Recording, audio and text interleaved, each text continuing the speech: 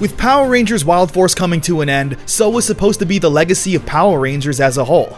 However, with some plane tickets to New Zealand, Power Rangers would find a new home. Power Rangers Ninja Storm would be the first series under Disney's new leadership. The look, feel, sound, writing, heck, everything of the Saban seasons would be no more.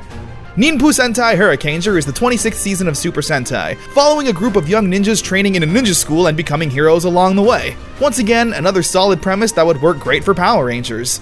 So, that's exactly what we seem to have in store for here. This video is also a special case for me in particular, because this is the first season of Power Rangers I never watched as a kid. I'm going into this never seeing a single episode beforehand, so I'm excited to see a new season of Power Rangers with a completely fresh set of eyes. How will the Disney era of the franchise kick off? Well, let's find out. Episode 1, Prelude to a Storm. We get a quick introduction of our characters. There's Tori the surfer, Shane the skateboarder, and Dustin the dirt biker. That's pretty much their personalities so far. Dude bros who love shredding. They all need to leave their activities to make it to class. On the way there, they literally just spell out their characters. And I do mean literally. It's like, Tori, you're the logical one. Dustin, you're the silly one. Then there's the risk taker. That would of course be me. Their class is in the middle of the woods for some reason. Just then though, they get jumped by ninjas. And, surprise surprise, the 3 teens are also ninjas in training. They try to fight off the ninjas all while doing some cool tricks, but inevitably they're completely outclassed. The sensei shows up and is disappointed in them, since they've been training for a year but haven't fully committed to the ninja lifestyle, wanting to do their extracurricular activities. Also, there's his son, Cameron. The next day, the Rangers are trying to be on time and make it to class. However, they see a broken down car and stop to help.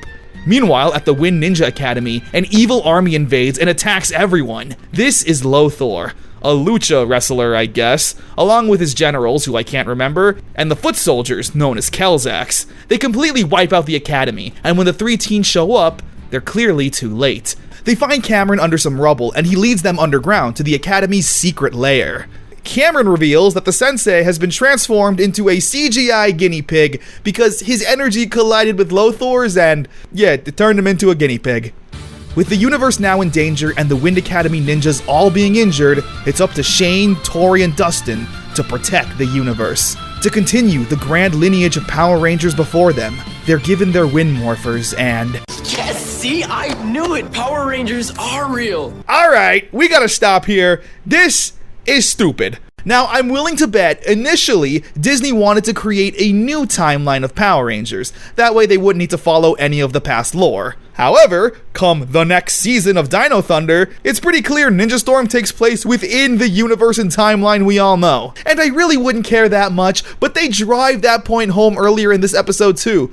Anyway, with the Rangers now in possession of their morphers... So, what exactly does this thing do? Where's the switch? Does it have any games or what? Oh, good God. Ladies and gentlemen, the defenders of the galaxy. So the Rangers track down Lothor and his goons and confront him. Where now... Ninja Storm! Ranger. What is it again? Ninja Storm Ranger form. Oh my God, we already did this bit. So Dustin, being the Power Rangers nerd, says, Ninja Storm, Ranger form, and transforms, with Shane and Tori following right behind him. The morphing sequence isn't anything special, just a quick tornado and the suits appearing. However, I gotta say, I love these suits. The bodies are pretty simple. The gray sleeves and legs have a cool mesh pattern not seen before, and I love the swords on their backs. The helmets are really what sell it for me. I don't know, this design just screams Power Rangers. So they use their new abilities to wipe out the Kelzacs, including a paraglider and megaphone. They then combine their weapons to create the Storm Striker. Yeah, despite not knowing how to morph 2 minutes ago. They defeat the grunts and their sensei tells them that their work has just begun. And the episode literally ends 2 seconds later. Prelude to a Storm is honestly not my favorite. There's a lot of faffing around and things I personally dislike. I always think that the first morph should be something special, given some grandeur, right? Pulling the Quasar Sabers out of the stone and letting its power take over, fearlessly revealing your identity and standing in front of the citizens to declare you're here to fight and protect the city. Also, the ending should also have some kind of grandeur. Usually there's a speech to show off how important these powers are and the responsibility you need to take on as a ranger. Here, it was literally just saying, good job, there's more to do, and the episode ends. I'm not going to be too critical right now considering it's only episode 1. It's also important to note that Disney wanted to try and capture the young teen demographic with Power Rangers, as opposed to the little kid demographic. It's why the characters are more cool and quippy.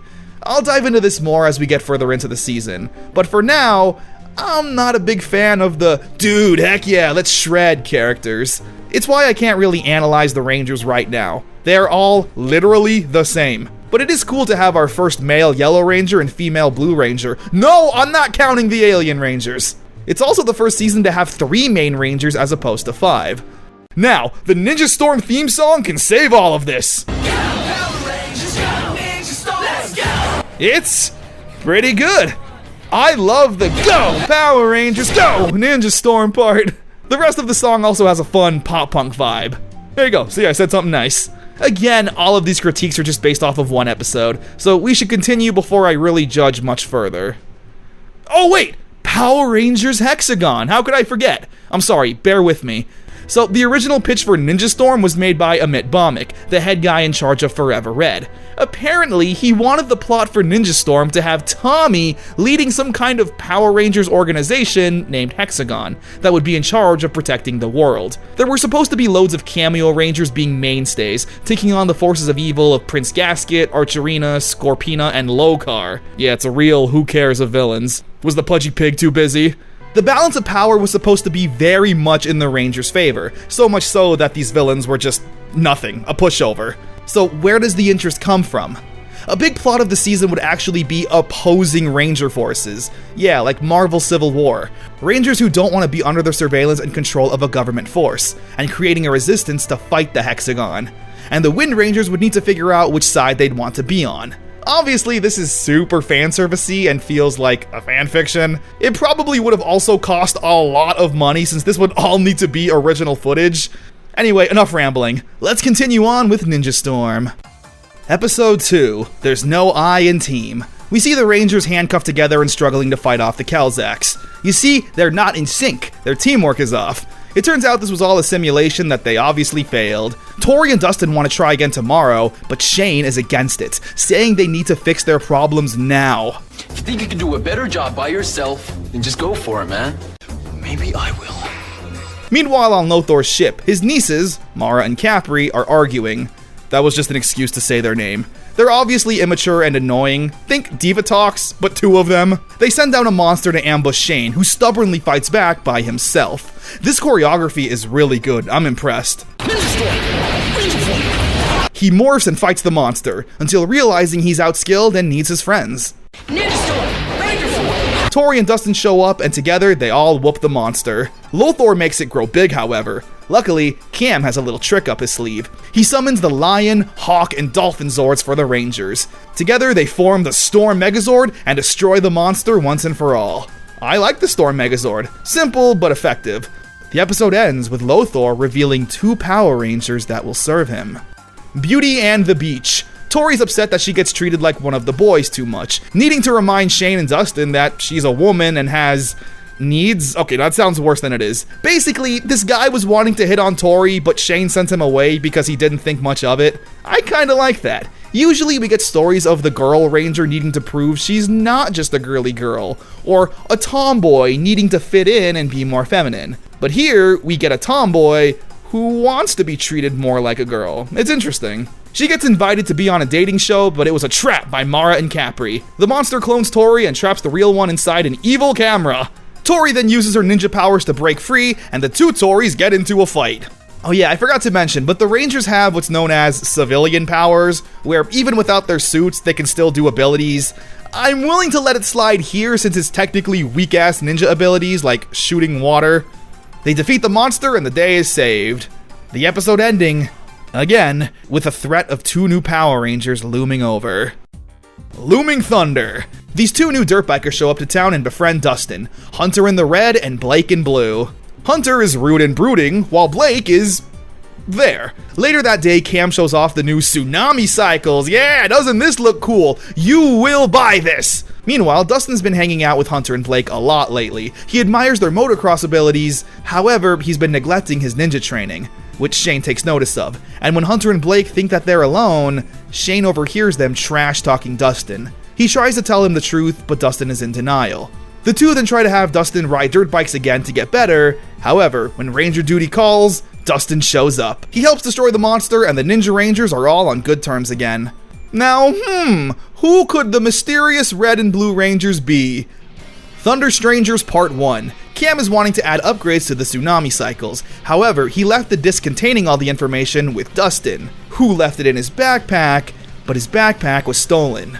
By who? The Evil Rangers, given the name the Thunder Rangers. The Wind Rangers get a call from Cam about a Kelzak presence in the quarry, but when they show up, they're confronted by the Thunder Rangers.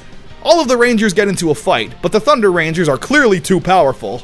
Also, with the disc Cam lost, Lothar was able to give the Thunder Rangers motorcycles of their own, which they also used to win the fight. The beating is so brutal, and it's still not done. The Thunder Rangers summon their Insect Zords to create the Storm Megazord. And just take one guess what happens next. The Thunder Rangers absolutely thrash the Wind Rangers, damaging their Megazord heavily and leaving them knocked out and unconscious. It's a pretty brutal sight, honestly. Hunter and Blake then show up and grab a passerby to investigate the wreckage. Thunder Strangers Part 2. Hunter and Blake find Shane, Tori, and Dustin in the wreckage. They come to their aid, all while Blake seems to develop a crush on Tori. Meanwhile, one of Lothar's generals asks to go down and destroy the Rangers while in their weakened state, and Lothar says, "To defeat the Power Rangers, they must be in their Ranger force." What? I have never heard that in my entire life. I am 95% sure you could just take out the human and grab their morpher. Heck, you wouldn't even need to do that. During the fight, the Rangers' morphers were damaged, so they take them to Cam to fix them. I like Cam. He reminds me of Billy and Zio. While on the beach, there's some more Tori and Blake flirting. However, it gets interrupted by another monster attack. And during the fight, Blake valiantly saves Tori from a blast, being covered in these parasites that are draining his energy. With no idea what to do, she takes Blake back to Ninja Ops for Cam to use technology to save him. Later that day, Hunter thanks Tori for saving Blake, where they promise to make it up to her. That same monster then attacks the quarry. During the fight, however, the Thunder Rangers show up, but in a turn of events, attack the monster and weaken it enough for the Wind Rangers to destroy it. They walk away saying that they're even. And if you didn't pick up on it yet, after the Megazord fight, the Rangers head back to their headquarters, where Hunter and Blake have Cam hostage. Not for long though, as they say they already have what they came for. But what was it they took? My father. They took my father.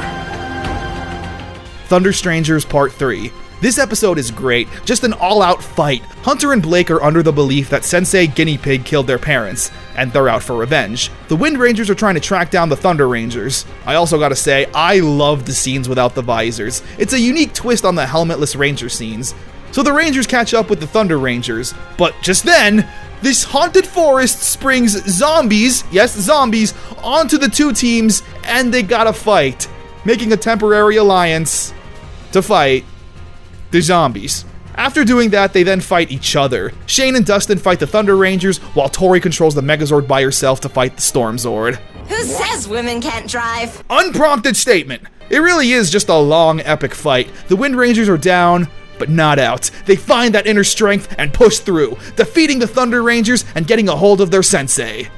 For 10 seconds until the Thunder Rangers get a hold of him again. They take him to this magical cave where they plan on destroying him. Before they get the chance, however, the ghosts of Hunter and Blake's adopted parents take form and tells them that it was Lothar who killed them. Lothar then stupidly shows up in the cave and demands they hand over the sensei. Why would they do that?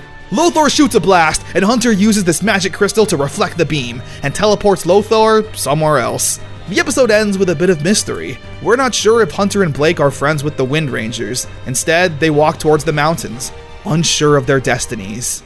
It's a great three-parter. I'm surprised it didn't just end with them straight up joining the team. Nowhere to grow. During a late-night skate sesh, bro, the Rangers get jumped by the Kelzaks and some tree monster. The monster shoots out seeds all around town. The Rangers manage to get a hold of one and take it to Ninja Ops, where Sensei tells the Rangers to take it to an expert. Cam, however, wants to do it. He's tired of helping from the sidelines and wants to actually get his hands dirty. His father tells him no, but Cam sneaks out anyway to speak with the botanist. He says the seeds will grow into a deadly monster if given a certain type of mineral water. So Cam heads to the springs to test it. with Shane sneaking behind on his tail. On his trek there, Cam gets jumped by the Kelzacs. However, we see he's well equipped to handle the situation, laying the smackdown on them. Where did you learn how to fight like that? Grew up in ninja school. Do the math. Meanwhile, that plant monster's plan starts going into effect. The seeds start sprouting and the Rangers need to do battle with a giant Venus flytrap monster. Back at Ninja Ops, we get some character development. Sensei tells Cam that the reason he won't allow his son to be a ranger is that he made a promise to Cam's mom before she died that he would protect their son. Cam, however, says his mom would want him to follow his dreams. Before a resolution is reached, the seeds in Ninja Ops start growing, where Cam learns the plant's weakness and tells Shane to destroy the heart. And with that, the Rangers destroy the monster and save the day. The episode ends with Sensei allowing Cam to be more involved in Ranger duty. Snip it good. The Megazords were weakened after the battle with the Thunder Rangers, so Tori gets sent on a mission to retrieve the Turtle Mace Power Sphere. Meanwhile, a monster is attacking Earth and Dustin and Shane gotta defend it until Tori returns. That's about it, honestly. It's a very simple but entertaining episode. Fights here, fights there, fights everywhere. Lothor's stupid nieces eventually get a hold of the Turtle Sphere, but give it back to Tori when Tori trades them some cool clothes. Lothor is actually the stupidest villain ever. Where are the Thunder Rangers when you need them? Return of Thunder Part 1. While Hunter and Blake are out soul-searching, they get approached by Chubo, a comic relief general. He says he's defected sides and wants to help the Thunder Rangers destroy Lothor. They agree and he gets them aboard the ship. And it of course turns out to be a trap, where Chubo, the comic relief villain, comes up with the grand scheme to brainwash Hunter and Blake to fight the Rangers. Before, they were just doing it on their own free will under the guise of a lie. The brainwashing is successful, and once again, the Thunder Rangers and Wind Rangers do battle. During the Megazord fight, Chubo shoots a beam at both team of Rangers and teleports them far away. Part 1 ends with Shane waking up on a deserted island, screaming for help. Return of Thunder Part 2. Shane regroups with Tori and Dustin and they try to figure out where they are. Before they have a second to breathe though, Hunter and Blake show up. Where? You guessed it. More fighting! I'm just realizing it's not too often we get a human versus human fight in Power Rangers. This is really good. Blake eventually starts to regain his memory when Tori starts talking, and breaks free from the spell because of his true love for her. However, Hunter gets hit again with the brainwash spell, but this time is commanded to attack Blake. Luckily, the Wind Rangers come to his aid and run away to safety. One half of the Thunder Rangers saved, one half to go. Return of Thunder Part 3. We learn a bit about Blake and Hunter's past. They grew up studying under the Thunder Ninja Academy, being top of their class, which makes sense as to why there's another set of Red and Blue Rangers running around. A monster shows up, and we get to see what the Wind and Thunder Rangers morphs look like together. Ninja Storm! Thunderstorm! Ranger Form! Hunter shows up, but through the power of friendship and beatings, he regains his memory. Ninja Storm! Thunderstorm! Ranger Form! Together, the Rangers destroy the monster and head back home. Back at Ninja Ops, Hunter and Blake are given an invitation to join the Wind Rangers, but they're not sure if that's what they want to do anymore. Why? You joined Lothor on your own free will because you thought he knew who killed your parents. Now, you know who actually killed your parents, and you're not considering working together with the Rangers? Return of Thunder Part 4.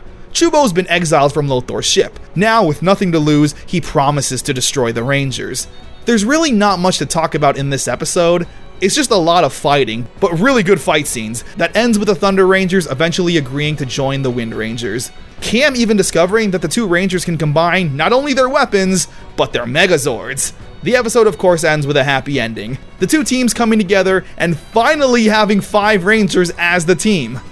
I really like how Ninja Storm handled the Thunder Rangers. They weren't inherently evil from the get-go. They truly believed they were fighting the good fight. They then disappeared for a few episodes and came back for another multi-parter, until finally joining the team. They're complicated. They've only ever had each other. Hence why in the first multi-parter, they were mean to Dustin. Not because they were evil, they're just kinda social outcasts like that. They're given some real edge. Also, Blake's romance with Tori is pretty cute. How will all the Rangers get along though? Let's find out. Boxing Bopperoo. We see there's a bit of a friendly rivalry between Shane and Hunter, both vying to be Red Ranger leader. Alright, this is what I'm talking about. It goes a little beyond friendly though, if I'm being honest. During a sparring session, they get a little too into it and actually hurt each other. They're both so petty and wanting to be the best Red Ranger. Their egos are getting in the way. So much so that Shane takes up motocross to one-up Hunter, and Hunter takes up skateboarding to do the same. The moral of the episode being that the two Rangers need to learn that no one is truly the leader of the Power Rangers. Everyone has their strengths, and that working together is the only way to achieve victory. Needing to put their egos aside. A really good follow-up episode that shows that these teenagers with attitude definitely have the attitude. Pork chopped. Tori promises to go to Shane's skate demo, but Blake asks her to a movie that day, which she agrees to, but totally forgot about Shane's demo. The whole episode has her bit-bopping around, showing up to each event and quickly finding excuses to leave. That's pretty much it, honestly. It's fun and silly. Literally, Hunter and Blake's side story has them being shrunk down and stuck in their popcorn. I love this. The Rangers are fighting for their lives, and these two are playing in a popcorn playground. The episode ends with some cute Blake and Tori moments. I should have told you guys I already had plans. I mean, I'm not so good with dates myself. What do you call this? Glory? Take? I don't know. The Samurai's Journey Part 1. The Rangers are trying to convince the sensei to let Cam join the team. Cam's feeling a bit disrespected and overlooked as a teammate and wants to prove himself. Once again showing off some cool martial arts abilities. Lothor summons a powerful alien named Madtropolis. The Rangers try to fight it, but he's too strong, using a device that manages to steal their Ranger energy. Cam manages to zap a little extra from the morphing grid, I guess, and gives the Rangers a small jolt of power. However, it's only temporary and they need a more permanent fix. Sensei believes the only power strong enough to restore the Rangers' powers lies in the past. So Cam offers to use an artifact known as the Scroll of Time to go back in time and retrieve that ancient power. He's of course on a time limit and needs to do it as quickly as possible. Part 1 ends with Cam successfully traveling back in time and being confronted by a mysterious ninja. The Samurai's Journey Part 2. Cam and the ninja of course get into a fight, with the ninja being surprised at Cam's ability, while Cam feels a certain familiarity with the ninja himself. Their sensei breaks this up and they bring Cam to the Wind Ninja Academy as a recruit, where Cam then comes to the realization of who he's just encountered. I'm coming, Father. Yeah, we also finally learn his name, Kanoi, where we also learn he has a twin brother named Kia, who's a bit of an arrogant dickhead. We see one of the Academy's top students, a girl named Miko who can whoop some serious butt, and Cam immediately recognizes who she is. Mom? Man, Cam is having one heck of a day. Miko has an ancient amulet that supposedly holds a great power, and presumably is the source that Cam needs. However, Kia is trying to take it from her. Cam comes to the rescue and spends a lot of time talking with his mother. It's very sweet. Later that day though, it seems that Cam sneaks into Miko's room and steals the amulet. He gets put on trial, but denies he was the one who did it. Before the Academy casts their judgment onto Cam, Kanoi has caught the actual thief, who of course ends up being Kia. Kia decides to not hold back anymore, using his dark ninja powers for evil and setting a barrier around him and Cam, saying he wants to make an example out of the newbie. They have an impressive fight that ends with Cam victorious. Their sensei then casts his punishment onto Kia, saying he will be banished into space, so his dark arts can do no harm. Kia then rejects the Academy and even his own name. From now on, I will take the name of the ancient warrior of evil. I will be known as Lothor. No! Whoa, okay. I definitely did not see that coming. Cam even tells the sensei to just kill Lothor instead. However, he pulls some BS about believing in people changing. Good intentions, but no. This is like strangling baby Thanos. Maybe you should have just done that. Also, that's an insane plot twist. Lothor is not only the brother of the sensei, but uncle to Cam.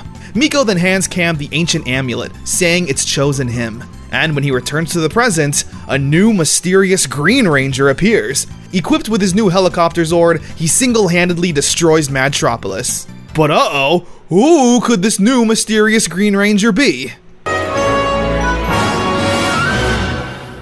The Samurai's Journey Part 3. That's right, Cam is the new Green Samurai Ranger. He's excited to be a real Power Ranger and officially be on the team. He's wanted this his entire life. Now, with the powers at his disposal and full support from his father, it's time. Samurai Storm, Ranger form. Ha! Green Samurai power! It's a good follow-up episode. Instead of Cam just dominating the villain like is usually done in Six Ranger tradition, Cam's overzealousness gets the better of him. He gets bit by a bug monster that slowly transforms him into an insect. Cam feels like it's his fault for being too excited, but his father tells him it could have happened to anyone, and what matters most about being a Power Ranger is pushing through adversity. So Cam does just that, and destroys the bug monster and reverses the effect.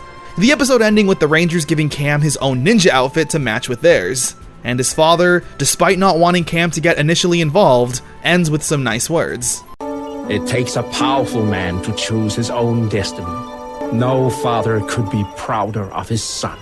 The Samurai's Journey 3-parter was fantastic. Probably the best 6th Ranger story. From the beginning, Cam was involved both technologically and as a sidekick, but was totally competent in handling the dirty work if need be. There's always that fear that a character ends up getting snuffed, like Billy did in Zeo. So seeing Cam actively never give up on wanting to be a Ranger, despite what his father said, and it paying off, was nice. Also, building the lore of Cam's parents and Lothor was incredible. Like, if all of this information was just told via backstory, it would feel a bit out of place and probably boring, but mixing it in with Cam's adventure was so brilliant. I'll be honest, I genuinely thought I wouldn't like Ninja Storm storytelling because of the characters, but the Disney era really does feel a bit more mature compared to the previous one. Scent of a Ranger. We see that Cam is being a bit overworked, both needing to be a ranger on the battlefield, as well as behind the scenes working all the technology. Later that day, we see that Cam has adopted a new personality. He's super cool and radical, bro. What's the meaning of this new personality change? Well, we immediately see the real Cam tied up, so that kills that. The new Cam just wants to skate and have fun and party, which confuses the Rangers when duty calls. This would be more engaging if they didn't show Cam tied up immediately after showing us this new version of him. It turns out this is actually a robot version of Cam he built himself to help out around ninja ops. But he had a silly little malfunction and tied up Cam, and ignored ninja ops. Yeah, you gotta destroy him and try again. He doesn't, however, and RoboCam just apologizes, and all is forgiven, I guess. I love Lothor. So Lothor wants people to love him.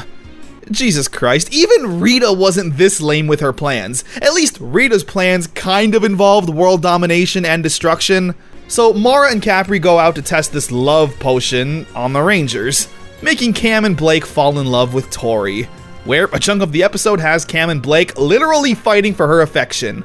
This is amazing. I love how it's a fight to the death that'll determine their love. Meanwhile, Lothor uses that love ability to make a TV channel for himself where everyone who watches it will fall in love with Lothor, and the Rangers gotta shut it down. We have to shut down that broadcast. Roy, get another shrimp on the babby. So while the Rangers are fighting the Kelzacs and the monster, Blake and Cam have upped the ante, and literally morphed just to continue the fight. The Rangers eventually break the signal, and therefore, the spell. They destroy the monster, Cam and Blake make up, all while we see that Blory is still in effect. I hope I never fall in love again. Yeah, I heard that.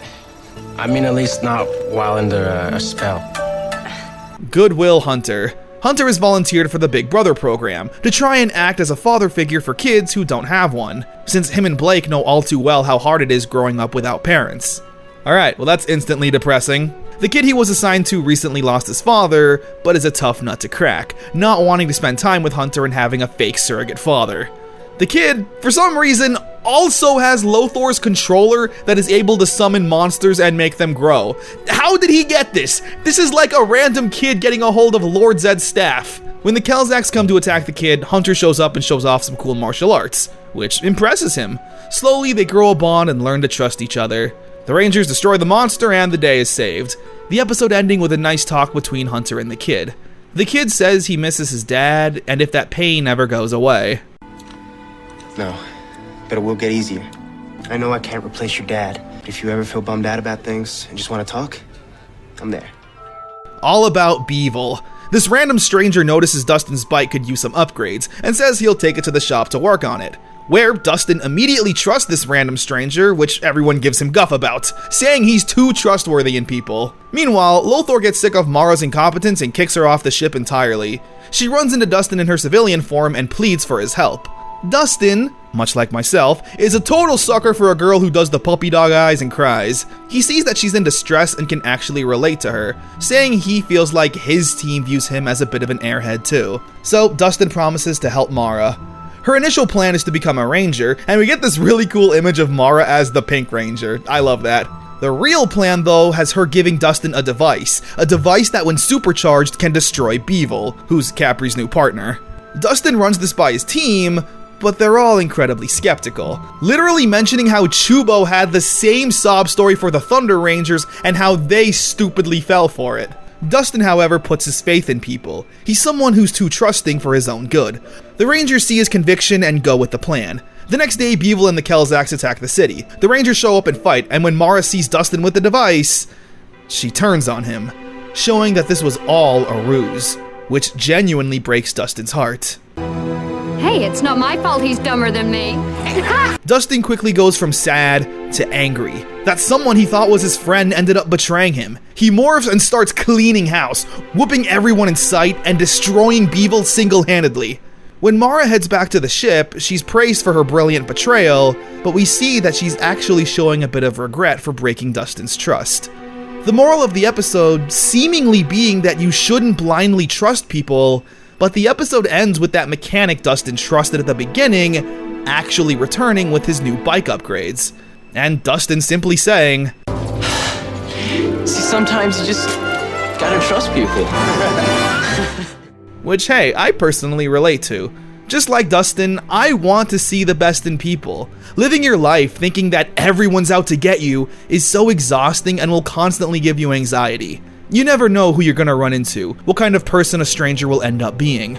But people like Dustin are the strongest kind of people. Despite getting a knife metaphorically thrown into his heart, he doesn't want to change who he is. He just wants to see the good in people. And look at Mara. Even though she betrayed Dustin, an evil being like her was still able to see the good nature that Dustin possessed, and it made her genuinely feel bad. Maybe she will actually turn good, seeing how Dustin treats her compared to Lothor. Who knows? I certainly don't. It's my first time watching this. But damn, what an amazing random episode. Sensei switcheroo. So Hunter, Blake, and Cam are all bonding over their daddy issues. Cam especially starting to feel the effect of his father not having a human form. He tries to use some technology to reverse the spell, but ends up putting his father's conscience in Shane's body, and Shane's in the guinea pig. There's pretty much the entire episode. The Sensei's voice and mannerisms coming out of the Rangers' bodies. Low-key though, this may be best for the team honestly. A ninja master's brain in the body of a young athletic hero. However, they of course don't stick with that and return everyone back to normal. Tongue-in-cheek. Dustin stops some criminals from robbing the shop he works at. His boss sees the Yellow Ranger and takes it to the news, where the Yellow Ranger has now become a bit of a celebrity, which is weird because it's not like the Power Rangers are Spider-Man. They are actively out and about stopping the bad guys in broad daylight. Meanwhile, on Lothor's ship, Mara and Capri are going through some mail. And this one's from Triforia. I love that planet. All the guys are like 3 times as cute. Alright, first of all, yes, very cute reference. But secondly, the implication of Triforia implies the existence of Trey in the universe, which also implies the existence of the Gold Ranger, which implies the existence of Jason, which implies the existence of the OG Mighty Morphin team, and every team of Power Rangers to exist in the previous lore. So yeah, episode 1, saying the Power Rangers don't exist, is still stupid. Anyway, the rest of the episode is weird. The implication is that Dustin starts to getting a big head from all the fame, but he's really not. For example, Shane is trying to land a trick in front of these magazine people and wants them to see it. So when the Kelzacks attack, Dustin sneaks off on his own to take care of it. However, it eventually attracts the attention of everyone at the park, where Shane then scolds Dustin for not calling him to help. And the episode paints Dustin for being in the wrong here, which he's totally not. But of course he ends up getting a bit of a big head and yada yada. Him and Shane eventually make up and save the day. Oh yeah, Hunter and Blake are also looking for their long lost grandmother and they get big bad wolfed. Brothers in Arms. This socially awkward scientist named Perry offers his services to enhance Hunter's dirt bike. His awkwardness though makes him come off a bit sketchy. Come to find out, he's apparently got some Wolfman thing going on, where Perry is half human and half monster, without knowing it. He kidnaps Hunter and fuses his Ranger energy to his dirt bike. Hunter eventually breaks free and realizes his motorcycle can now transform into a motorcycle/glider. Sure. They destroy Motodrone and find Perry in the remains, severing his ties to his monster half forever. Shane's Karma, Part 1. Shane's been having these dreams of when he was a kid. He saved this ball of light from the forest, but immediately got hunted down by a dark energy ball. It's also Tori's birthday, woohoo! To celebrate, the Rangers all go out to the beach and party. However, Shane has a gut feeling he needs to go to the woods and see what his dreams are saying. Shane goes to the forest but gets confronted by a bounty hunter named Vexicus. He's about to attack Shane, but he gets saved by a mysterious woman. We'll learn that her name is Skyla. It turns out she's an alien that Vexicus is hunting down, where Shane promises to protect her and get her back home. 'Cause he likes her. Meanwhile, Lothar is wanting to hunt down Vexicus since they apparently have a rivalry. He attacks the town and the Rangers need to do battle. They try to contact Shane, but due to technical interference with Vexicus, they can't reach him. Shane and Skyla are getting close really fast. However, Vexicus shows up and grabs Skyla, taking her back to his ship. Shane's Karma Part 2. Shane catches up to Vexicus and gives him a nice kick, valiantly fighting him one-on-one. However, Shane is overpowered. Skyla then says that she knows that Shane's a Power Ranger and he should just morph already. Ninja Storm! Ranger Form! Ha! Power! Air! They fight and Vexicus retreats. Skyla is feeling weak, not being long for this world much longer. However, it's here where we learn why she was even on Earth and why she's being hunted. She possesses a great power that she wishes to bestow onto Shane. Why? Because she was the ball of light he rescued when he was a child. She says it's her destiny to pass away and leave her powers behind with someone worthy. So she does just that, leaving Shane not only a bit heartbroken, but with new power. When Vexicus returns, he wants that power, but Shane obviously refuses, activating his Battleizer armor, yeah!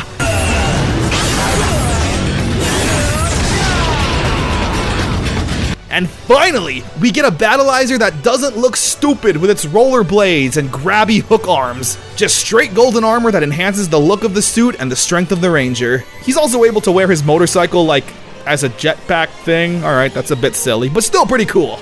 He destroys Vexicus and Tori's birthday gets a happy ending after all.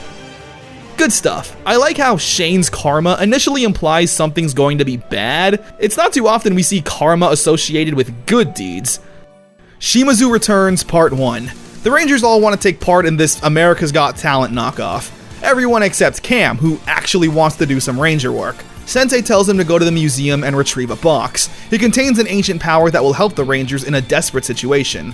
While at the museum, he gets ambushed by Mara and Capri, which I'm just realizing her name is actually pronounced Capri. My bad. During the fight, they awaken the ancient warrior named Shimazu, who's incredibly powerful. Luckily, Cam is able to get away with the box. Shimazu teams up with Lothar, and he attacks Earth with 3 of his powerful generals, known as Wolf Blades. The rest of the episode is a really good fight sequence between the Rangers and the evil forces. Which, hey, you won't see me complaining. Shimazu Returns Part 2. After defeating the Wolf Blades, they grow giants, and when the Rangers summon the Megazords, they're not strong enough to destroy the Wolf Blades. So, the Rangers retreat. Lothar also summoning the monsters back to his ship. So, what do the Rangers do in a desperate situation like this? Go back to practicing their stupid talents for the stupid TV show. What? Cam is the only one hard at work, cause he's the GOAT. He opens up the box and sees it contains the ability to boost the Rangers' powers. However, Cam needs their morphers to properly upgrade it. What's cool though is apparently they can still use the Zords unmorphed, which they need to do. It's a cool sight. Cam eventually unlocks the secret powers, which turns out to be an electric guitar, which Cam is able to shred on and summon a new Megazord, the Mammoth Zord. Yeah, so it's kind of like a play on the Dragon Dagger, but instead of a flute, it's an electric guitar. Now, they actually set this up in Part 1. The talent show seems like a pointless side plot, but Cam actually mentioned he has a secret talent he doesn't want to share with anyone, which of course turns out being that he could play the guitar. So him shredding on his new Green Ranger guitar, it makes perfect sense. With the new Zords, they destroy the Wolf Blades. The episode ends with the talent show. Okay. The Wild Wipeout. Tori overhears some guys being sexist to her, so to shove it in their face, she rides an intense wave. However, it's too intense and she bails. When she comes out though, she realizes that she's in a weird alternate dimension, one where the Kelzaks and Lothor's forces are the good guys just living life, and the Power Rangers are all evil jerks who want to cause mayhem and destruction. It's a really fun episode, honestly. Seeing Dustin as the evil mastermind of the Rangers just makes sense. They're such jerks, they literally fight Tori 5-on-1. It's insane. She goes to the mayor for help, who turns out to be Lothor. He says he's afraid of the Power Rangers and doesn't want any trouble, but after Tori says the citizens rely on him, he ponders. Tori finds the Rangers being bad again and confronts them. She tries to morph, but it doesn't work in this dimension. But it doesn't matter, because Tori, being such a badass, fights the Rangers 5-on-1 all while unmorphed. I think I'm in love with Tori. She eventually gets saved though, by Lothor's forces. Literally all of the generals join him and fight the Rangers. This is so fun, rooting for Lothor to beat up these obnoxious teenagers, which they're ultimately victorious in doing. Mara and Capri then tell Tori to just go back the way she came if she wants to go home. Which I guess she took as ride another dangerous wave until you crash. Which she does, and it works, returning her back home. Again, a fantastic episode. I always love these what-if scenarios. But now, we've reached a beloved Power Rangers tradition. The episodes that people often will say is the best of the season. It's time to access our wild sides once again and check out the crossover episode. A Wild Storm Part 1. This never happened. There is no crossover episode. I'm sorry for lying. You see, the reason Power Rangers even existed at this time was because Disney saw how cheap it would be to film in New Zealand as opposed to LA. So Power Rangers, already being a budget show in the Saban era, is now somehow even being cheaper than that is insane. So obviously flying out all the past actors and filming all this new original footage was probably out of Disney's budget, which was probably $20. It's not like the Disney nowadays where they're just throwing money at literally anything. So yeah, no crossover episode. Here's the best I could do for you. Blazing Line! Noble Tiger! Iron Bison! Surgeon Shark! Soaring Eagle! Howling Wolf! Power Rangers! Wild Force! Power Air! Water! Power of Earth! Crimson Thunder! Navy Thunder! Samurai Power! Ninja Storm! Double-edged Blake. Blake's been acting sneaky, not wanting to hang out and going off on his own. Naturally, Tori gets a little worried about this, especially since she caught Blake being dropped off by a woman. Ooh, someone's jealous. So the next day, Tori tails Blake to see what he's up to. She finds him in the forest fighting a ninja, where she jumps in to aid him. It turns out though, this was all a misunderstanding. The ninja is a woman named Leanne, a former graduate of the Thunder Ninja Academy, who's helping Blake master his Thunderstaff skills. That's pretty much everything. They destroy the monster with Blake's new Skittles, and the episode ends with Blake thanking Tori for being worried about him, and says he finds her jealousy cute. Eye of the Storm. Shane's big brother is coming to town, which puts Shane under a bit of stress. His brother is a corporate bigwig who looks down on skating. He tells Shane that while he loves him, his whole family is worried that he spends all day just skateboarding instead of, working in an office. During an attack, Shane morphs, but right in front of his brother. His brother's pretty stoked and impressed that Shane's a Power Ranger, but this just causes more insecurities with Shane. This is the first time his brother has really shown that he's been proud, and Shane's worried that it's only because he has all these cool powers. It's a good episode. Lothor's monster is able to put its victims in a dream state where they're confronted with their greatest fears. And when Shane gets put in a trance, his fear is of course not living up to his family's expectations. However, he breaks free from it when he says he's happy and proud of who he is. Where, of course, the Rangers then destroy the monster. The episode ends with Shane's brother saying he's always been proud of Shane, just worried is all. It's what families tend to do. General Deception Part 1. Lothor's generals all start getting antsy, vying for who should be in control. Zurgane is the one who takes default leadership. Oh yeah, by the way, this is Zurgane. I have literally never mentioned him up until this point because he has not done anything of note. And mind you, he's been here since day one. So yeah, Zurgane gathers the generals under his control to work together and ambush the Rangers. However, Vexicus, the bounty hunter from earlier, is also there and not happy about it, planning on betraying Zurgane. The Rangers all go on a camping trip, which is the perfect time for the generals to strike. where the rest of the episode is once again another long and good fight sequence. Everyone's here. Good stuff. General Deception Part 2. This entire episode is just fighting. Seriously, no real dialogue or plot furthering. I love it. Zurgane has a Megazord of his own and it does battle with the Rangers. However, of course, the Power Rangers are too strong and they destroy it. Zurgane vows revenge, but Vexicus shows up and slashes at Zurgane over and over again until he's destroyed. A gem of a day. Cam's been tracking down some radiation, and it leads him to Hunter. Hunter, though, saying it's probably Zurgane's sword that he found. However, Vexicus continually attacks Hunter specifically. It turns out it's because Hunter is still in possession of the Gem of Souls. Yeah, remember earlier in the season when Hunter and Blake used these rocks to talk to their ghost parents? Apparently, Hunter kept a piece of the gem this whole time, to try and speak with his parents.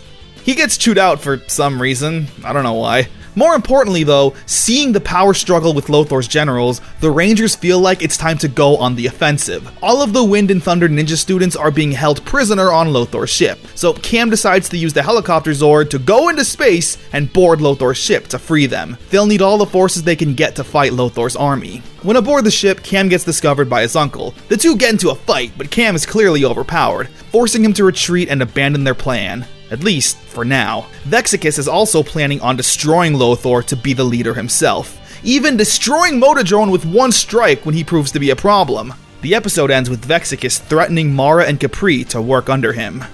Down and dirty. So it turns out Shimazu also wants to take over the ship and be leader, but Mara and Capri then freeze Shimazu and tell him to work for them, because, get this, Mara and Capri were just acting dumb this whole time. Yes, they're apparently actual, real evil geniuses who were just playing the roles of ditzy dumb nieces, so they could enact their grand plan to overthrow Lothor and become rulers. Which, hey, sounds kinda dumb, but I guess it makes sense as to why they were always sabotaging Lothor's plans and being useless. So, Mara and Capri also have a Megazord and do battle with the Rangers, where the Rangers eventually destroy the sister Zords, and when Shimazu scolds the two... Jesus, yeah, they blow his ass up! The episode ends with Vexicus now teaming up with Mara and Capri.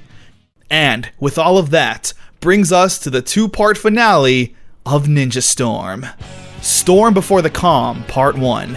The Rangers are all excited that they get to compete in the action games.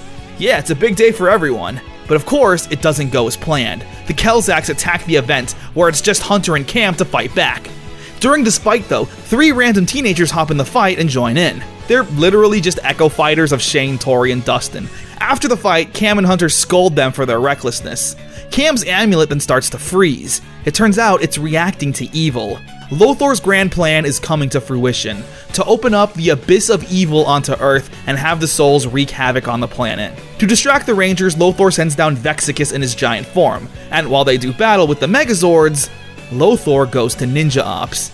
He shoots a blast at the sensei and gets into a fight with Cam. He bravely fights back, but is no match for Lothor while unmorphed. He's going to hold Cam prisoner on his ship while also stealing his amulet. But before Lothor leaves, he destroys Ninja Ops. Meanwhile, the Rangers defeat Vexicus. However, he takes the Thunder Ranger Zords down with him. Part 1 comes to an end with the Rangers returning to their destroyed base, and Cam tied up on Lothor's ship. Storm Before the Calm, Part 2. It's revealed that Sensei has returned back to his normal human form, since it was Lothor's blast that turned him into a guinea pig in the first place. The Rangers have their backs up against the wall, and with the world in danger, they hop into action. Hunter and Blake will go up to Lothor's ship to save Cam and rescue the captured ninjas, while the Wind Rangers will stay on Earth and defend it. Perfect timing too, since Lothor is piloting his own Megazord that the Rangers need to fight. Before he does that though, he imprisons Mara and Capri, since he now knows that they're truly evil and will possibly betray him. Hunter and Blake board the ship and start cleaning house, beating up the Kelzacks and freeing Cam with the other ninjas. However, Cam doesn't want to leave behind Mara and Capri, since they're his cousins after all. They tell the Thunder Rangers to shoot at the console, and that will destroy the ship. Meanwhile, the Wind Rangers end up sacrificing their Megazord to take down Lothor's. Right as this happens, the Abyss of Evil completely opens up, reviving every single monster that the Rangers have destroyed thus far. The Rangers are completely outnumbered, But that doesn't stop them. They take on every monster head-on in a spectacular battle. One by one, the Rangers destroy every single monster, until confronted with Lothor himself. He uses Cam's amulet to zap away the Rangers' powers entirely, being unable to morph. And even then, without hesitation, know what they have to do. All 6 Rangers take on Lothor in a fistfight head-on. Even when overpowered, the Rangers don't back down. Shane bravely proclaims that they may not be Power Rangers anymore, but they still have power. Power! And with their ninja abilities, manage to blast Lothor into the Abyss of Evil, sealing him in there, hopefully forever. However, he still had Cam's amulet, the Rangers sacrificing their powers in order to seal away a greater evil. We wrap things up at the Wind Ninja Academy. Shane, Dustin, and Tori have graduated. Not only that, but they will be leading the new era of Wind Rangers, including those 3 Echo Fighters from earlier, as well as Mara and Capri. Hunter will be the new sensei at the Thunder Academy, and Blake's gonna be pursuing his motocross career. With Cam, of course, doing what he does best, keeping everyone in line. And with that, Power Rangers Ninja Storm comes to an end. The best way I could describe Ninja Storm was that it was a treat. As I mentioned earlier, I never watched this season, and that was on purpose. Growing up and seeing random clips online here and there, I never liked the theme song, the characters, nothing about it appealed to me. I thought it looked bland, so I constantly wrote it off. But now, for these videos, I figured I had to watch it, and I'm so glad I did. The writing and dialogue did feel a bit more mature. Not a lot, it's still Power Rangers, but the character work and themes all felt more appropriate for an aging fanbase. And the fight scenes went really hard. As the Saban years went on, we got less and less on more fights.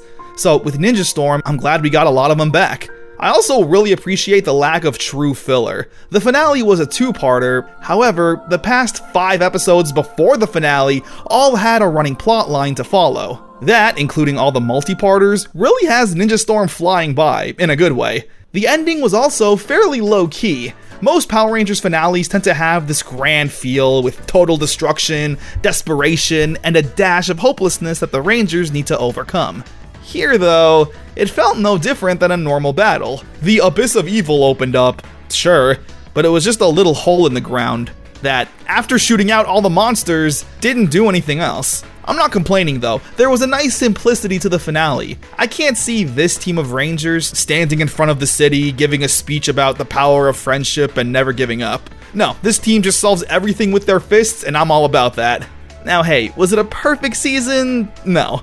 One of my biggest complaints comes in the form of the background music. You see, the Disney era of Power Rangers uses a lot of stock music. Royalty-free Kevin MacLeod sounding ass music.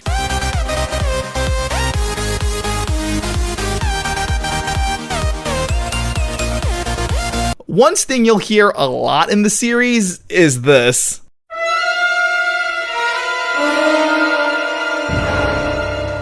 Yeah, anytime anything evil happens, you get that generic sting, and it gets old. Like, it's one step above hearing dun dun dun. And they use it in everything. Like, you've heard this literally in South Park.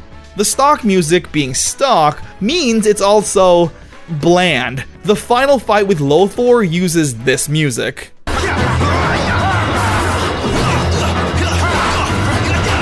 What is this track called? Evil Piano or something? Because of the music, there's a real lack of grandeur during dramatic moments or epic fight scenes. I won't be too mean right now, considering it's the first season of the Disney era, and it really wasn't too egregious. Especially with the generic rock music. Like, Ninja Storm definitely feels like the most tubular, radical bro season, so the rock music works fine with it.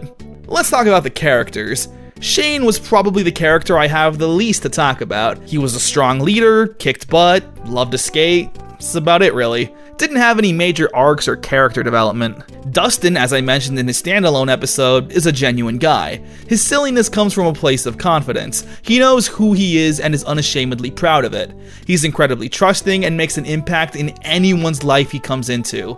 Even during the finale, Mara was asking if he was single. He's a bit of an airhead, but you know he's loyal and will always give it his all. Tori is the new love of my life. She's incredibly strong and level-headed. Being the only girl on the team did play a bit of a factor in the team's dynamic. For example, that episode where Blake was being all sneaky, she asked the guys if they noticed anything weird with Blake, and they all said, "I don't know, he seems fine to me," which is such a typical guy thing to say.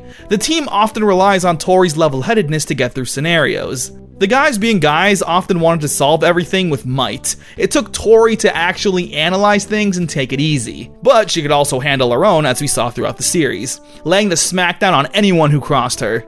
Hunter and Blake were a nice dynamic. While they were part of the team, they always did feel like their own division. The Wind Rangers and Thunder Rangers were often on separate missions that would collide by the end. Hunter was a passionate hothead and Blake was the cool sweetheart. Cam was probably my favorite character in the season. He gets the most backstory and attention, being related to the sensei and the main villains. He's an incredibly smart guy who's a bit socially anxious. Growing up under a ninja master's household probably meant he didn't have a lot of time to lay back and chill. So his relationship with the Rangers was always a bit of him being the outcast. They always wanted to shred, while Cam wanted to stay behind and do ranger duty, eventually needing to learn to have fun and actually making some friends. Lothar, he sucked, I'm sorry. Honestly, the villains in my opinion were kind of the low point for the entire season. Lothar himself is a joke. His plans are always stupid, and I can't recall him ever getting one up on the Rangers. And that's fine if he's an idiot like Divatox was, but the problem was that we needed to take him seriously by the end as a serious threat. And hey, it's the same thing with Divatox. There's no way I was gonna believe that these two idiots were gonna cause as much destruction as they did. Mara and Capri were also kind of annoying. I didn't find them charming or silly, just obnoxious, and I was hoping Lothar would kill them. I'm not sure how well Ninja Storm did in terms of numbers. I'll assume it did fine. They made toys and people bought them. That's about all Disney was expecting, I guess. The New Zealand production crew made things so cheap that they figured they'd do fine no matter what. So, what happens next? With Power Rangers Ninja Storm coming to an end, the Disney era of Power Rangers was ready to continue with their momentum. But how would they do it? Power Rangers Dino Thunder felt like it was going back to basics, not only with its dinosaur-themed heroes and Megazords, along with the teenagers with attitude, but the return of an OG legendary Ranger. Dino Thunder is considered by many to be one of the best seasons of Power Rangers ever, and a substantial step up from Ninja Storm. So how did Dino Thunder do in my eyes? Well, only one way to find out. Day of the Dino, Part 1. Hey, wait a minute. We kick off with a man being chased out of a facility by these gnarly-looking creatures, where it turns out this man is actually Tommy? He gets surrounded by these creatures and does what he does best. Roundhouse kicks the bejesus out of him. He's eventually outnumbered and needs to escape, jumping off the island entirely as it self-destructs. We cut to years later, where Tommy is now a science teacher at Reefside High School, along with a new principal, Principal Randall. She's kind of overly mean. We then start to meet our main characters. First off, there's Connor McKnight. He's your typical jock, skipping class to play soccer, not being afraid of the consequences. Don't worry about Randall. She's a woman! Oh, okay, that's different. He gets caught by the woman and is sent to detention. On their way, they run into Kira Ford. She's a musician with a bit of a punk rock edge. She also gets detention for singing. You're hardly college material now, are you, Miss Ford? Yikes! And lastly, we have Ethan James, a tech nerd who hacks the sprinkler system. He sets it off and gets caught. Principal Randall puts Tommy in charge of detention, and they all go on a field trip to the Dinosaur Museum. He sends the teens off on a side quest to find anything prehistoric to get them out of detention. Tommy notices a sign on the museum that says under new management of Anton Mercer. But before he can even think about that, a dinosaur, yes, a literal dinosaur shows up, and Tommy roundhouse kicks it in the face. Which is pretty cool. I mean, he's taken the dinosaur head on, so I guess it takes more than this to scare him. He drives away Jurassic Park style until the T-Rex hits its head on an overpass, revealing that it's actually a robot. Meanwhile, the teens are bonding. Dude, you know this isn't computer club, right? Well, what do you do in your spare time? I go out with girls. I'm sorry, did I say bonding? I meant hating each other. They fall down a pit and Connor calls Kira babe. Babe, can you keep it down? I'm trying to stay focused here. Eventually, they come across a dinosaur skeleton, and when Connor pulls down the jaw, it reveals a secret base, where the teens find 3 gems. And they of course take it to get them out of detention. When they find an exit, however, they're ambushed by those same creatures that attacked Tommy. They try to run away, but Kira falls down, and when she lets out a scream, it's a bit more useful than expected. It turns out these gems contain powers that, when bonded with a human, gives them supernatural abilities. Ethan is able to surround his skin in super armor, and Connor gets super speed. With these new powers, they're able to fend off the monsters. They rendezvous with Tommy, but decide not to tell him what happened, fearing he'll report them to the CIA and have government experiments done on them. The next day at school, Kira gives Ethan and Connor her stone, saying she just wants to forget about whatever happened. However, she's quickly abducted and taken away. Connor and Ethan decide they need to go to Tommy's house. When they reach his home, they realize his door is unlocked. So they break in, and when Connor pulls down the mini T-Rex's jaw, another secret passage opens up, leading them to the same base they found those gems in. If you're looking for extra credit, you're in the wrong place. Day of the Dino Part 2. We open up on Kira being held hostage on the ship. The man in charge and big baddie is a creature known as Mesagog, and he's infinitely more intimidating than stupid Lothor. Where are the Dino gems? Before Mesagog disappears, he leaves his first in command, Elsa, to extract the information. The two have a fight, and with Kira's enhanced abilities, is able to hold her own and escape. She comes across a mysterious portal, known as Invisiportals, and with no other option, hops in.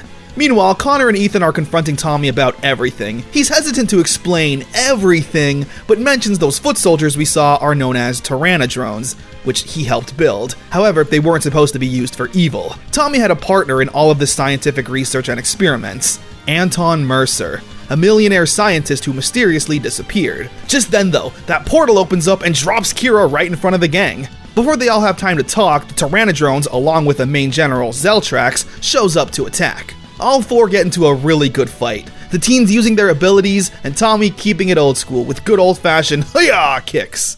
However, the next day, Mesagog unleashes the Biozords, which are pretty much just evil Megazords. However, they're bonded to the Dino Gems, and Tommy says that with its power, they'll be able to tame the Biozords and make them good again. Connor is against it, saying he never asked to be a superhero, but Tommy says the gems wouldn't have bonded with them if they didn't have something deep inside to make them worthy. He gives the teens their morphers, saying that with the Dino Gems' powers, it'll be able to transform them into Power Rangers.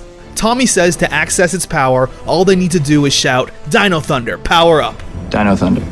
What, did you come up with that? I kinda like it. You would. They head downtown and run into Zeltrax and his army, where they know what they have to do. Dino Thunder, power up!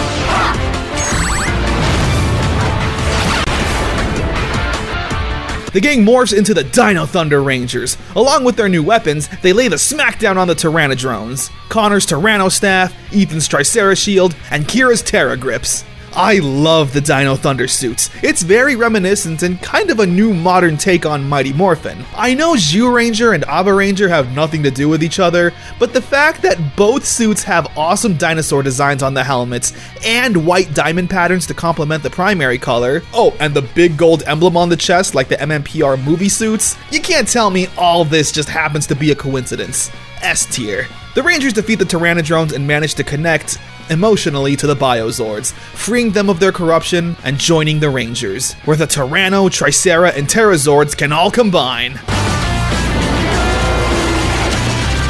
It worked! To create the Thundersaurus Megazord. I love this thing. I know I don't mention Zords a lot because sometimes they're just kinda forgettable in my eyes, but not this one. I love that the drill tail on the T-Rex is one of the Megazord's arms. It's so unique. They use the final attack on Mesagog's ship and send him fleeing. At least, for now. The episode ends with Mesagog punishing his generals and Tommy giving the team a motivational speech, saying how their lives have changed in ways they probably never could have imagined. Day of the Dino may be one of the best opening episodes. Seriously, it's such a step up in terms of quality from Ninja Storm. All the problems I had there were fixed here. We got to learn about these characters' personalities. The first morph was serious and given some real grandeur, and the ending also ended on a big note. I don't want to keep comparing Dino Thunder to Mighty Morphin, but with the dinosaur theme and Tommy, I can't really help it. Dino Thunder so far feels like a 2000s Mighty Morphin. Back to teenagers with attitude, but without the 90s cheese. The characters, even now, don't really get along. They come from different worlds, so of course the jock, nerd, and social outcast rocker aren't going to get along. Connor is an athlete and cool kid, so naturally he's a bit more cocky and rude. Heck, he's the first Red Ranger to not have any leadership qualities at all. A total bro. Clashing with Ethan, who, while is a nerd, isn't a total wimp. Ethan is super witty, has tons of comebacks, and can hold his own in a fight. Kira gets sick of both of them, being a bit more of an antisocial girl, just wanting to focus on her music and not deal with the petty arguments between the jock and the nerd. They all have actual attitude and were thrown together in this ragtag team due to circumstance, but now need to work together. And Tommy is the one who needs to be in charge of them. This is new territory for him. He's worked with rookie Rangers before, but was never their one true mentor, the one needing to guide them and mold them into the heroes the world needs. It's a great dynamic. Apparently, Jason David Frank only came back as Tommy as a favor to one of the show's producers. His deal was pretty lenient, and you'll see what I mean as we get further into the season. Oh yeah, I forgot to mention these side characters, Devin and Cassidy. Cassidy is the annoying popular girl who's the school reporter, and Devin is her bumbling idiot cameraman. Cassidy is played by Katrina Devine, who played Mara in Ninja Storm. I mean, why not? Just remove the wig and you'd probably never notice. Also, the Tyrannodrones are original foot soldiers. Yeah, we haven't had that since Lost Galaxy, and honestly, it's super refreshing not seeing goofy little foot soldiers. Also, hey, how about that Dino Thunder theme? Oh my god, what a banger. This is so good. I said that the Ninja Storm theme song was fine, a bit generic, but made me worry about the future of theme songs in the Disney era. But Dino Thunder's completely regained my confidence. Protectors of the right, defenders sworn to fight! Who was cooking this 5-star meal? Anyway, yeah, if you couldn't tell, Dino Thunder is off to probably a perfect start. Let's see where we go next. Wave goodbye. We get introduced to a new hangout location and character, Haley Cyberspace. Think of it as the new Ernie's, along with the titular Haley. She's great, everyone loves her, even managing to hook up Connor with some soccer tryouts to go pro. Also, there's a new kid named Trent. Hello, Trent. Meanwhile, Tommy takes Ethan to these dinosaur eggs, saying that when they hatch, they'll be able to ride them. Wait, don't tell me! It's the motorcycle episode, right? Well, we'll get there. Before they get too far, they're jumped by the Tyrannodrones. They put up a good fight, but call Connor and Kira for help, Connor being more hesitant since it'll pull him away from the tryouts. However, he decides to show up and help. They beat up the bad guys, and when Connor comes back, he's too late, failing the tryouts for leaving early. This causes him to reconsider this Power Ranger thing altogether, since being a soccer player is all he's ever dreamed of since he was a kid. It's a good character struggle. Being a hero and saving the world is obviously important, but again, Connor never asked for this. He decides he's going to give up being a ranger and actually feeling bad about it. However, when a monster attacks, he says this will be his last fight. Those eggs that Tommy and Ethan found also hatched, revealing the Raptor Riders. And no, they're not motorcycles. Alright, didn't see that coming. Connor saves a little girl that he played soccer with earlier. Good stop. Important plot point. The Rangers destroy the monster and we learn how Mesogog makes them grow. Evil Rain. They summon the Megazord and destroy the monster again, with that little girl running up to give Connor a hug. This moment makes him rethink quitting the team, deciding to stay the Red Ranger. It wasn't easy and he's clearly beat up about it, but he knows deep down this is what he needs to do. A really good episode. Connor finally doing something to prove he's worthy of being the Red Ranger. Legacy of Power. The episode starts off mentioning how this is the 500th episode of Power Rangers. Alright! The last episode ended with Tommy being kidnapped and held prisoner on Mesogog's ship. When the Rangers fail to see him all day, they go to the headquarters to look for clues, where they accidentally trigger a video diary of Tommy's life. What, his paleontology work? Boring! My history as a Power Ranger. Oh, never mind. A history of... Wait, what?!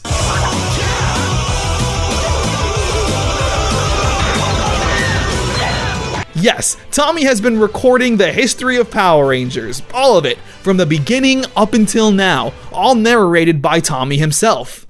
Passed on their powers, and the 3 new Rangers step forward. It's really cool, honestly. Mind you, it's very abridged. It doesn't really go into that much detail, just the basics. But it's so amazing seeing the old footage along with the music. We were given the powers of Turbo and took her head on, with a little help. The video is occasionally broken up by Haley. Wait, yeah, apparently she met Tommy in college and knows all about his Ranger adventures. She also helped create the Dino Thunder morphers. She's trying to locate Tommy, so in the meantime, she's literally like, hey, sit down and watch this and learn about your heritage. It's like putting an iPad in front of a kid to shut them up.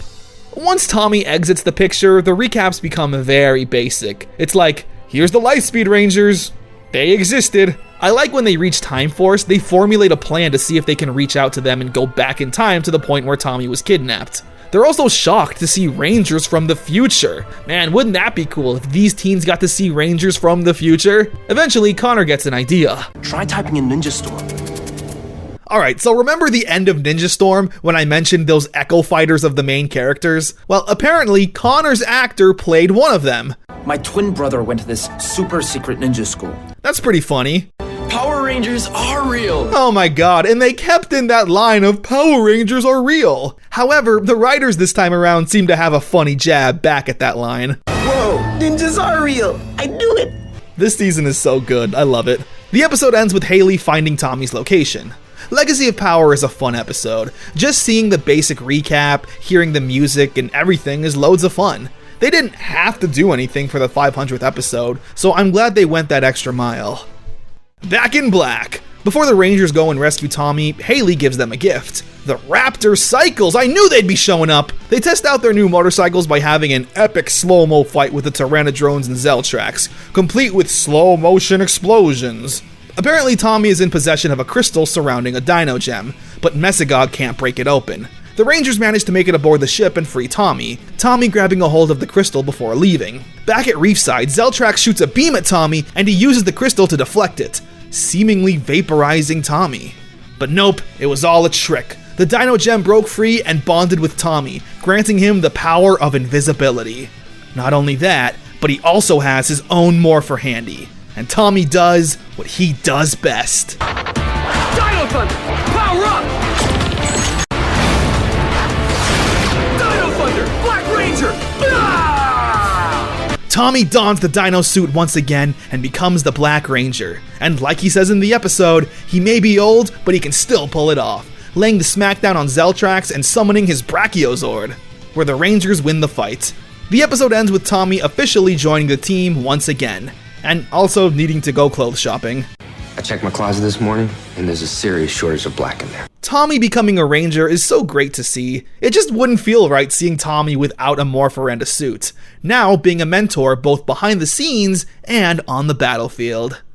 Diva in distress. There's a pop star coming to town, Kylie Styles, that everyone's excited to see. Everyone but Kira, considering they were once friends and in a band together. That is until Kylie became more mainstream and vain, worrying about her image and what would be popular. Trent is also here, drawing anime. What a guy. The fun is broken up though when Anton Mercer walks into the cyber cafe. Yeah, the same Anton Mercer that was believed to be dead. He's also Trent's dad. There's a lot to take in here. Tommy tries to reconnect with Anton and figure out what's up, but Anton's acting weird. Meanwhile, Connor and Kira show up to a signing with Kylie. Kira mentions that she's Kira, and the two kind of reconnect. During this though, a monster shows up and zaps away people's youth and makes them old. And when it happens to Kylie, she's absolutely heartbroken, since her image is everything. The rest of the episode is Kira trying to make her stop being such a vain diva and get back to her roots. They defeat the monster, and naturally Kylie becomes cool again, singing a song with Kira. Old friends, reunited.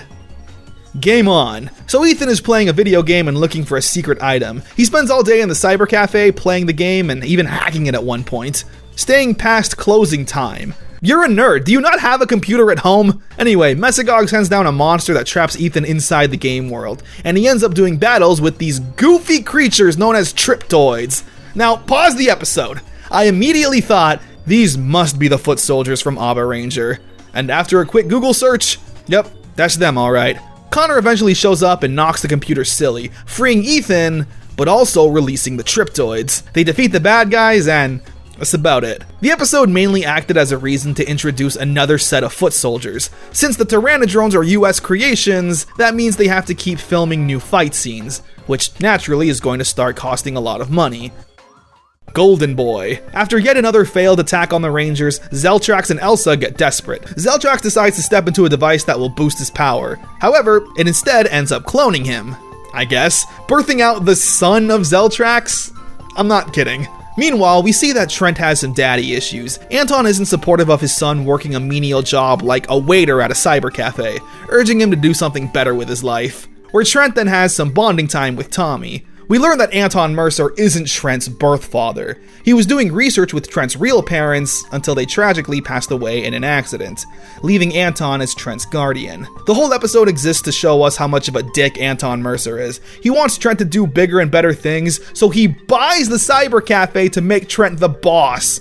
Trent rightfully pointing out he doesn't even have time to do all that with school and his passion for drawing, but Anton doesn't care. Meanwhile, the Ranger plot has them doing battle with baby Zeltrax. Until they kill him. Rest in peace, we hardly knew you. The episode ends with Trent talking with the senator to reverse the decision and keep the cyber cafe under Haley's ownership. When back at the house though, Trent finds one of those invisiportals in his dad's office that transports him to the cafe. Beneath the surface, Elsa says she has a brilliant yet subtle plan. We see that Tommy is taking his class out on a field trip to a dig site, where Principal Randall shows up after not being seen in a while and asks to join.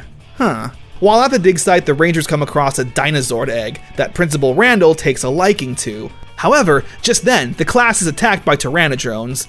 They manage to fend them off and get the class back to safety. Principal Randall surprised at Tommy's martial arts abilities. When they take the egg back to the headquarters, they're greeted with a surprise. Elsa somehow gave the Rangers a fake egg. And if it wasn't clear by now, that's because Principal Randall was Elsa since the beginning. So now the Rangers can kill her guilt-free. The villains hatch the egg and release the Demetrazord. It's got a buzzsaw on its back, it's pretty cool. It's wreaking havoc on the city, but through the power of love and connecting their spirits, they manage to turn it good and recruit it to their side, sending the bad guys fleeing once again. And nobody knowing the principal's true identity. Ocean alert. So a snotty actress shows up to town that Connor and Ethan have a crush on. That's pretty much it. She's such a biatch that Mesagog literally kidnaps her and siphons her bad vibes to power a new Zord, the Stegozord. Same thing as the last though. They use it to fight the Rangers until they recruit it to their side. We also get some more of Trent and Anton, where yep, Anton is still the worst dad ever. But we're about to see a lot more of Trent in this upcoming 3-parter. White Thunder, Part 1. Elsa has been tracking a powerful energy source. She finds it and brings it to Mesagog, but they can't access its power. Meanwhile, Anton is still being a bad dad. When another invisiportal opens up in his office, Trent takes it, transporting him to Mesagog's ship. He sees the artifact Elsa found and reaches for it, giving him visions of a White Ranger and planting a morpher on his wrist. The Rangers then show up to a distress call, and what they're greeted with is a White Ranger. However, it's quickly shown he's not friendly, using his feather sword as an old-school pen to draw arrows and shoot at the Rangers. That's awesome. They're trying to figure out what his deal is, but it's clear the White Ranger doesn't want to talk, wiping the floor with the other Rangers before retreating. The episode ends with Trent waking up in an alley, not completely sure of what's just happened. White Thunder Part 2. We see Trent is adopting a new attitude, becoming more cold and angry. It seems that when the White Dino Gem bonded with Trent, it didn't give him any cool superpowers, but instead is causing this massive personality change, where a majority of the episode has Trent once again fighting the Rangers, revealing he has a Zord of his own, the Dragozord. However, the Rangers also have a new Zord up their sleeve, the Parasaur Zord. Parasaur Zord, yeah. Man, they're unlocking new Zords left and right. I kinda like it. It reminds me of Wild Force, just all the cool combinations and finishing moves the Megazords now have at its disposal. White Thunder Part 3. The Rangers take a pretty bad beating from Trent's Dragozord, so much so it really demoralizes them. Tommy tells them to take a break and try to reset their minds, since they've been focused on Ranger duty for so long now. Their rest is short-lived when the White Ranger attacks the city again. However, Tommy has been working on a power boost for the team, giving the Rangers access to their Super Dino modes. It's like a mini battleizer, making them stronger and giving them pointy bits on their suits. The next day, Tommy is tracking down a power source, and it leads him to Trent, who's completely exhausted. Just then, however, the White Ranger powers take over and he starts attacking Tommy. Right before he can call in for backup though and reveal the White Ranger's identity, Trent freezes Tommy in some kind of amber, completely fossilizing him. Truth and consequences. The White Ranger continues his rampage, but Trent, however, is starting to get closer to Kira, saying something's been happening to him and he doesn't know how to explain it. He eventually admits to her that he is the White Ranger, since in the last episode when he fought Kira, she demorphed right in front of him. Kira's naturally upset, but Trent tries to explain he's not fully in control when morphed. Mesagog captures Trent and he's forced to morph on the ship, helping him escape, but now naturally wanting to hunt down the Rangers. Connor and Ethan are fully against Trent even when Kira explains what's happening, and after getting into another fight with the team, Trent tells Kira that he needs to leave Reefside, since all he's doing is hurting the people he cares about. Leader of the Whack. What initially feels like a filler episode actually has a lot of depth to it. Mesagog sends down a monster that makes everyone act differently. For example, Connor is now a nerd, Kira is super girly, and Ethan is obsessed with lifting weights and competing. At first you think the monster is just reversing personalities, but it turns out it's actually heightening everyone's hidden personalities. So there's a part of Connor that is smart and studious, a part of Ethan that is competitive and alpha sigma wolf. But the main thing is Trent, who temporarily joins the team since the evil ranger has a side of him that wants to be good. They destroy the monster and realize they shouldn't give up on Trent just yet. The episode ends with the Rangers managing to free Tommy from his fossilization. However... Power down! Huh? Which, spoilers, is how he's going to remain for quite a while. So let's talk about that. As mentioned earlier, Jason David Frank agreed to do Dino Thunder as a bit of a favor. Because of that, his contract was fairly loose, and since Power Rangers was now filming in New Zealand, it meant he would be far away from his family. So after filming episodes up to this point, he simply wanted to go home and see them. Thus, leading to the Tommy voiceover era of Dino Thunder. Tommy the character will still show up in the show, but only in fully morphed form, apparently with Jason David Frank recording his lines over the phone. I mean, hey, I can't blame him, and it's better than writing him off entirely. Burning at both ends. We learned that when Trent fossilized Tommy, it messed with his molecular structure of the Dino Gem and his own DNA, thus resulting in him unable to demorph. I'm no scientist, so I guess I buy it. During a monster attack, Trent gets hit with a blast and goes to the Rangers saying he's all better, that the monster's blast reversed his evil energy. This of course ends up being a trap, and Mesagog struck a deal to lure out the Rangers. The Rangers are sick of Trent and just want to destroy him. However, it's of course Tommy that says they shouldn't give up on their friends like that, since he knows all too well what it's like to be under the spell of an evil Ranger. The episode ending with a huge reveal. No! Anton Mercer is Mesagog, the missing bone. So it turns out Trent did get some new civilian powers, invisibility. Him and Principal Randall have a talk about Trent joining an extracurricular team, low-key hinting that he should join Mesagog's side. Meanwhile, Anton Mercer becomes the school's new science teacher. Anton takes the class on a field trip to the dinosaur museum. How many field trips does school get to go on? During it, however, Kira gets kidnapped and brainwashed, using her to go to the headquarters and steal an ancient bone Tommy has.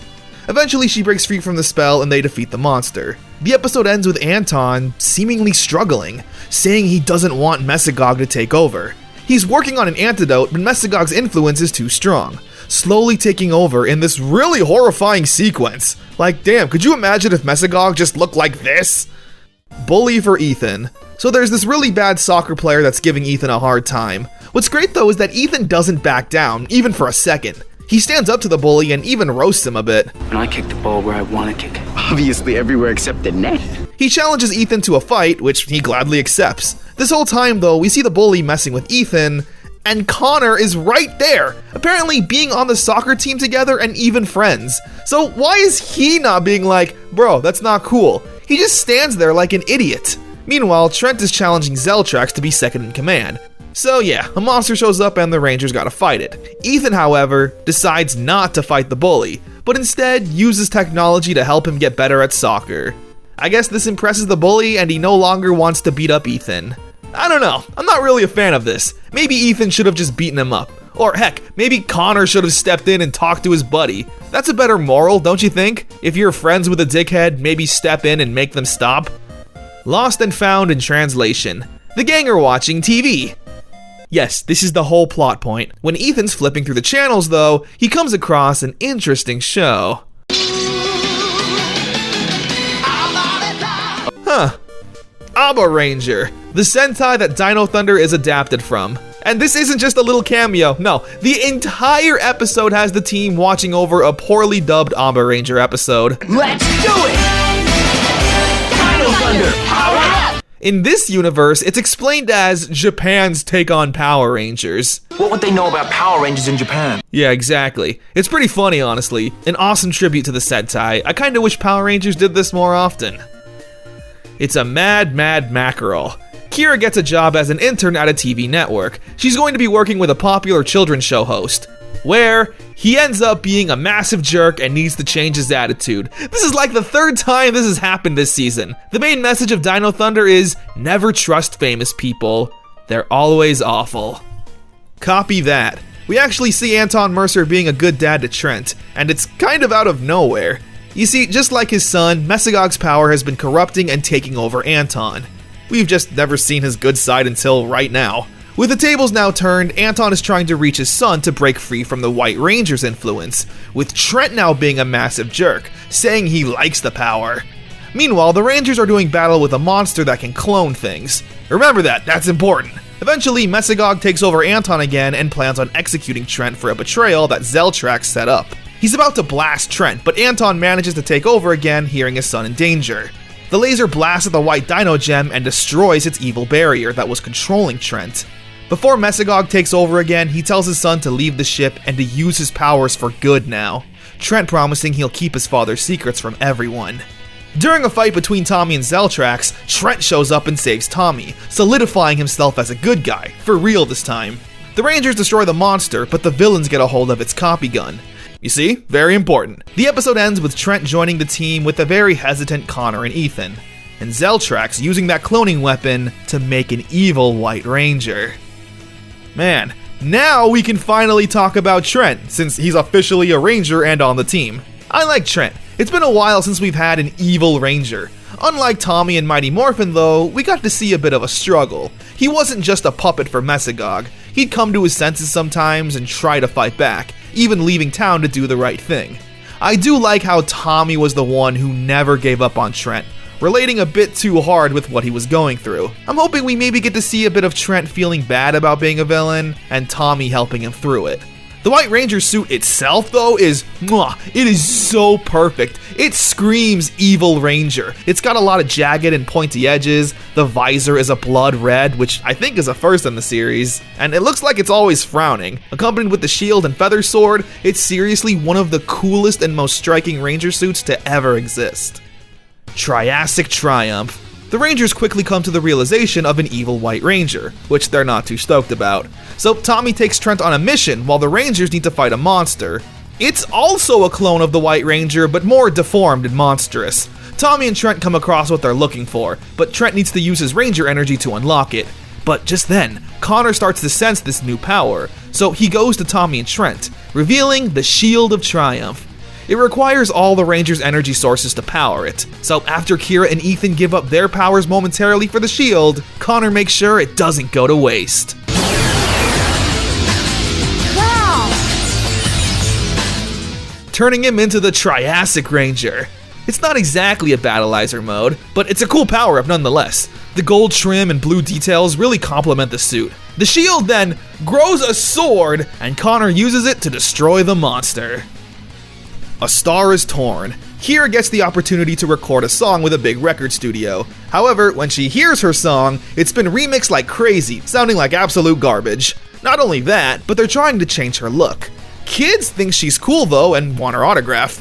So now Kira's torn. Does she sell out for the fame and fortune, similar to Kylie Styles, or does she stay true to herself? Also, Ethan's been on a dating website trying to look for a GF. My man. Well, before we can find out what's going on with anybody, a monster attacks and the Rangers gotta deal with it. Meanwhile, Tommy's doing battle with Zeltrax. A pretty serious one too, considering it's Zeltrax's final fight.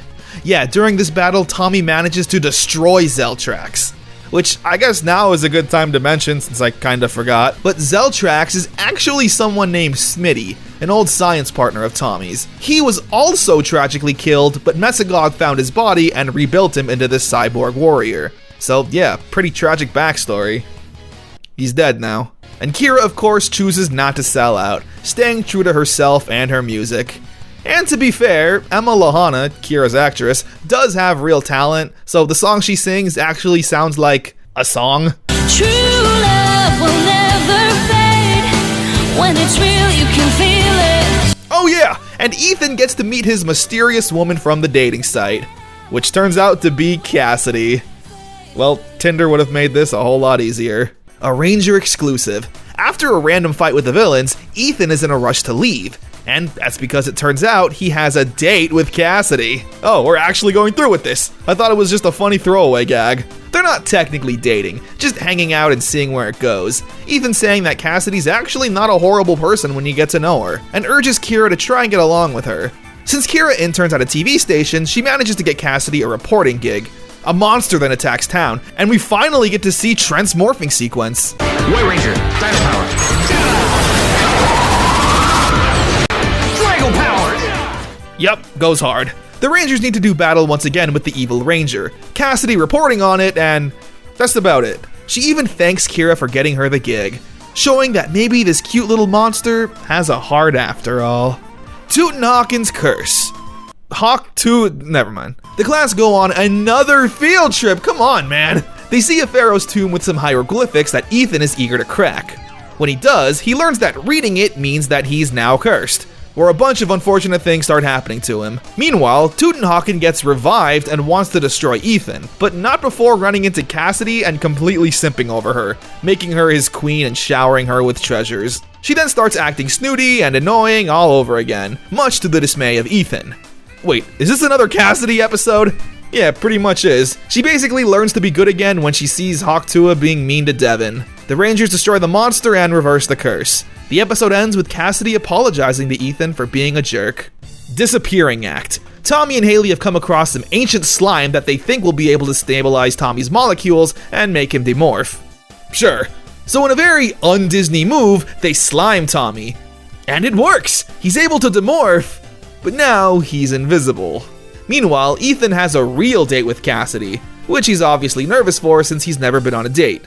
Real. Too real, actually. The two end up going on a picnic and it goes kinda badly, not having much in common. However, invisible Tommy Oliver comes to the rescue, lighting candles and sneaking Ethan flowers to give to Cassidy. Which, to be fair, makes a lot of sense. Tommy was always killing it with the ladies. The date gets interrupted though when the Tyrannodrones attack. Ethan sends Cassidy away and fights them off. Realizing that him and Cassidy really don't have much in common and that he's a superhero, he decides it's time to cut things off romantically with her. Just then though, Cassidy breaks up with Ethan, saying she needs to put her reporting work first and foremost and doesn't have time to date, which Ethan is happy about. However, they both decide to still remain friends. What a nice conclusion. Fighting spirit.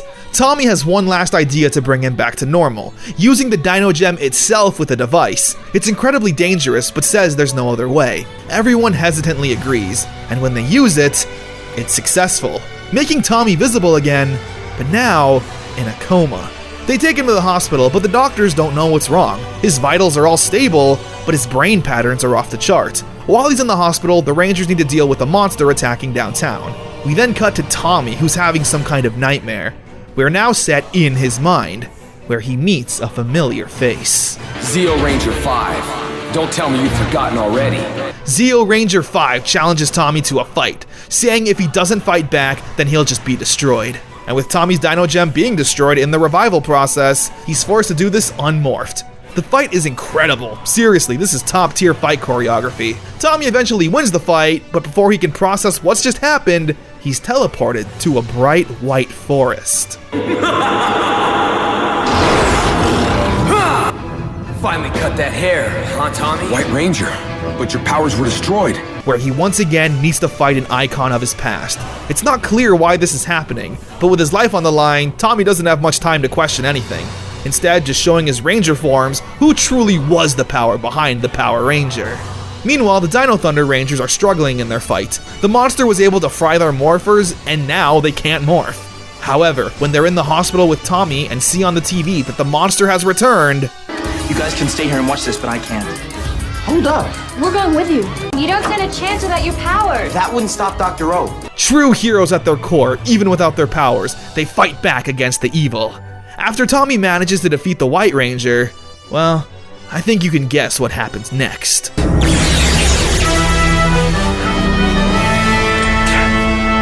Close enough. The Green Ranger shows up, arguably Tommy's biggest struggle he's ever had to deal with, both literally in this fight, as well as the emotional turmoil that it's put him through.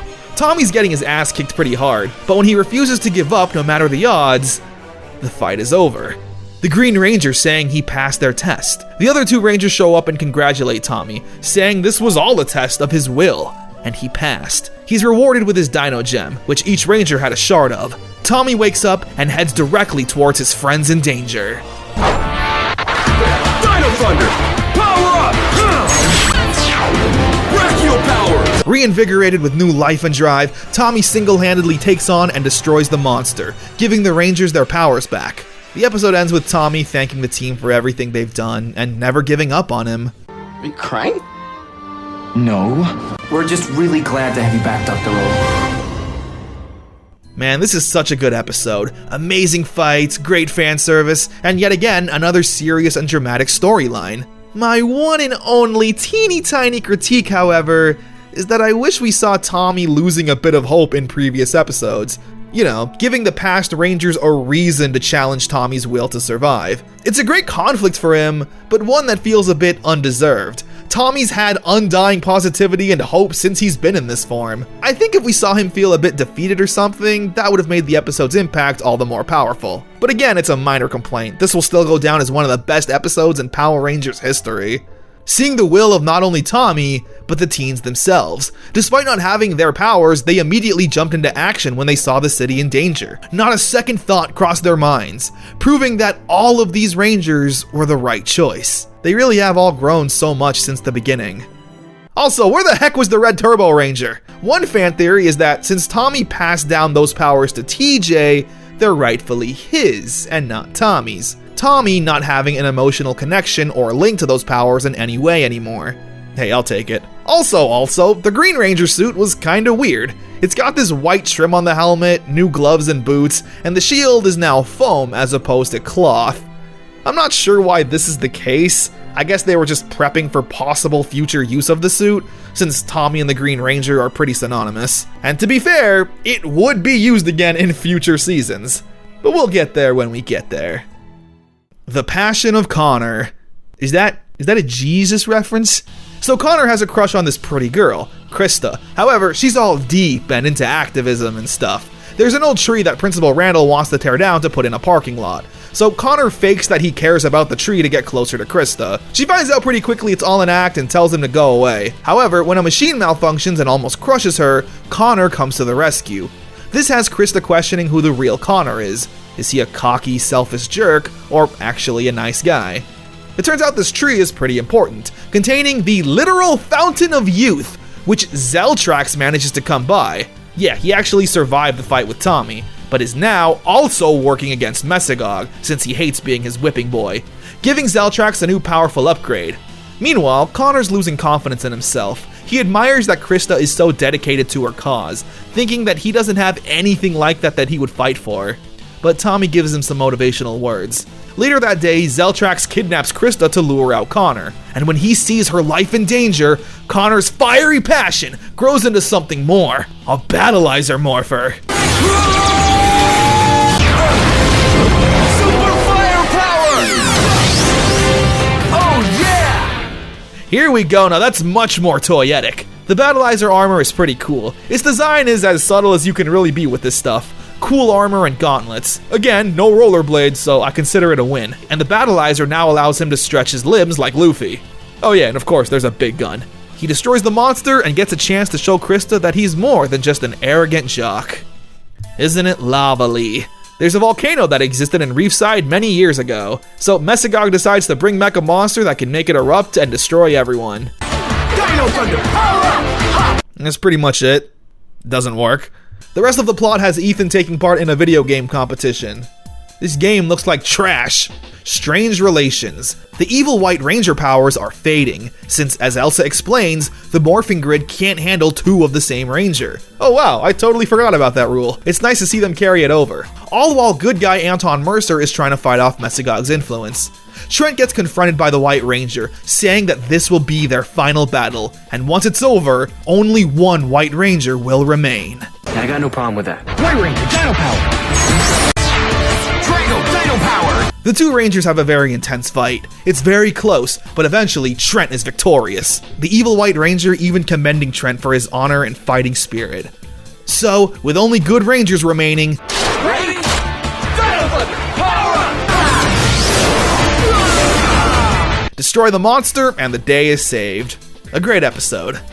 What's weird here though is that Trent says Dino Thunder, power up in the group morph, when most of the time his morphing call is White Ranger Dino Power. It is less clunky than cutting to a different morphing call like in Ninja Storm. Speaking of which, remember how in Ninja Storm we never got a crossover episode? It would have been interesting to see how Disney handled them. Well, wait no longer, because the crossover episode has returned. Thunderstorm Part 1. Lothor is back! We're not wasting any time. The Abyss of Evil opens up and Lothor is able to break free. Meanwhile, at Haley Cyberspace, Blake shows up, and Kira seems to recognize him from somewhere. She's just not sure where. The two end up talking and Kira gets some free tickets to Blake's motocross show. Meanwhile, in a forest somewhere,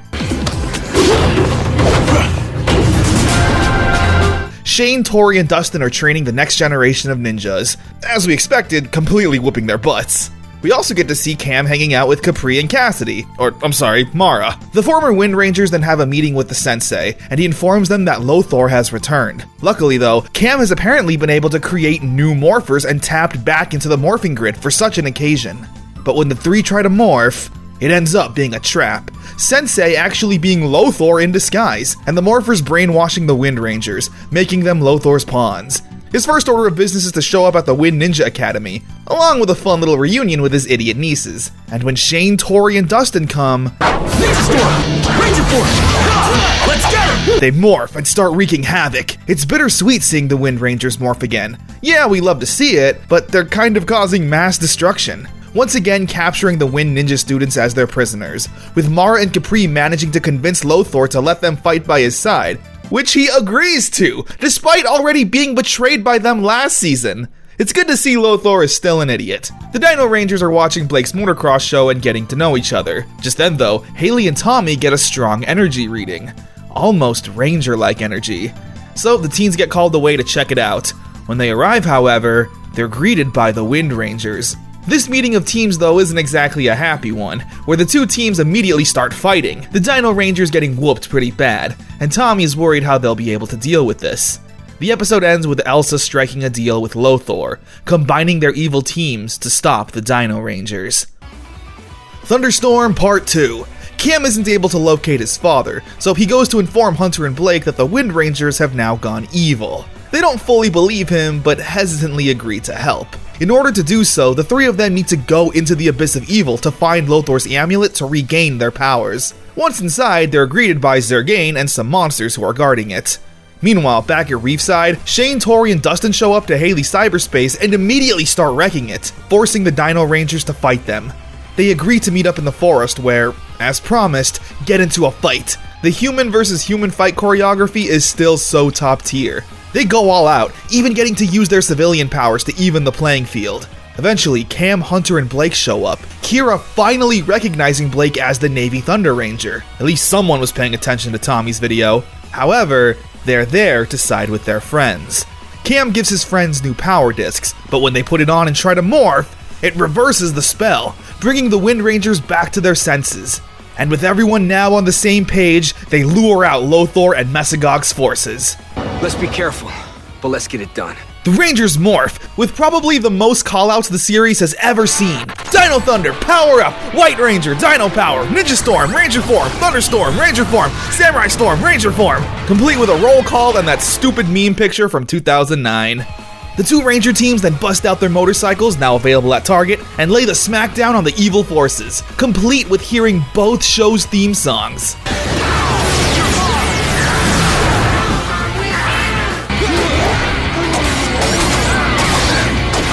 This is great, and honestly a staple in a Power Rangers crossover episode. If I don't hear the theme songs at any point, I consider it a failure.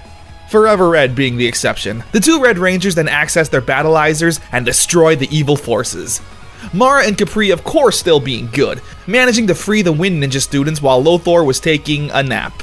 Once again, idiot. Much like myself, Mesagog is sick of Lothor and just beats the tar out of him, until eventually sucking the life out of him entirely and putting him in a jar. You do you, Mesagog. The episode ends with everyone being friends and watching Blake's dirt bike race. We also get a fun little scene between Cassidy and Mara. They pass each other and mention how pretty the other one was. But I am so much prettier. Concluding the episode. Thunderstorm was a great crossover, mainly because it's the first time the two teams of Rangers actually had to fight each other. To my very minimal Sentai knowledge, that seems to be the norm with those crossover episodes. The two Sentai teams fighting over a misunderstanding or brainwashing until needing to work together. The evil Wind Rangers were great. Tommy has seen more evil Rangers this season than he has in his entire life. The Wind Rangers being ninja masters explains why they were able to overpower and outskill the Dino Rangers. The worst thing you could do in a crossover is make one team look weak, but here everyone looks strong. With crossover episodes, I'm a pretty easy person to please. I'm willing to look past any kind of contrivance or loose plot points that bring the teams together, in service of just fan service. Why did Lothor just come back like that? I don't know, and I don't really care. I honestly just want to see the Rangers team up and interact with each other, fight the bad guys, hear the music, see the morphs, etc. I really wish I could show the morph itself since it's so cool, but YouTube copyright would obliterate me, so just search it out on YouTube. Also, since it was mentioned a lot in my last video, Pua Magasiva, the actor who played Shane, passed away in 2019. The reason I didn't mention it in my Ninja Storm video was because it had a lot of controversy surrounding it, including domestic issues, and these videos aren't really meant to be much of a downer when reality hits. Like, I did mention Jason David Frank and Tui Trang passing away, I mentioned David Yost's bullying for being gay, but JDF and Tui Trang were tragically taken away, but are still remembered fondly, and David Yost's relationship with the series seemed to have a happy ending. It's the same reason I didn't mention Ricardo Medina Jr., or Cole's actor from Wild Force, where in real life he pulled out a samurai sword and took the life of his roommate. Like, where am I supposed to put that in the video? So here you go. It's all here now. Anyway, yeah, fantastic crossover episode. You see how weird this transitions? I trust Disney from here on out and can't wait to see all the other seasons' crossovers. In your dreams. AKA, we have too much Sentai footage, let's just use it up here. Elsa gets a brilliant idea, to destroy the Rangers in their sleep so it'll destroy them in real life. So she downloads a dream program to make that happen. We then cut to Tommy, Connor, Kira, and Ethan all having different nightmares that are a bit silly. These are all seemingly Sentai plots that wouldn't fit with Dino Thunder's more serious tone. Kira's been stressed out about her lizard homework, so her nightmare has a lizard monster that falls in love with her.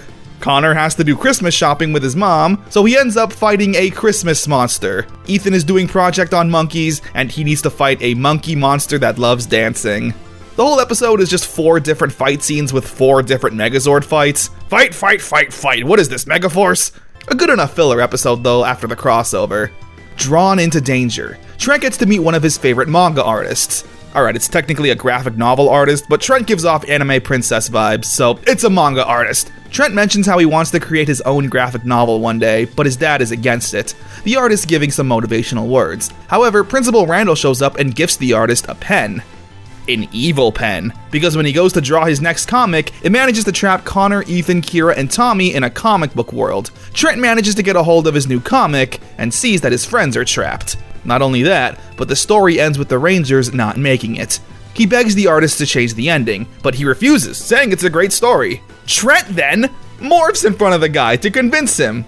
Alright, I mean, it's effective. It works. He believes Trent, and together they stop the monster and free the Rangers. Trent even gets to create a comic with the guy. However, his publishing label didn't like the idea of working with a newbie like Trent. Luckily though, the artist had a generous benefactor who paid for the whole project.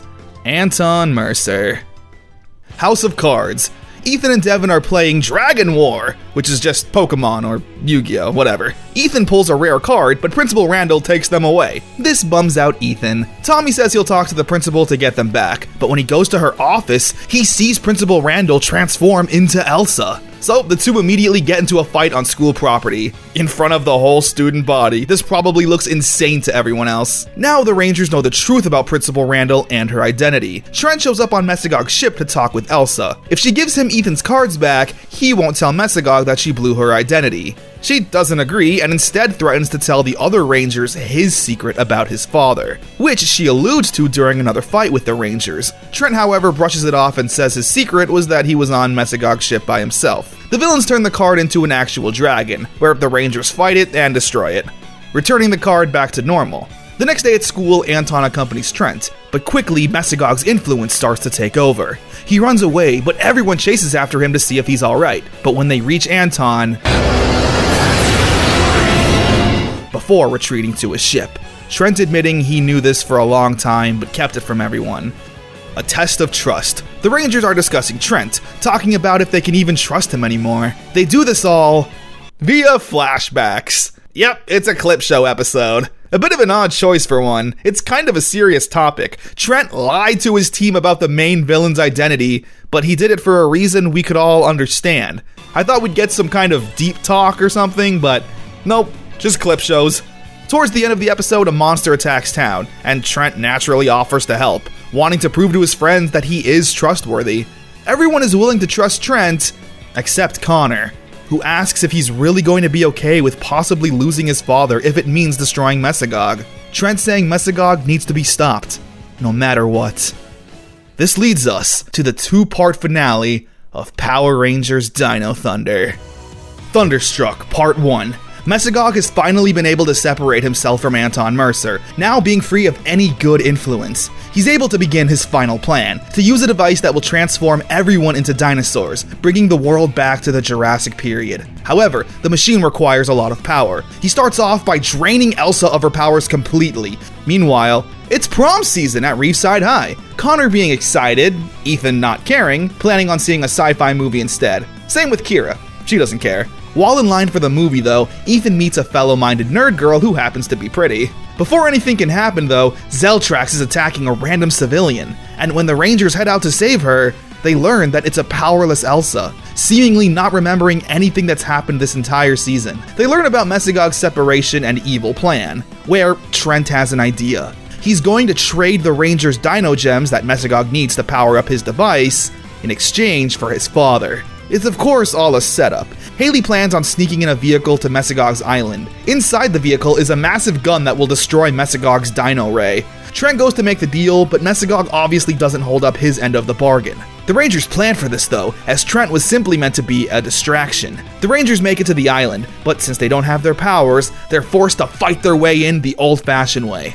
It's a really good action scene. Fighting Tyrannodrones on the truck while it's moving is so cool. The Rangers make it to Mesagog's lair and blast at it, all while Trent refuses to leave until he finds his father, fighting his way through Tyrannodrones and a collapsing lair.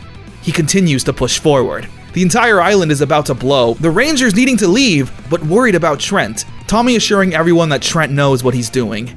He finds his father, but the island is destroyed. It's not like they're gonna follow this guy and land in front of us. But this actually works! Not only that, but he also managed to snag the Dino Gems. The true Anton Mercer is finally reunited with his son and old friend. But before they can celebrate, the episode ends with Zeltrax breaking into the Ranger headquarters, completely trashing the place and stealing Elsa. Thunderstruck Part 2. With Mesagog believed to be destroyed, the final loose end they need to tie up is with Zeltrax, to destroy him and save Elsa. A very intense final battle takes place, Zeltrax having his own Megazord and the Rangers needing to summon all of their Zords to fight back. Tommy, though, personally infiltrates Zeltrax's Zord to fight him head-on and rescue Elsa. Zeltrax's upgrades from the Tree of Life has made him incredibly powerful, but Tommy manages to wound Zeltrax enough to bring Elsa to safety. Zeltrax's Megazord, however, ends up being too strong, and the Rangers ultimately needing to sacrifice all of their Zords to take down Zeltrax once and for all. It's a sad plan, but one that ends up working. And seemingly just like that, it's all over. Of course it's not over. Mesagog survived. Not only that, but absorbed a lot of the Dino Gem's powers when he was in possession of it, leading everyone to their true final battle. And for one last time, Dino Thunder, power up! Dino Rangers! The Rangers do their battle with Mesogog. He even takes on a new mutated form, losing his human attributes in exchange for dinosaur ones. He's able to clone himself, and the Rangers are starting to feel overpowered. Realizing the only way to stop Mesogog once and for all is to combine all of their Dino Gems energy into a final strike, summoning a T-Rex that eats Mesogog, being destroyed by the very dinosaurs he wanted to rule over. The final move, however, drained the Rangers of their powers completely. The Dino Gems now just being nothing more than an artifact, a useless ancient rock that the teens initially pegged them as. Cassidy and Devin were at the scene of the battle and even recorded footage of the Rangers' identities. A scoop of a lifetime. But Cassidy gives the footage to Tommy, saying she doesn't want to ruin her friends' lives. The episode comes to an end at prom. Finally, some normal teenage peace for our heroes. Connor goes out with Krista, Ethan goes out with the nerdy girl, and Kira gets to sing a song in front of the whole school, accompanied with footage of our Rangers' journey. A fun stroll down memory lane. And with that, Power Rangers Dino Thunder comes to an end. Power Rangers Dino Thunder is a flawless season in my eyes. It does every single thing right. Dino Thunder is often listed in people's top 3 seasons of Power Rangers, and it's so obvious as to why. The writing was mature and well-paced. Only towards the end were there really episodes I'd consider filler, but every episode had a plotline that was being progressed in one way or another. And the characters are really what carried the entire show. Connor was a great Red Ranger. While initially being a conceited jock who had no attributes of a leader, let alone a hero, he quickly showed he has an empathetic side. A side of him that does care about people and fighting the good fight. His confidence was always a nice treat. Ethan may have been my favorite Ranger this season. He had a lot of funny and witty moments. It's cool seeing a more modern take on a nerd. I feel like a lot of people could relate to him, just wanting to hang out and play video games, but never afraid to back down from a fight or make a smartass comment to someone. Kira was a treat throughout. Just like Tori and Ninja Storm, she always felt like the more level-headed one, needing to break up fights between Connor and Ethan and help the team see the light. Also, a punk rock Avril Lavigne type girl in Power Rangers? Oh yeah, you can bet I had a crush on her. It's just a shame, however, she doesn't exactly look back fondly with her time on the show. Yeah, since someone will probably chew me out if I don't mention it, Emma Lahana really doesn't seem to like it when you call her Kira or mention Power Rangers to her. There's a lot of Twitter and Instagram replies you can see with her basically saying things like, "Why are you watching a stupid kids show as an adult? Stop calling me Kira." So, you know. L. Trent was a pretty good character. His main issue was dealing with his father being the main villain and keeping it a secret, which personally, I didn't really like. The Power Rangers are the one group of people who'd be able to possibly help. I'd understand not wanting to tell Devin or Cassidy. They'll probably take it to the press and now Anton's in real danger. But the Rangers helped Tommy demorph and become visible with their technology. There's a good chance if Trent told them his dad was Mesogog, they would find a way to separate the two. Which of course brings us to Tommy.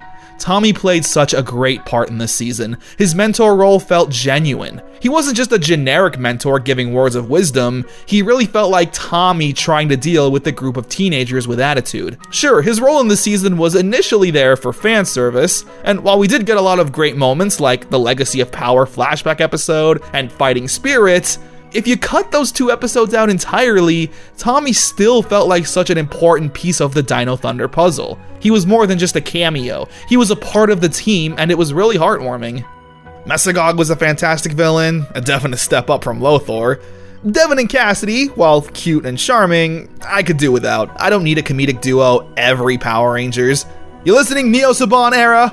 Dino Thunder checked all the boxes for an S-tier Power Ranger season. Great acting, strong writing, intense fight scenes, a hype theme song you'll be singing weeks after watching the show. Dino Thunder truly deserves its reputation as one of the best seasons of Power Rangers ever. It was one of the easiest to binge while working on this video. So, how could they possibly follow this season up? Well, there was actually a secret bonus episode of Dino Thunder that was released. It follows Ethan and Kira logging in their history to Tommy's database. However, a mysterious artifact shows up to reveal something to Kira and Ethan. A new team of Power Rangers with some spiffy suits and vehicles. Interesting. In the future, Earth has been living peacefully with alien races from all over the galaxy, and Earth's police force is now ran by teams of Power Rangers. Space Patrol Delta. or SPD for short, promising not only to fight off evil forces and defend the civilians, but to enforce justice and see that criminals face the full wrath of the law. Once again taking heavy inspiration from the Sentai, Tokusou Sentai Deca Ranger. Disney's mentality seems to be that if it ain't broke, don't fix it. Power Rangers SPD takes place in the far-off futuristic future of 2025, which is now. Hey, wait a minute! I swear I didn't plan out these videos like this, but I guess life has a funny way of playing things out. So, without further ado, let's dive into the world of SPD and see what crazy things we're all in for this year. Beginnings Part 1. We open up on New Tech City, where aliens and humans have been living peacefully together. We cut to 3 rookie cops fighting an alien, Bridge, Sid, and Sky. Despite their constant bickering, they managed to beat the bad guy, but it turns out this was all a training exercise, Sky in particular being very eager to become a full-fledged ranger and becoming the leader. We get introduced to more characters. Kat Manx is SPD's lead tech person. Kat. Girl. She also may have awoken a side of me I never knew I had. Then there's Boom, her quirky assistant and gadget tester. And lastly, there's Doggy Kruger, the head of SPD. The 3 rookies go and have a meeting with Doggy, however he's currently busy with Power Rangers in space, alright! No, this is actually SPD Alpha Team, the cream of the crop, top tier rangers who fight off Earth's real threats. Now, I could say that this is a lazy way of reusing old costumes, but it actually makes sense. In Lost Galaxy, we saw that the Rangers don't have their morphers on them at all times, and with Andros constantly exploring space, it's possible he eventually let SPD try to recreate the powers for themselves. Alpha Team, or A-Team, is ordered to combat an evil being known as Grum, who we've been getting small glimpses of throughout the episode, while Bridge, Sid, and Sky get ordered to catch a pair of shoplifters at the local fair. They find the two and everyone gets into a fight. The thieves, however, aren't pushovers, using their civilian powers to catch the trio off guard and make their escape. The thieves are Jack and Z. We see that they're a pair of Robin Hood types, stealing food and clothes to give to those less fortunate. Jack literally gives an alien the coat off his back. While he's happy to continue doing this forever, Z wants to be part of something bigger, realizing that these petty thefts are just a temporary solution to a larger problem. Back at SPD, the trio gets scolded for underestimating their opponent. Sky, however, not taking accountability, saying how if they had ranger powers, they could have stopped them. Kruger has a chat with Sky, wanting to learn why he's so adamant on being the Red Ranger. We learn it's because his father was the Red Ranger, so Sky feels like it's his right. So, Kruger asks him one simple question. If I was to appoint Sid as Red Ranger, would you follow her into battle? Sir, she's a girl. Well then! Just then, Doggy sends out A-Squad to investigate Grum in space. So now, with Earth not having any defenders, Sky, Bridge, and Sid, aka B-Squad, are now promoted to Ranger status. Their first order of business is to find Jack and Z and take them in. They get into another fight, but it's quickly interrupted when B-Squad gets surrounded by these odd-looking foot soldiers. Beginnings Part 2. Jack and Z use this time to run away, while B-Squad wastes no time checking out their new powers. SPD, emergency!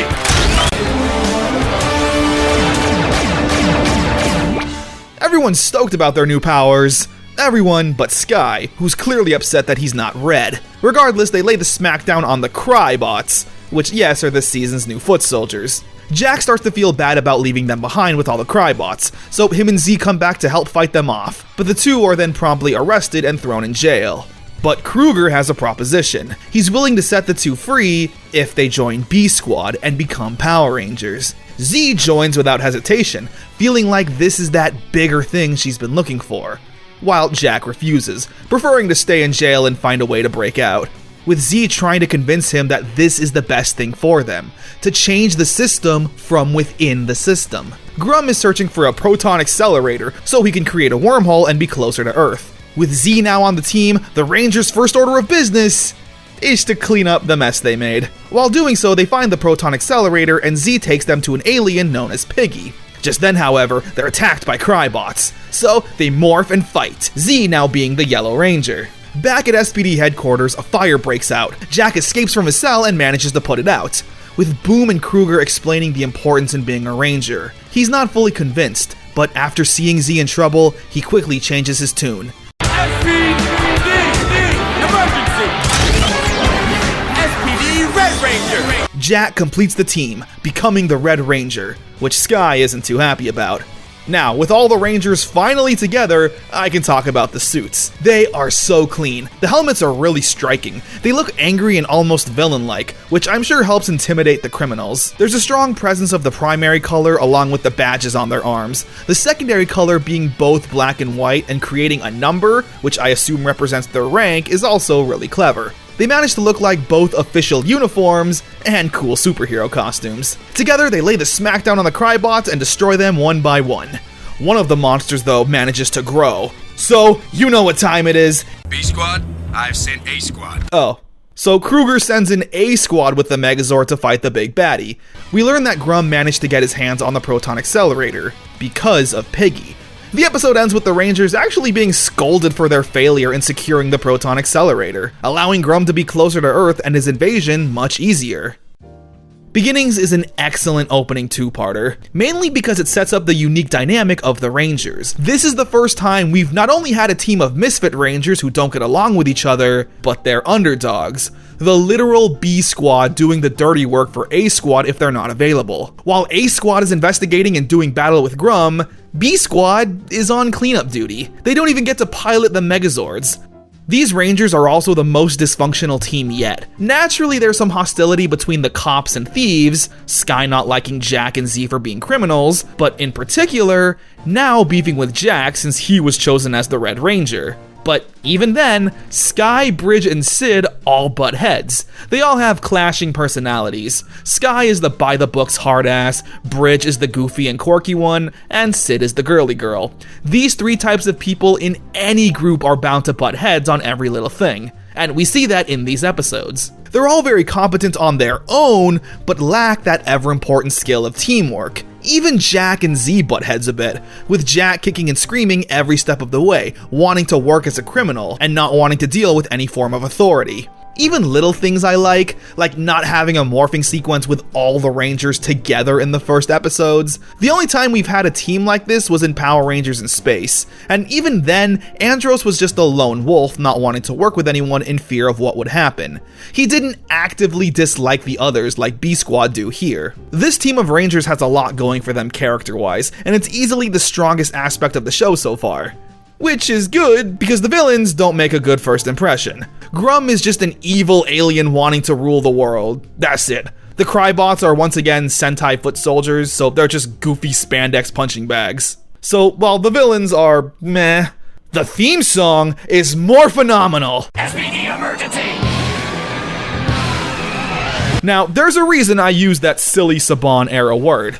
And that's because the SPD theme song was written and sung by Ron Wasserman. Yeah, the guy who did the OG Mighty Morphin Zeo, Turbo, and In Space theme songs. He brings that rock and roll energy I always associate with Power Rangers, and as usual, he delivers an iconic piece of history. He was on your side, he was for all time, not to save the universe. Yeah, needless to say, I'm excited to see what this season has in store. So, let's continue. Confronted, we see the team on a training exercise lacking any form of teamwork. Boom tries motivating Jack, telling him how important the role of the Red Ranger is now that he's leader. So Jack uses that information to instead abuse his power, making his team do drills and menial chores, while he relaxes and does nothing. However, Kruger eventually asks the team if they trust Jack as their leader, and everyone naturally says they don't. So he gets benched. Off in space, we see some of Grum's henchmen. There's a creature named Broodwing, who's his right-hand man, and the little girl named Moira. Or Mora. She's an annoying, spoiled brat, and honestly, kinda undermines Grum a bit. Seeing him argue with this little girl gives off big Lothor vibes. Her main ability has her able to turn her drawings into monsters. The Rangers are given the Delta Runners, which are the individual Zords. Jack, seeing his friends are in trouble, demands to be thrown into action and prove to everyone that he can be a good leader. Kruger approves, and together they form the Delta Squad Megazord. It's definitely the most acrobatic Megazord to ever exist. They destroy the monster, and Jack apologizes for abusing his power, and runs drills as an apology. Oh yeah, I forgot to mention, the Rangers Morphers. They're these cool badges that have a judgment mode. It reads an enemy's energy and determines whether they're innocent or guilty. It's cool they have a double use, walls. While the team is starting to bond a bit more, Sky is still being difficult, wanting to be alone and still butting heads with Jack. Which transfers onto the battlefield. Sky spends more time arguing with Jack's orders, and because of that, a monster gets away. We also learn that SPD has lost contact with A Squad, with everyone assuming the worst. Having B Squad being Earth's last line of defense. The Rangers find some special crystals that Grum is trying to steal. Another monster attacks town, and Jack orders Sky to stay with the diamonds and look after them. Sky feels like once again Jack is abusing his power, to have him babysit the diamonds while everyone else gets some action. Sky eventually gets sick of waiting and disobeys Jack's orders, showing up to assist in the fight. They destroy the monster, however, Grum uses this opportunity to steal the unguarded diamonds. Once again, the Rangers' mission being a failure. Sky gets scolded, and we see a picture of him and his dad, who was a Time Force Ranger. Obviously, behind the scenes, it's just a reuse of props and a fun Easter egg, but hey, it's possible. All Sky said was that his dad was a Red Ranger. Sky apologizes to Jack for being a jerk, and the two put their differences aside to try and become friends. A nice, heartwarming moment. Dogged. SPD's beloved robot dog sidekick Rick is getting on everyone's nerves, Sid in particular being sick of him. During a fight, however, Rick sacrifices himself to save Sid from a blast, leaving him seriously injured. Doggy says Rick is so outdated that he'll probably end up going to the scrap heap, which Sid is now against with her change of heart. So she tells Boom and Bridge to work on Rick and give him new upgrades. We also learn that Bridge really likes buttery toast, doing whatever this is with his hands every time he says it. We love an autistic ranger. Anyway, they give Rick the upgrades and now he's super cool and powerful, keeping him on the team. Bridged. The Rangers stop a monster who is seemingly breaking into a bank. However, Bridge uses his powers to read his energy and feels like he's innocent. Okay, how about you, Sid? Any ideas? Well, is he white or black? Oh, okay. The Rangers go to interview civilians nearby, where a pretty lady says she saw everything, describing the monster that the Rangers just fought. Despite that, Bridge is still skeptical, being the only one looking deeper into the case. Bridge ends up suspecting that the pretty witness was the culprit, with everyone, mainly Jack, thinking Bridge is crazy with his weird observations and accusations. However, when the Rangers find that original monster and use the judgment mode on him, he's found innocent. And Bridge ends up being correct. The lady was an alien in disguise. So they fight her, lock her up, and Jack apologizes for questioning Bridge's judgment. I really like this. I can see why Bridge is a fan favorite. He's extremely weird and sometimes annoying, at least in the universe. And even though his methods are weird, they're his methods. Weird autistic people work differently. Believe me, I know. Sam, Part 1. There's this kid named Sam who has powers. He can make objects disappear and reappear, but he has no friends and gets outcast because of his powers. Z eventually comes across him and has immense sympathy for the boy, trying to talk to him and be his friend. She sees a lot of herself in the boy. Z also had a lonely childhood because of her powers. She knows how it makes you different. Already befriending Moira, who's using her evil influence to make Sam use his powers for evil, turning people into dolls and making buildings disappear. Sam, Part 2. Sky says that Sam is a lost cause, but Z reminds him that he's just a kid. A lost and scared kid who probably doesn't even know the difference between good and evil yet. So Z wants to be that example of good in Sam's life. It's also here we get some important lore. Throughout the episode, the Rangers have been talking about destiny and how it's weird how only they have powers and are also on the same team. Well, it's no coincidence, as it turns out that all of B Squad's parents worked together as Power Rangers in the past, and during an experiment gone wrong, they were all given civilian powers.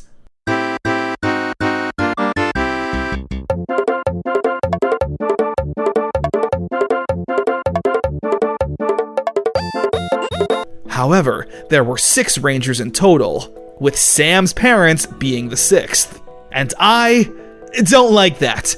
I don't like the idea that it was destiny that these guys and girls ended up on a team together. A group of misfits needing to work together due to circumstance is more interesting in my opinion. Also, what does that mean for Sam? Is he gonna be the 6th Ranger? Another Kid Ranger? Like that's ever gonna happen. Anyway, Z tries to talk to Sam alone, showing that he can trust her, fighting off the Crybots by herself and protecting Sam at all cost. He eventually sees that he can trust her, so together they save the day and that's it. They destroy the monster and Sam becomes an honorary member of SPD. idle. An alien ship crashes on Earth. When the Rangers investigate it, Sky recognizes the man on board, his old friend Drew, who was his best friend in the academy. Him and Sky quickly reconnect like nothing ever happened, but Jack has his suspicions. Drew's been missing for years and mysteriously is shown back up, with Sky wanting to ignore the red flags and believe his friend is the same old guy. However, Jack ends up being right, with Drew now being a criminal employed to take down Doggy. Drew saying that being a Power Ranger is a childish dream and it doesn't make the big bucks, with Sky being incredibly hurt. So he reluctantly confronts his old friend and fights him. He wins and arrests him, because to Sky, being a Power Ranger is the most important thing in the world. Stakeout. The gang are playing, hey yo, the Blue Centurion? Okay, the boys are playing Battle for the Grid, which did come out in 2019, so it's a very possible statement. Sid is getting ready to celebrate her birthday party with her family. Just then though, the Rangers get an urgent assignment, to stop an alien from... I've received a report from KO-35. Man, this episode is just chock full of references. So Jack orders Sid she needs to do a stakeout with him, knowing full well she had birthday plans. Initially, we're on his side, since police work is more important than a dinner, but slowly Jack starts to be more and more cruel to Sid, telling her she'll just get over it and ordering a pizza, but just for himself. Eventually, Sid confronts Jack on why he's being a dick, where it turns out that Jack doesn't have a birthday. He doesn't know it. It's implied he grew up in an orphanage and never celebrated his birthday. He apologizes for ruining her day and they destroy the monster, alien, whatever. And the episode ends with the gang throwing Sid an impromptu birthday party, with her telling Jack that she wants him to share the special day together from here on out, officially giving Jack a birthday. Shadow, Part 1. We open up on a nightmare/flashback Kruger's having. He's been completely overwhelmed by Crybots and hears a woman calling out for him in the distance, before waking up in a cold sweat. At SPD headquarters, Kruger is being incredibly short-tempered with the team, and even roasting them a bit. I don't care who you are, you can't talk to us like that. Standing up for your squad, Jack? Yeah. It's about time you took on your leadership role. It's pretty harsh stuff. We've never seen a mentor get this aggressive with their team. A powerful creature named General Banog makes himself known. The Rangers confront him, but he tells them to not waste their time. He's only here to fight Kruger, but Kruger refuses to fight. It's here we learn what's going on. A while back, Grum attacked Kruger's home planet. He led a resistance army to fight back, but ultimately it wasn't enough. When Kruger woke up, he saw that everyone was slain and General Banog kidnapped his wife, leaving Kruger the last living creature of his kind.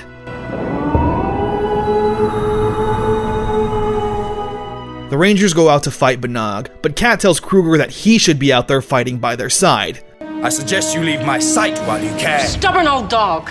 Kruger is a completely defeated man. He has obvious survivor's guilt, feeling like he failed his entire race and isn't worthy of fighting anymore, leaving it to the next generation of heroes. Banog is planting spikes into the earth. The Rangers try to retrieve them, but are told to retreat by Kruger. He calls for Kat, but she's not responding. These hooded figures try to abduct her. She's no pushover though, having some quick and agile moves. However, she's overwhelmed by the numbers and kidnapped by Banog.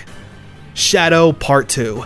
SPD receives a video message from Banog saying he's kidnapped Kat, and if they want to see her alive again, they have to meet up at a certain location.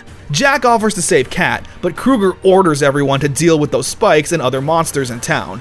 He doesn't explain why, just demanding they listen to his orders. Let me go after Kat alone. Do not challenge my order! Go! Kruger sees obvious parallels with his wife and Kat being kidnapped by this one alien. So, Kruger decides it's time to take matters into his own hands. He heads to the quarry and demands Kat to be freed, where Banog says he'll only let her go if Kruger can defeat him in battle. But first, he has to take down 100 Crybots. So, he obliges, with a little help from Kat's gift to him. SPD emergency!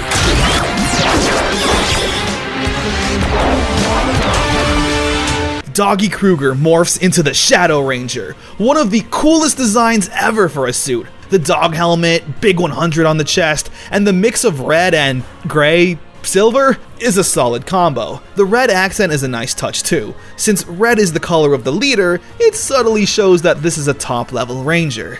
And, as promised, Kruger takes down 100 Crybots in this amazing fight, accompanied with this nifty countdown to show us every single one he destroys.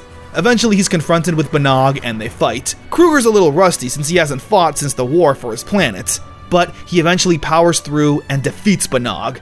He uses the judgment mode to show everything he's guilty of, but when he mentions the kidnapping of his wife, Banog is innocent. But he's guilty of everything else, so with the Shadow Blade in hand, boom! Banog is no more. The episode ends with Doggy apologizing to his team for being so harsh, but the other Rangers are just happy to have another Ranger fighting alongside them.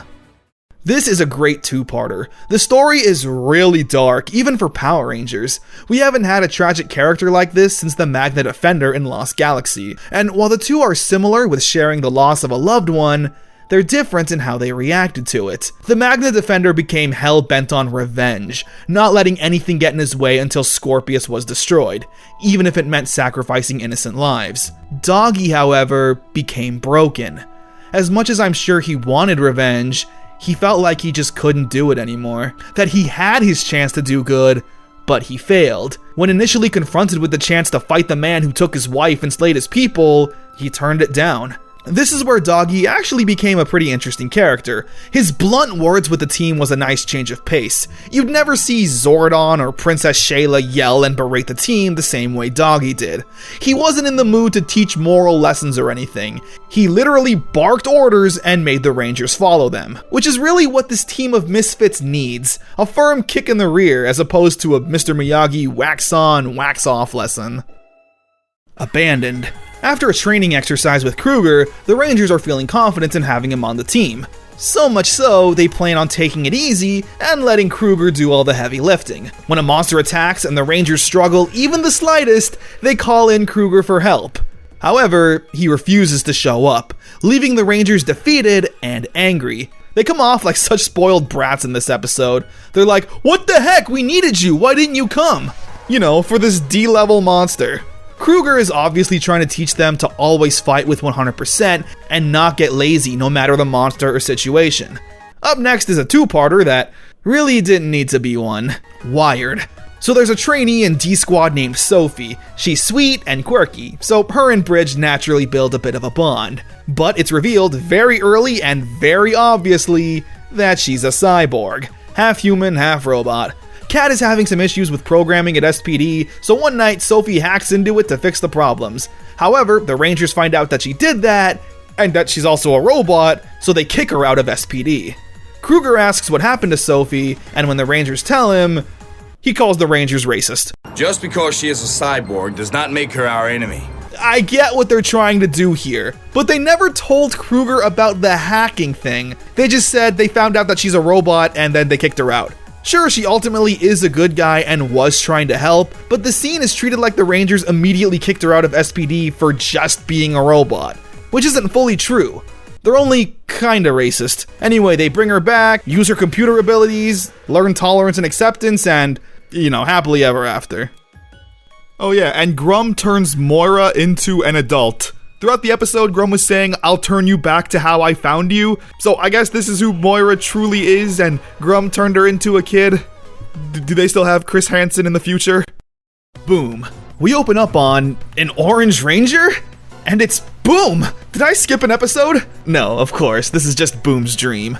Speaking of which, his parents are coming to visit SPD. However, he never told them that he flunked out and is now a gadget tester. So he convinces the gang to keep up the lie that he's now a Power Ranger, mainly because he feels like they'll be disappointed if they know the truth. His lie eventually gets Jack and Sky captured. He admits to this being his fault and sends in his resignation. But before he does, Boom tells his parents the truth. He overhears the team talking about infiltrating the dimension where Sky and Jack are being held. So to redeem himself, Boom volunteers to go in, and the plan is successful. Kruger forgives Boom and gives him his job back. The episode ends with Boom's parents saying they'd be proud of their son no matter what he does. Recognition. We start off with Jack playing fetch with Rick, but every time Rick gets the ball, he drops it to Sky, determined on wanting to get Sky to play fetch with him. Just then though, an alien attacks town, where the Rangers pretty easily capture and arrest him. Before Sky can lock him up, we see the villain's true plan, swapping his and Sky's conscience, so now Sky is in the villain's body, and the villain is in Sky's. It's a really good game of cat and mouse, the Rangers hunting down Sky in monster form while he tries to hide and tell him what's going on, while the evil Sky is planning to take over SPD and control the Delta Command Megazord, which I don't even think I've mentioned yet. The actual SPD command center transforms into a Megazord that Doggy controls. That doesn't sound safe for everyone inside, but it's cool nonetheless. Eventually, everyone finds out that this isn't the real Sky, when Rick instead drops the ball in front of the alien. So they swap bodies and capture the real villain. And as a thank you, Sky promises to play fetch with Rick until he gets tired. He's not gonna get tired. He's a robot. He could play forever. Samurai.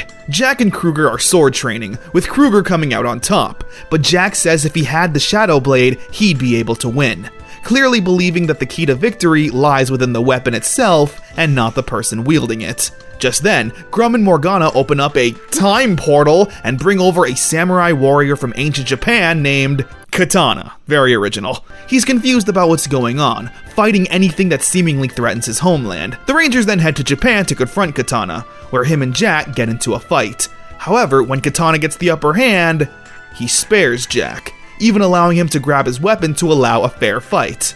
Broodwing has convinced Katana that the Rangers are evil and plan on harming Japan. Jack tries to convince him otherwise, but will only listen after a duel. So Jack begs Kruger to allow him to use the Shadow Blade, believing that's the key to his victory. Kruger hesitantly lends Jack his weapon, and when him and Katana fight, Jack prevails. He believes the Ranger's side and just wants to go home, to his own time period. The episode ends with Jack stoked now that he has the Shadow Blade, but Kruger reveals that it was just an illusion, showing Jack that it's not about the size of the sword, it's how you use it. Also, really quick, Grum says samurai a lot in this episode. Katana was not always samurai. By a human samurai. Alien samurai. And it's funny because his actor is Renee Naufahu. Sorry, I definitely mispronounced that. Who would go on to play Mentor G in Power Rangers Samurai. But I don't think you're truly ready to become a samurai. Dismissed. SPD Supreme Commander Birdie comes to pay New Tech City HQ a visit. He's unimpressed with Kruger's methods, being a total jerk and out of touch with the team, even demanding he splits up B Squad entirely. Kruger refuses, and as a result, gets relieved of his duties, leaving Birdie now in charge of B Squad. Naturally, he's a total dick that gives awful commands and kills the team's morale with his attitude. Perfect timing too, considering Grum has decided to personally visit Earth and fight the Rangers, wiping the floor with them in this epic slow-motion motorcycle fight. Just kidding, I hate these kind of fights. Birdie decides to show up, but because he's useless, also gets his butt kicked. Eventually, Kat tells Kruger about this and decides to take action, morphing into the Shadow Ranger and fighting Grum. And even almost beating him, but Grum retreats. What an intimidating villain. Birdie apologizes for everything and puts Kruger back in charge. Perspective. During a simple bank robbery, SPD loses the feed that was following the Rangers. After stopping the villain, Kruger asks for a retelling of what happened, where every Ranger gives their perspective on what happened, with the storyteller exaggerating on how amazing they were and how the rest of the team fawns over them. You know what I'm talking about. Every TV show has done an episode like this. Every Ranger is like, and then I bravely fought off the bad guys with my cool moves, while Sid fell in love with my coolness. It's a fine enough filler episode. The only issue I have is that they don't film any new scenes to show how cool or lame the other Rangers are in the stories. So we're essentially just seeing the same clip 5 times with slightly different narration. But when SPD manages to get the feedback, they learn that the real story is they fought the bad guy and won. If I were Doggy, I would be so angry. Messenger, Part 1. Boom manages to receive a message from the future of 2050, mentioning how it's been 25 years to the day that SPD fell and Grum's evil forces started conquering the galaxy. It mentions the day of July 11th, which is today, meaning today is the beginning of the end. This puts Z into a bit of a panic. She tries to cool off in the forest, but is attacked by Morgana. Grum also sends down 2 of his strongest aliens, Shorty and Devastation. Together, they all decimate the Rangers in battle. The entire episode is just a struggle, the Rangers trying everything they can to fight, but being outdone at every turn. Even with the help of the Shadow Ranger, it's not enough to turn the tides. Grum's plan of conquering Earth, and that message from the future, may be coming true. Messenger Part 2. The Rangers are still doing battle with the evil forces. During a Megazord battle, however, a new mysterious Megazord shows up and lays waste to the monster like it was nothing. someone that jumps out of the Megazord. And who else could it be but another Power Ranger? SPD Omega Ranger! Yup, the Omega Ranger. He's pretty cool and has some sick abilities, able to slow down time and do some cool tricks, complete with a motorcycle throttle on his arm that I believe gives him power, leading to the villain's retreat for now. The Omega Ranger then turns into a ball of light before disappearing. Yeah, I forgot to mention, again, throughout the past few episodes, we've seen this ball of light randomly fly across the screen, teasing the Omega Ranger's presence for a while now. Back at SPD, the Omega Ranger says he's from the future, saying he was able to come to this time when he found a time portal. The same portal that Kat used to send Katana home. He says he's here to change the future, using his futuristic weaponry to stop Grum, but that the Rangers will only get in his way with their outdated equipment. He goes to fight the bad guys alone. He puts up a good fight for a while, but eventually is overpowered. So B-Squad show up to help, needing to teach the Omega Ranger that the only way to victory will be through teamwork. So together, all 6 Rangers defeat Shorty and Devastation, with the help of the Omega Max Megazord. What a mouthful. It's this cool motorcycle that transforms into a full Megazord. After defeating the monsters, Boom says that he can't find that message anymore, meaning that the Rangers were successful in changing and saving the future. At least, for now. The Omega Ranger also can't return to the future right now, considering there's no time portal. So for now, he's an honorary part of B-Squad, saying that he's already familiar with this place, and that the Rangers already know him. Before I made the transformation to Light Beam, you guys knew me by my human name, Sam. Wow, that little boy actually ended up becoming a Ranger. I didn't see that coming. Again, his parents were technically SPD, and it was destiny that all of these guys and girls ended up together. So, in a weird way, Sam did end up being a Ranger and on this specific team. The Omega Ranger is pretty cool. I guess he's technically the 6th Ranger. He has that big Roman numeral 6 on his chest. The costume is clean too. White, blue, and gold is a nice color combination. And I guess Kruger being both the mentor and 6th Ranger is a strange dynamic. Sam also had some kind of futuristic surgery to become a ball of light, so he never unmorphs, considering he no longer has a human form. The only thing that kinda irks me about the Omega Ranger, or Sam, is his voice. I was able to stop this attack, but you're not out of danger yet. He sounds like a cheesy, enthusiastic YouTube narrator. Wait, this is why you have no friends, Sam. Zapped. B-Squad is getting jealous that Kruger is spending all of his time with the Omega Ranger and seemingly favoring him over the others. So during a mission, the Rangers disobey orders to instead show how competent and strong they are to Kruger, which of course ends up sabotaging the mission and going wrong. Kruger telling B-Squad that he was spending extra time with Sam to get him acclimated to 2025, and to stop being babies about this whole thing and their stupid jealousy. Good for you, Kruger. Reflection, Part 1. Kat is working on a Battleizer upgrade. She takes Jack's morpher, and when Sky says she can do his next, she mentions how the upgrade is only for the Red Ranger, which hurts Sky. Jack tells him he needs to stop being jealous, but Sky says it's not about that. All of this just reminded him, though, that he's not like his father, the greatest man he ever knew, and who Sky wants to be like more than anything else. Later on, the Rangers keep getting attacked by monsters they've already captured. They're trying to figure out what's going on, so Kruger assigns Sky to visit a maximum security prison and talk to a dangerous criminal named Murloc to see if he knows what's going on. Murloc is a dangerous criminal. He's able to escape and hide via reflections, making him incredibly hard to capture if he escapes. Sky interrogates Murloc and says he'll give Sky the information, but he wants something in return, something for his collection. Sky agrees and Murloc tells him what he wants to know, saying they're not fighting past monsters, but instead a copycat named Slate, who's able to change his appearance. Back at SPD, Kat is reading through Murloc's file, saying she found something and asks Kruger if Sky knows, but Kruger says no and that it should remain that way. Accompanied with Morgana and Broodwing, they all get into a fight and the Rangers are losing. Luckily though, Kat has just finished the upgrades for the Battleizer. So, what better time to test it than now? Battleizer Mode 2 complete! And? It's what I'd expect at this point. Big bulky armor with a massive sword.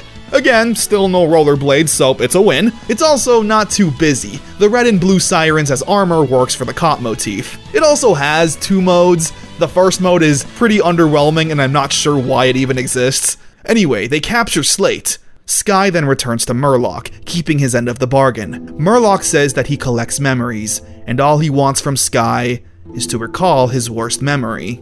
Sky retells the story of his father, how one day he was called out on a mission, but never came home, dying on the battlefield as a hero. Murloc hears the story and says it brings him joy, saying it's the most amusing story he's ever heard. This naturally enrages Sky, who confronts Murloc, but Sky's emotions get the better of him, shedding a tear, and Murloc using that reflective surface to escape.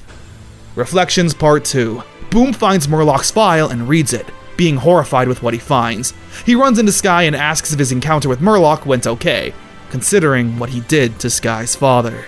This is where Sky learns the truth, being in complete horror and shock, Murloc even showing up in a mirror to taunt Sky. He confronts Kruger about hiding this information from him, but after explaining what happened and how his emotions allowed Murloc to escape, Sky says he should be demoted to D-Squad.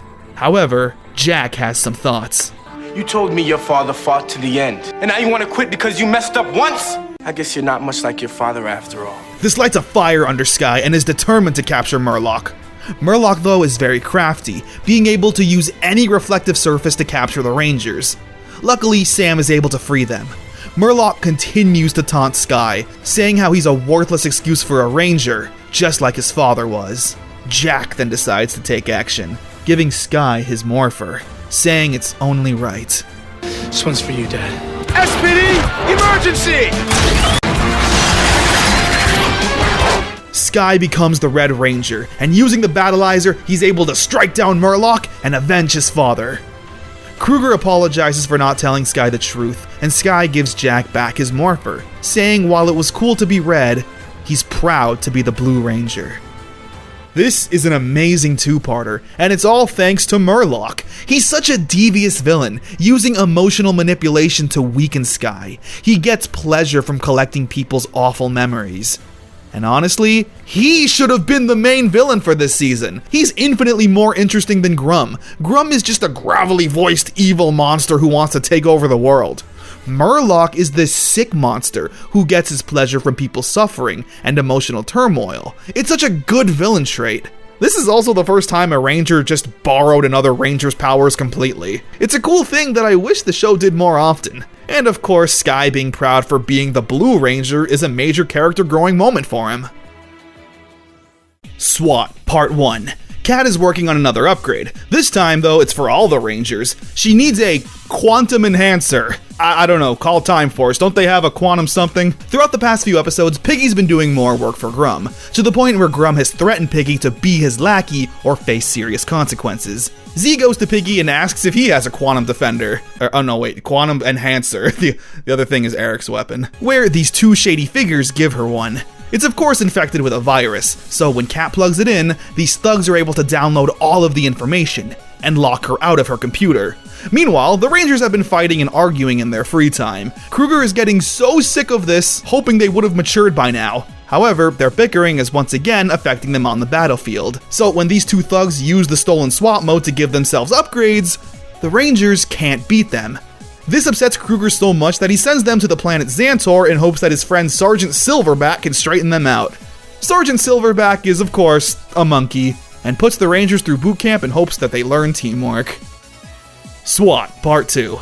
The Rangers are not learning teamwork, continuously bickering and fighting amongst each other. Sergeant Silverback gets so fed up that he takes away the Rangers' morphers and demotes them to D-Squad until they get it together. They're ordered to go on a hike, but all stubbornly split up to do it themselves. During this, however, they start to hear the others calling out for help, so one by one they all come rushing, realizing that they do care for one another and should just work together.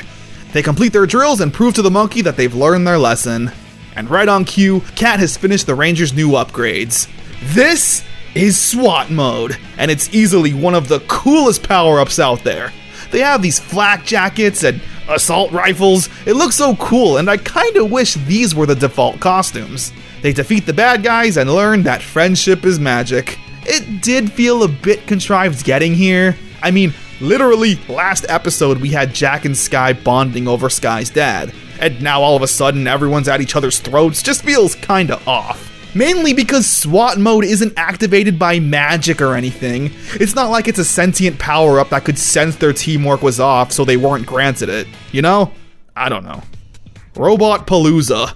Bridge is having dreams about battling robots, where his dreams then start to come true, almost like he's having visions of future events. It turns out his abilities are actually growing, I think. So yeah, he's now kind of able to tell the future. They fight the robots, and Cat gives the Megazords a SWAT upgrade as well. That's pretty much it, just another day on the Force. Catastrophe. Supreme Commander Birdie offers Cat a position at SPD headquarters. She considers the position, but ultimately isn't sure on what to do. The Rangers hear about this and assumes this is a great opportunity for her. So they all start doing extra work to show her that they have everything under control without her. Cat sees this and assumes it's a sign that she should leave. So she accepts the job at the headquarters, leaving without saying goodbye to anyone. Kruger saying that she's not good with goodbyes. Meanwhile, Grum has hired a brilliant scientist who went to school with Cat. Cat isn't happy at her new job.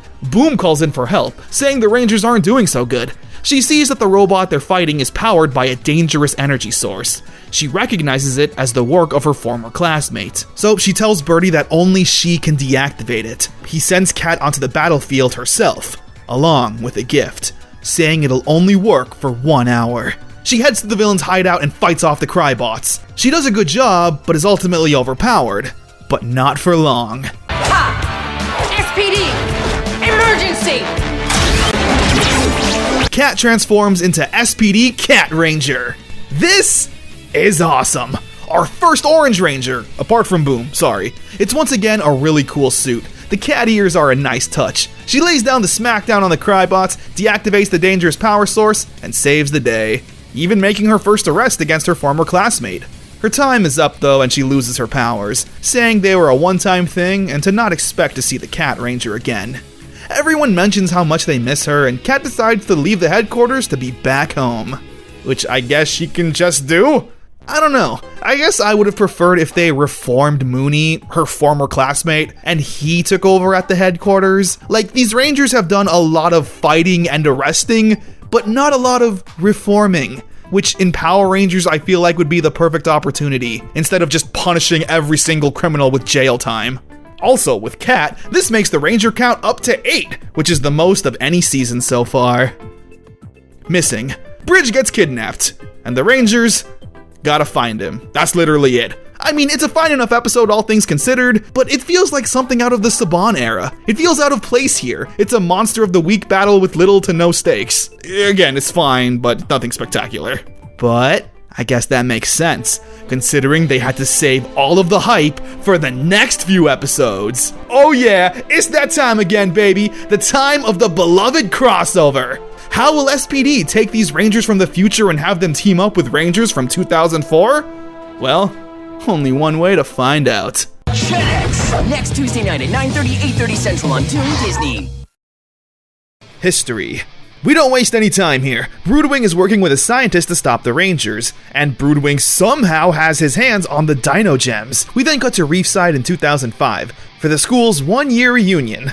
Who does a 1-year reunion? It's like, yep, I'm still hanging out, playing video games. Connor, Ethan, and Kira all reunite. A time portal then opens up and Broodwing kidnaps the three, where they then immediately grab their Dino Gems and run away. Broodwing's plan is to have the Dino Thunder Rangers fight for him, but as Connor obviously points out, but in case you didn't notice, we're the good guys. So they fight with the Crybots, once again being able to use their civilian powers. SPD gets a strong Ranger energy reading, which they assume is from A Squad. They show up and join in the fight, and together they beat up the Crybots. The Dino Thunder Rangers explain their situation, and SPD says they'll work together. However, when Grum decides to attack Earth, the SPD Rangers say they'll take care of it, and that this isn't their fight. After seeing B Squad get whooped by Grum, the Dino Thunder team decide they can't just stay back and watch any longer.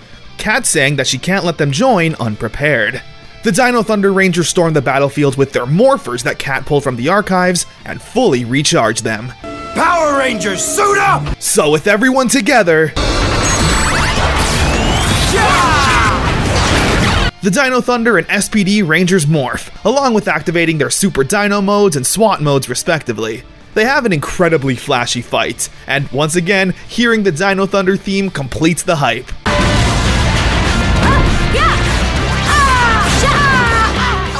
destroying the bad guys one by one. And with the help of Kruger and the Dino Thunder Ranger, Z-Rex Blaster manages to send Grum running.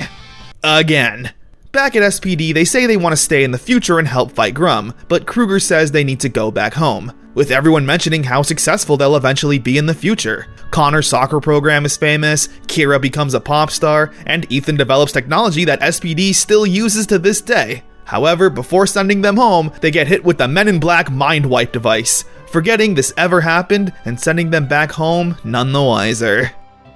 Now, you might think this is where our crossover story ends, but there would actually be another crossover episode. Yeah, the first time in Power Rangers history where we had a 2-episode crossover that wasn't a continuation of the previous. Forever Red doesn't count. But here's where things get a little tricky with the episode structure. I was watching SPD on YouTube, and on the official Power Rangers channel playlist, they put History and Wormhole, the other crossover episode, one after another. However, apparently the original airing of the show had Wormhole as episode 35, as opposed to 32 how I watched it. Meaning there's little continuity errors that spoil episodes in between if you watch on YouTube. I'll avoid the spoilers for the review for now, but since this is how I watched it, let's continue with the next crossover episode. Wormhole. Grum opens up a wormhole and escapes, having the Rangers believe that Grum is retreating, for some reason. However, it turns out he's actually used this wormhole to head to the past. 2004 Reefside, where Connor, Ethan, Kira, and Trent are all hanging out in school. Yeah, we've time traveled into the middle of Dino Thunder. Ethan notices Grum's ship and relates it to his video game, so the 4 teens go and check it out. Meanwhile, Grum has kidnapped Zeltrax and forces him to team up so they can destroy the Rangers. Back at SPD, Kruger only sends Jack, Z, and Bridge to the past, since the other Rangers are needed in the future. They find the teens and once again befriend them, explaining the situation and just rolling with it. Crybots start attacking Reefside, so Bridge and Jack take care of them. What I like is how Jack once again tries to tell the Dino Thunder Rangers this isn't their business, but now the tables are turned, with them saying how this is their timeline and is their business. Just then, we see Zeltrax fighting.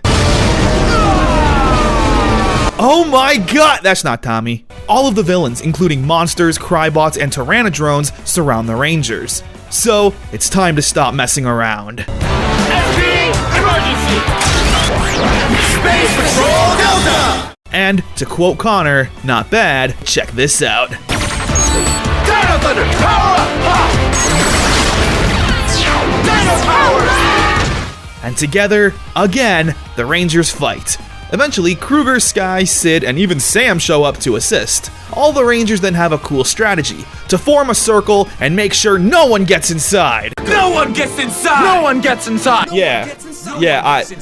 Alright, I get it! They get inside the circle, but through the power of teamwork, have another really cool fight, ending with both Jack and Connor activating their battleizers and destroying the evil forces. Defenders of Earth! Yeah, that goes hard.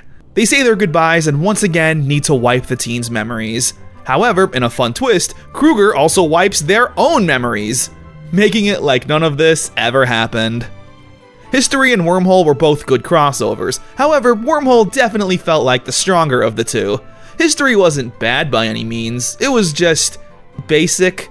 Similar to the Time Force and Lightspeed Rescue crossover, it just kinda happened. Broodwing capturing the Rangers, bringing them to the future, and reuniting them with their Dino Gems happens literally in the span of a minute. And his plan was so dumb. Like, why would these Rangers work for you and not put up a fight? With Wormhole, we had the added benefits of not only Trent, but Tommy, quote unquote. Apparently, Jason David Frank was offered the role for the episode, but Disney wouldn't pay for his plane ticket, so he didn't come. Typical Disney, having no money. The dynamic was also great considering we were technically watching both Rangers in their prime, both actively being heroes. In history, we got to see the Dino Thunder Rangers be the veterans, and in Wormhole, we saw them as teenagers with attitude. It's a really unique thing that we don't get to see too often. Impact. An asteroid is heading straight for Earth! And the Rangers gotta stop it. Kruger says someone needs to take their Zords and fly out there, blasting it at point-blank range. No, you fool. Gather all the Megazords and push it away. I know you have the archive video. In all seriousness, it's a great episode. We see Jack and Skye really bonding and getting along. Their relationship has come so far from when they first started. Kruger says this mission is incredibly dangerous, and whoever goes out there may not return. Both Jack and Skye immediately volunteer, with both arguing why the other shouldn't go, to keep the other safe. Skye says he's a better pilot, so Kruger orders Skye to fly to the asteroid and blast it. However, when he goes, Jack disobeys orders to join in. Together they blast at the asteroid, but it's not enough. Jack realizes that if he flies into the asteroid and blasts at the core, that will completely evaporate it, but it would sacrifice Jack's life in the process. Skye is vehemently against this plan, but Jack says it's an order from the Red Ranger, and sets Skye's Zord to autopilot and having him fly back to Earth. Jack flies into the asteroid, and we see a massive explosion. The plan was a success. The asteroid and Jack are gone. We didn't always see eye to eye, but I respected you. I respected you. He heads back to Earth and helps the Rangers stop an alien. And after the mission, Skye tells everyone how Jack didn't make it. Just then, though, Jack shows up. It's gonna take a lot more than that to take him down. The episode ends with Jack and Skye training with big smiles on their faces, simply happy that they're able to do so. It's a nice moment. We don't get a big speech about how happy Skye is that Jack's alive. We simply just see it through their actions. Badge. Broodwing sends out an alien to fight the Rangers. He's a skilled swordsman who manages to put the Rangers in the hospital one by one. Kruger noticing that after he wins the fight, he takes the Rangers' badges. It turns out this is Ichthyor, an old classmate of Kruger's back when they were in the academy. They were once friendly rivals, or just rivals, with Ichthyor always fighting dirty. He also wanted Doggy's girl, which, I guess I can't blame him. Meanwhile, Grum finds out about Broodwing's betrayal, but doesn't care. He tells Morgana to collect some materials back on Earth, and if she does, he'll grant her any wish she desires. So one by one, Ichthyor hospitalizes the Rangers, until Kruger stands up to his former rival, and also gets struck down. However, eventually the Rangers all band together and not play fair themselves. With a 7-on-1 attack, they defeat and imprison Ichthyor. And Morgana manages to steal the resources. So, in return, she gets transformed back into Mora. Insomnia. The Rangers overhear Kruger talking with Kat about how if A-Squad were around, maybe they would have stopped Grum by now. This disheartens the Rangers as none of them can get any sleep that night. And what else do they do but reminisce? Yep, it's the clip show episode. Although they actually do something with it. Upon their many flashbacks, they start to piece together what's happening. Grum has the ability to destroy Earth from his ship, but instead he's harvesting resources on Earth, meaning that he must be building a powerful weapon.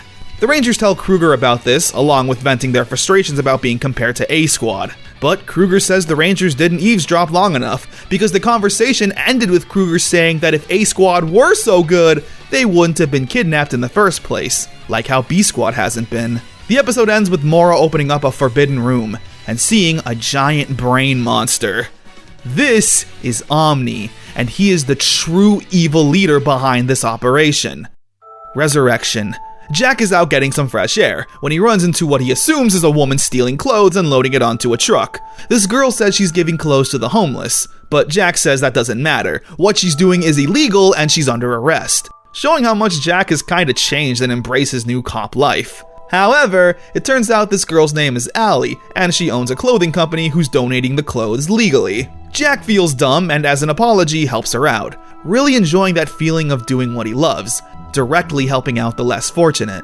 Jack and Allie start to spend a lot of time together, developing a bit of a romance. However, when a monster attacks New Tech City and the Rangers call in Jack for backup, he's late. Multiple times, actually. Kruger confronts Jack about not making SPD his #1 priority, but Jack snaps back at this.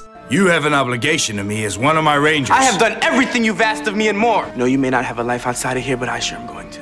It's important to remember that Jack never wanted to be SPD. He was essentially forced into doing it, but continues because he knows it's the right thing to do. It's just not his real passion or purpose. Just then, though, SPD receives an SOS from A-Squad.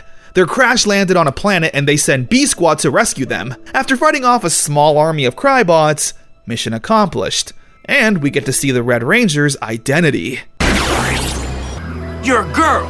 Red's a girl? Sandy's a girl? Yup, the first, or future, whatever, official female Red Ranger. And a very fine one at that. Back at SPD headquarters, Kruger immediately starts favoring A Squad, sending B Squad out of the room while also calling them that. B Squad? When was the last time Kruger called us B Squad? And now, they're truly back to being B Squad. Cleanup duty, Megazord maintenance, etc. Back in the command center, however, A Squad morphs and kidnaps Kruger, saying he has an appointment with Emperor Grum. A Squad Red Ranger is Charlie, and honestly, she seems like the only Ranger who was actually cast for a role. Blue Ranger is this furry, so that's fine, but green, pink, and yellow are just extras. They literally have no lines and look 40. No disrespect. But, with all of this coming to a head, this leads us to the two-part finale of Power Rangers SPD. Endings Part 1. It turns out A Squad is working for Grum under their own volition. They're not brainwashed or anything, just corrupted by evil, power, and money. We see Jack on the phone with Ali, sad that he can't help her with the donations. SPD then receives a video message from A Squad, saying they've kidnapped Kruger, and if they want him back, to meet them for a fight. Before the Rangers head out though, Kat mentions how Kruger said that B Squad were the best Rangers he ever had. The Rangers go and confront A Squad, face to face. It's now the supposed real heroes of A Squad versus the reserve backup team in B Squad. Both teams morph and do battle with one another. Once again, it's a really intense and spectacular fight, but a bit one-sided, considering A Squad has had considerably more combat training and experience than B Squad. During this fight, Grum and Broodwing both have their own plans. Omni tells Grum to begin preparations, where Grum decides to mock Kruger and drops a bombshell on him. His wife is still alive and being held captive, while Broodwing uses this time to use his Crybots and some monsters to storm SPD headquarters since it's completely vulnerable, where they manage to hijack the Delta Command Megazord. The Rangers continue their fight with A Squad and the Megazord. However, they're too powerful and end up destroying the Megazord. Disheartened by this, the Rangers quickly remember they still have the SWAT flyers, where they use them to destroy A Squad's Megazord and have them arrested. No time for rest though. With the help of the Omega Ranger, they board the Delta Command Megazord and fight their way through it, until reaching Broodwing and politely exiting him from the Zord, where he's promptly whooped and arrested.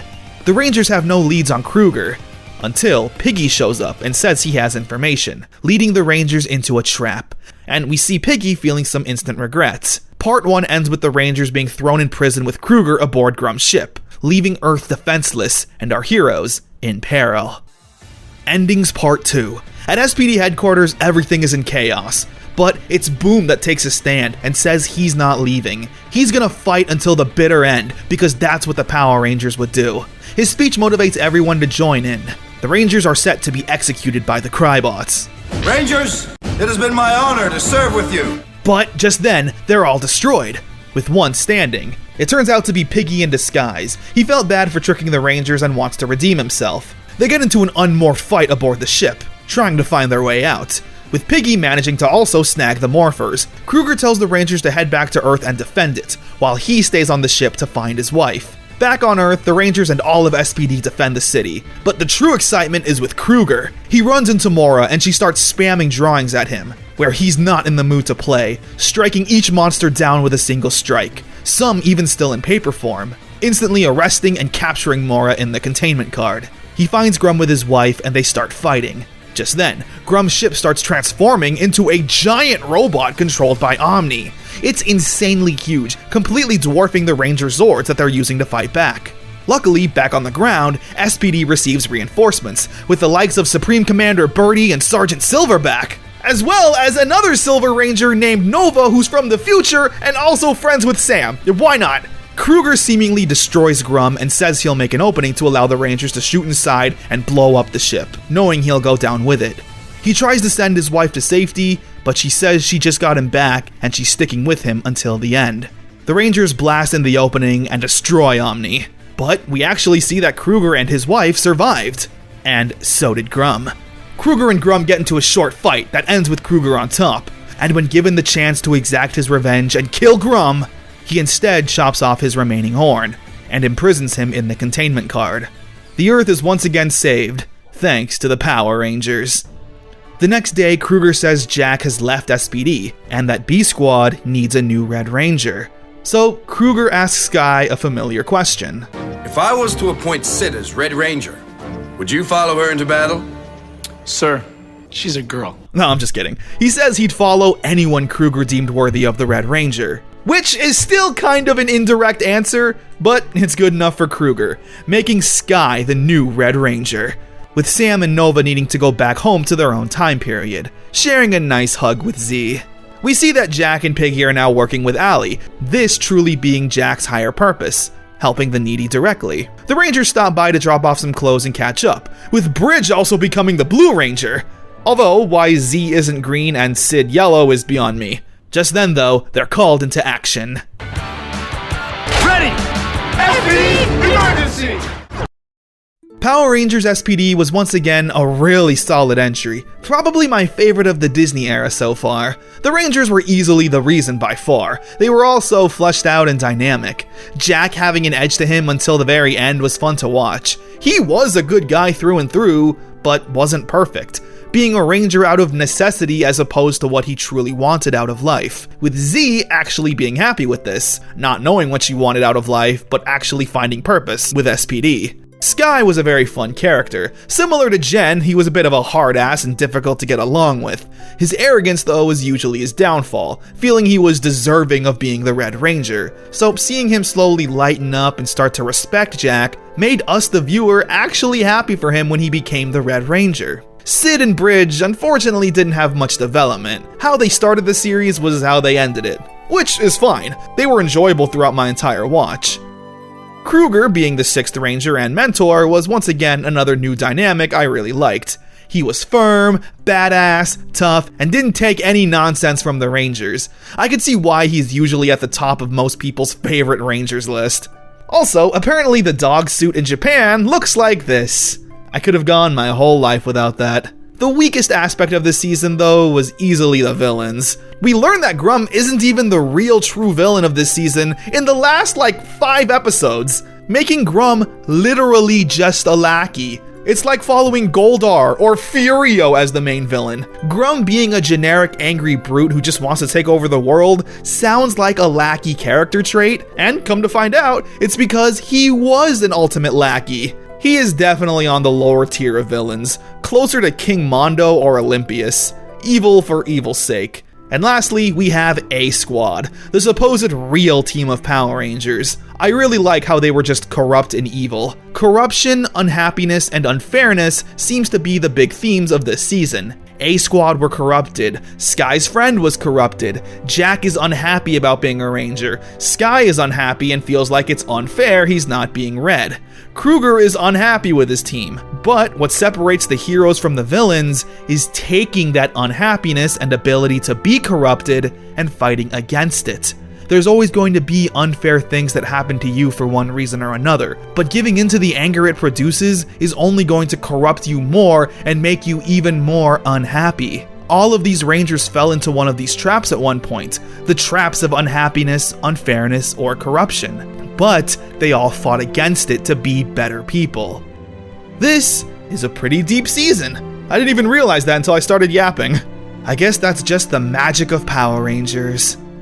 Speaking of magic and Power Rangers, in 2001, a little movie was released that became an instant classic. That movie was Harry Potter, a group of kids using their wands and robes going on fun magic adventures. Fast forward to February 15, 2005, in Japan, and Maho Sentai Magi Ranger would make its way onto the scene, following 5 siblings who train in the way of magic to stop the evil forces. Combining wizardry with all the fun tokusatsu elements of Super Sentai, it seems like it would be impossible for this to fail. And naturally, fast forward one more year, and Magi Ranger would be adapted into the topic of today's video, Power Rangers Mystic Force. Now, it's time for me to be honest again. I didn't really like Harry Potter. I thought wizards were kinda lame, so when I saw what was essentially going to be Harry Potter Power Rangers, I avoided it like the plague, and continue to do so for the rest of my life, until today. With an open mind, we're going to dive into a season I once again have no history, knowledge, or opinion of. So, was Mystic Force able to cast a spell on me and fall in love with the season? Was I a big dummy for avoiding it for all these years? Well, Let's find out. Broken Spell Part 1. We open up a long time ago in a far-off dimension where a war was had between an evil army and a small team of wizards. The wizards eventually managed to seal the evil forces in the depths of the underworld, but at the cost of sacrificing their own lives. Cut to modern day and we get introduced to our heroes. There's Nick, the motorcycle-riding vagrant heading to the town of Briarwood. Inside of Briarwood, there's a music store where 4 friends work. There's Chip, the goofy silly guy, sisters Madison and V, V being a rough and tough no-nonsense kind of girl, and Madison, the nicer of the two. And lastly, there's Xander, the cocky but lovable jerk. I'm supervising. Hey, it's not as easy as it looks. They get approached by an old man saying his brother got lost in the woods, but nobody offers to help, since anyone who goes into those woods never comes back. Nick, however, quickly volunteers, being new in town and not being afraid of the urban legends, where V and Chip also muster up the courage to join in. Although, maybe they should be afraid, considering someone, or something, has appeared in Briarwood. An evil-looking ranger named Korag the Night Wolf. Back at the forest, Xander and Madison join in the search. It's not long though until they're completely lost. Things go from bad to worse when the gang realize they're being stalked by a hooded figure, and jumped by some creatures. However, the hooded figure ends up saving the gang, putting them on flying brooms and taking them to safety. Eventually, they all stumble into some kind of command center, and are greeted by that hooded figure. She reveals herself as Udana, trying to explain what's going on. Stepping into this forest actually transports everyone to an alternate dimension, the same dimension where that great war was fought many years ago, and those evil forces have now returned. But as the legend goes, 5 new heroes will emerge to stop it. She gives the 5 their wands. However, everyone's a bit skeptical. Udana goes to fight some evil intruders, leaving her bumbling apprentice Claire in charge. She's a lot like Boom. Dumb, but well-meaning. The gang stumble upon a helpless village, where everyone's happy to see their new saviors. Just then, a giant troll shows up, and Udana shows these teens what's in store, using a little incantation. Magical source, mystic force, flurry of snow. Transforming herself into the White Mystic Ranger. While she does battle with the troll, everyone else fights off the Hidiacs, this season's foot soldiers. We don't really get a good look at the Hidiacs, but they actually do have a really cool design, looking like disgusting trypophobia bug monsters. They fit really well with the fantasy setting. The 5 try to fight off the Hidiacs, but are overpowered, Udana telling them that if they want their magic to work, all they have to do is believe. Naturally, it's the man-child Chip who unlocks the power first, and unleashing a fury of lightning onto the villains. One by one, everyone follows suit. Xander having the power of earth and controlling vines and roots, Madison the power of water, V the power of wind, and Nick, nothing. Saying that he believes, but clearly just saying it. Nick saying that this isn't for him, choosing to leave. Part 1 ends with Korag showing up and confronting our heroes. Broken Spell Part 2. Korag makes his powers known, growing giant and becoming a centaur, with Udana following suit. The two have an intense fight, but ends with Korag on top, and stealing Udana's wand, leaving her powerless. Also, this is Mordecon. Him and Korag aren't the big baddies of this season, more so generals serving a greater evil force we don't know about yet. The Rangers are now more receptive to their duties as heroes, Udana transforming their wands into cell phones. They're mystic morphers. Also, the trees are teleportation devices. Madison finds Nick working on his bike, having what seems to be some kind of romantic interest in Nick, asking him to stay in Briarwood and reconsider joining the team.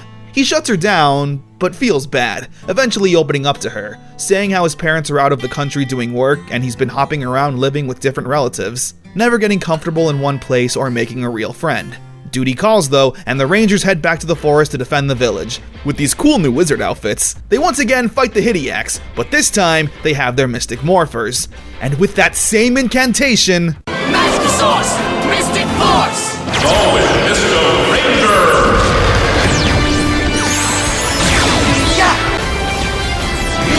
they transform into the Mystic Force Rangers, using spells and martial arts combined to beat up the villains. They have their wands that act both as traditional wands to conjure magic, as well as transforming them into more traditional weapons, like a crossbow or axe. All is going well until Korag shows up.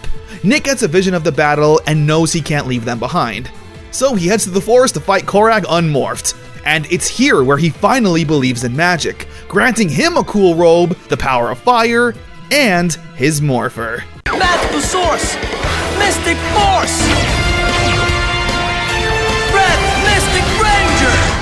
His wand transforms into a sword, and it's one of the cleanest looking swords in Power Rangers. The Mystic Force suits themselves are awesome, probably the most unique suits ever, having a cape attached to them. The helmets also have cool iconography on it, representing each Ranger's power and ability. The body of the suits are also very simple, with black and gold being the complementary colors.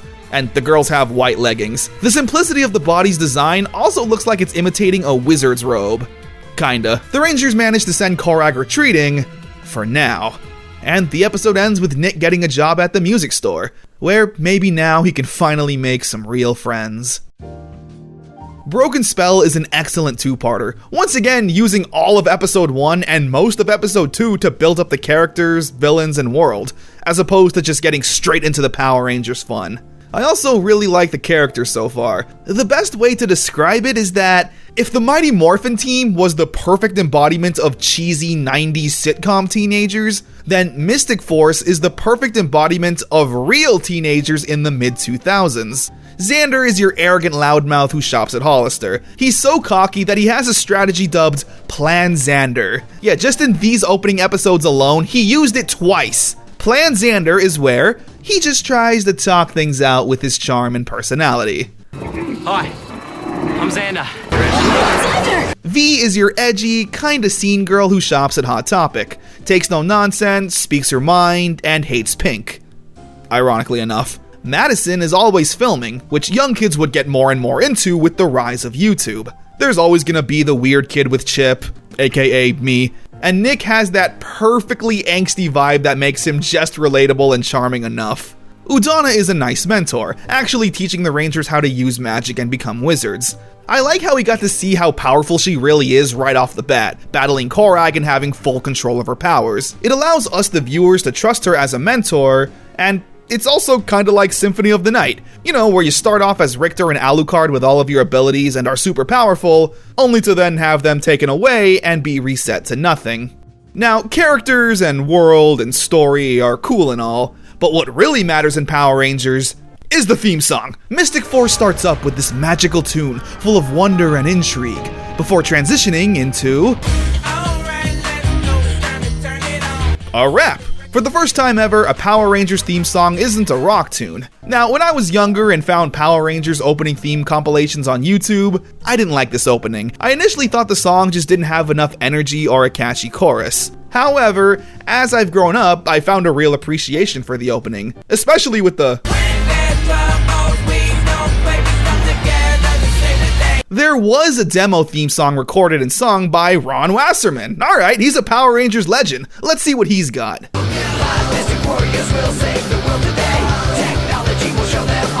Well, it's okay. I think it could have been used during fights. Let's try that out. Yeah, it's a good battle theme, but as an opening that's meant to give the show its identity, I think the rap actually does fit better. There's a bit more of a mystical element to it, and a cool, chill vibe that really matches these characters. So with all of that being said, let's continue forward with Mystic Force. Codebusters. We open up on Claire doing a fetch quest. During this, she gets attacked by a giant worm, but gets saved by a mysterious-looking creature. Meanwhile, the Rangers are learning more wizardry from Udana. She mentions how they'll be able to unlock new powers and abilities as they grow as heroes. However, Chip and V are a little impatient, wanting all the cool gadgets and powers now. So instead of doing their wizard homework, they set up a Heroes for Hire business to do some menial good deeds and get the cool stuff. Meanwhile, Nick, Madison, and Xander run into another general, Necroli. Luckily though, Xander executes Plan Xander. I'm sure we can just talk this one out. The three get into a fight, however, Necroli is really powerful. Back at Root Core, the command center, V and Chip are disappointed to see that they haven't unlocked new powers. Udana saying that that's not how being a hero works. And when they see the other Rangers in peril, the two are terrified, with Udana playing into it, saying how much of a disadvantage V and Chip are in. The two are scared, but ultimately push through that fear to save their friends, defeating the monster and saving the others. The monster then grows. Luckily though, due to Chip and V's actual heroic deed, they unlock a new ability, growing big themselves and transforming into the Zords, dubbed as Mystic Titans. Ancient power, Mystic Titans! It's pretty cool, honestly, and feels thematically appropriate. After winning the fight and the two learning their lesson, Nick goes into the forest to investigate that giant worm, running into that creature that saved Claire. This is Phineas, and he is a Troblin. Half troll, half goblin, being exiled by both races for being a halfling. Now personally, I would never do that. However, I would exile Phineas because his voice is super annoying. It sounds like he constantly has gas and needs to let it out from either end. He wants to know what we're doing here. Well, I don't think you should tell him. They find the giant worm and learn that their Titan mode have more uses, with everyone but Nick combining to make a dragon and Nick getting to ride it.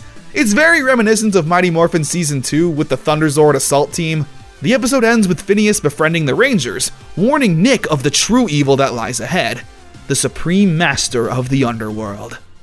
Rock solid. We start off with Madison.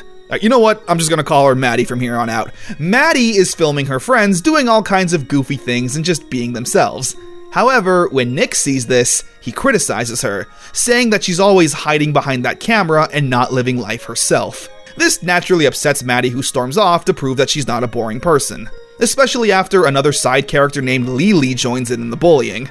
Lily's character is that she's the local biznatch. We see Maddie trying to break out of her shell and talk to a cute boy. However, another monster attacks the town. The monster eventually finds Maddie and turns her into stone, with even Udana unable to change her back to normal with her magic. V is enraged with what happened to her sister, with Nick not being any help.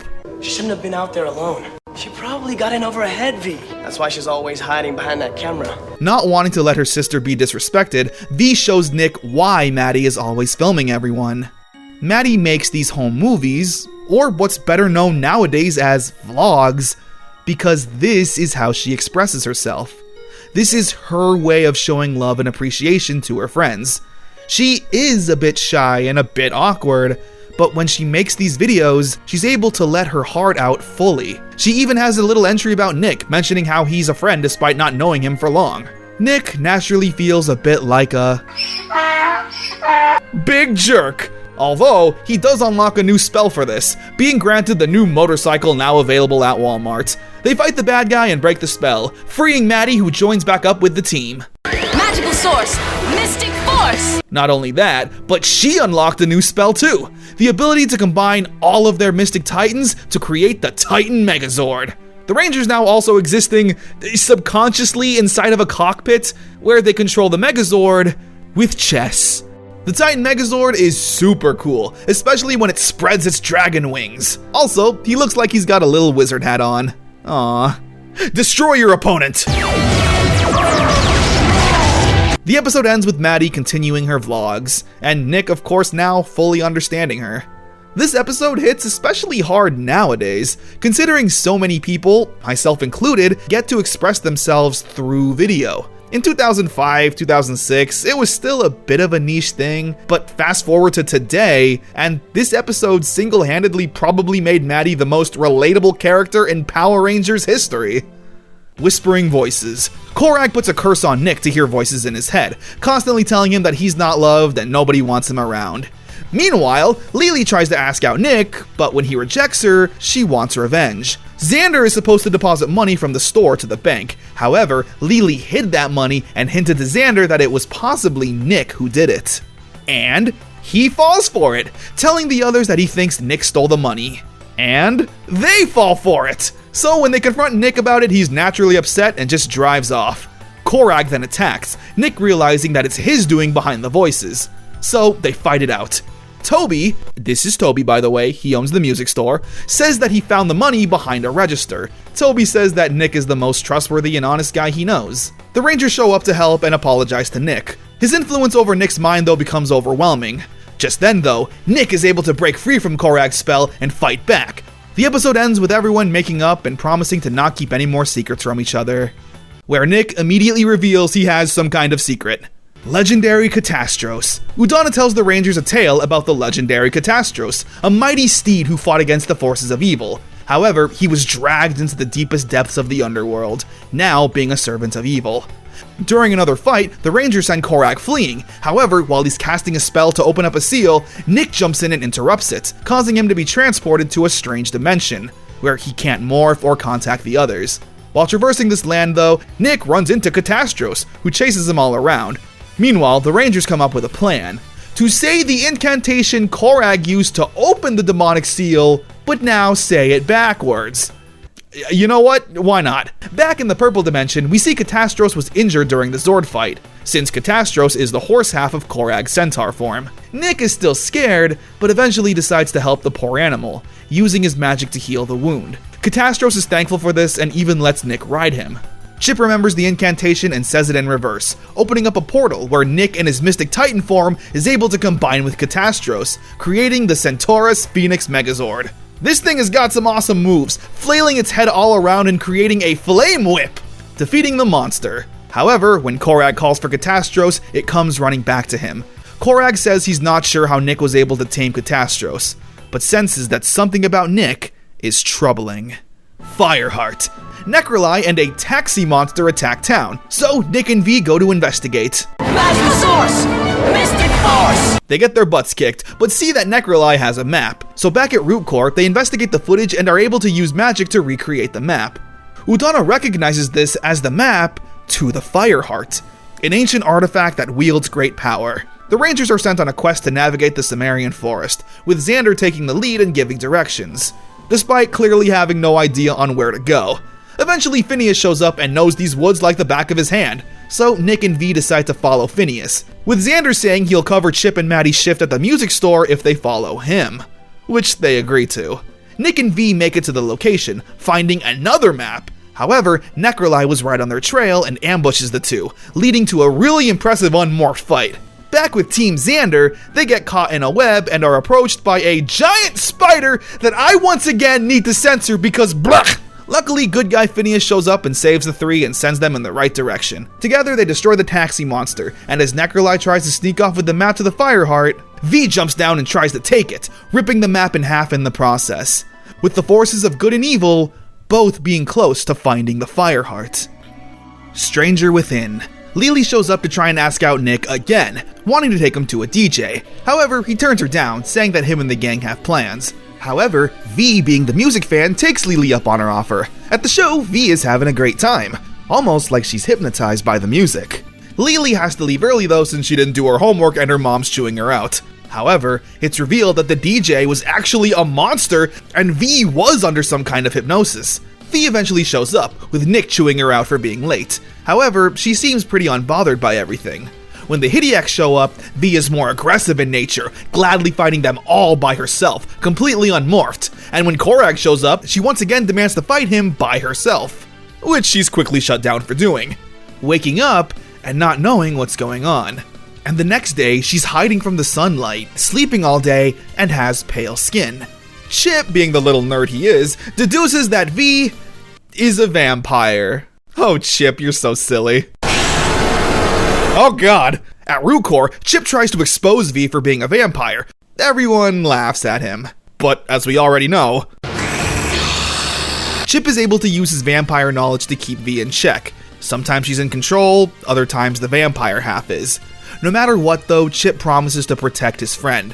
They head back to the club and realize that everyone there is a vampire. Chip has a chance to destroy the monster, but instead saves V from a blast. V saying that Chip shouldn't always focus on saving someone, that sometimes the sacrifice of one is needed to save everyone else. But Chip doesn't see it that way. He wants to protect his friend above everything else. The Rangers eventually learn that Chip wasn't lying, so they all regroup to do battle with that DJ monster. They destroy it and return V back to normal. At the music shop, everyone apologizes to Chip for doubting him, and actually try to learn his vampire teachings. He mentions how vampires can't escape a circle you draw on the floor, so naturally, goofy old Chip draws a circle around V, where then V is still a vampire. Stranger Within Part 2. They manage to meet up with Korag, who says that if they want to free V of her curse, they need to stop Necroli. But why is Korag telling them this? He believes that if they're strong enough to defeat Necroli, only then does he feel like they are worthy of battling him. V manages to trick the Rangers into letting her go, disguising herself as Claire. The Rangers look into the tome and learn that the only way to stop Necroli is to craft a Dawn Crystal, which Chip takes on the responsibility of doing. As mentioned, Necroli has V under her control, using her as her vampire slave. But luckily, Chip has finished the Dawn Crystal and just needs to get close to shoot it at Necroli. But V keeps getting in his way, knowing full well that Chip won't fight back. However, he's temporarily able to break V of the curse with the power of friendship, using that opening to get the upper hand on Necroli, removing the vampire curse for real this time. The episode ends with Lily walking home and getting attacked by Necroli, but she puts up a good fight, only for Necroli to tell her that living with the humans has made her weak, where it's revealed to the audience that Necroli is Lily's mother.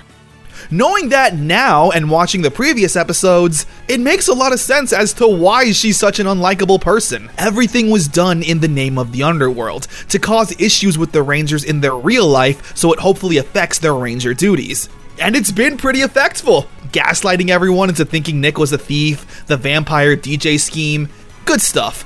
The two-parter was also very charming. The Chip and V friendship is super wholesome, considering they're the two characters you think wouldn't get along, based off their personalities alone.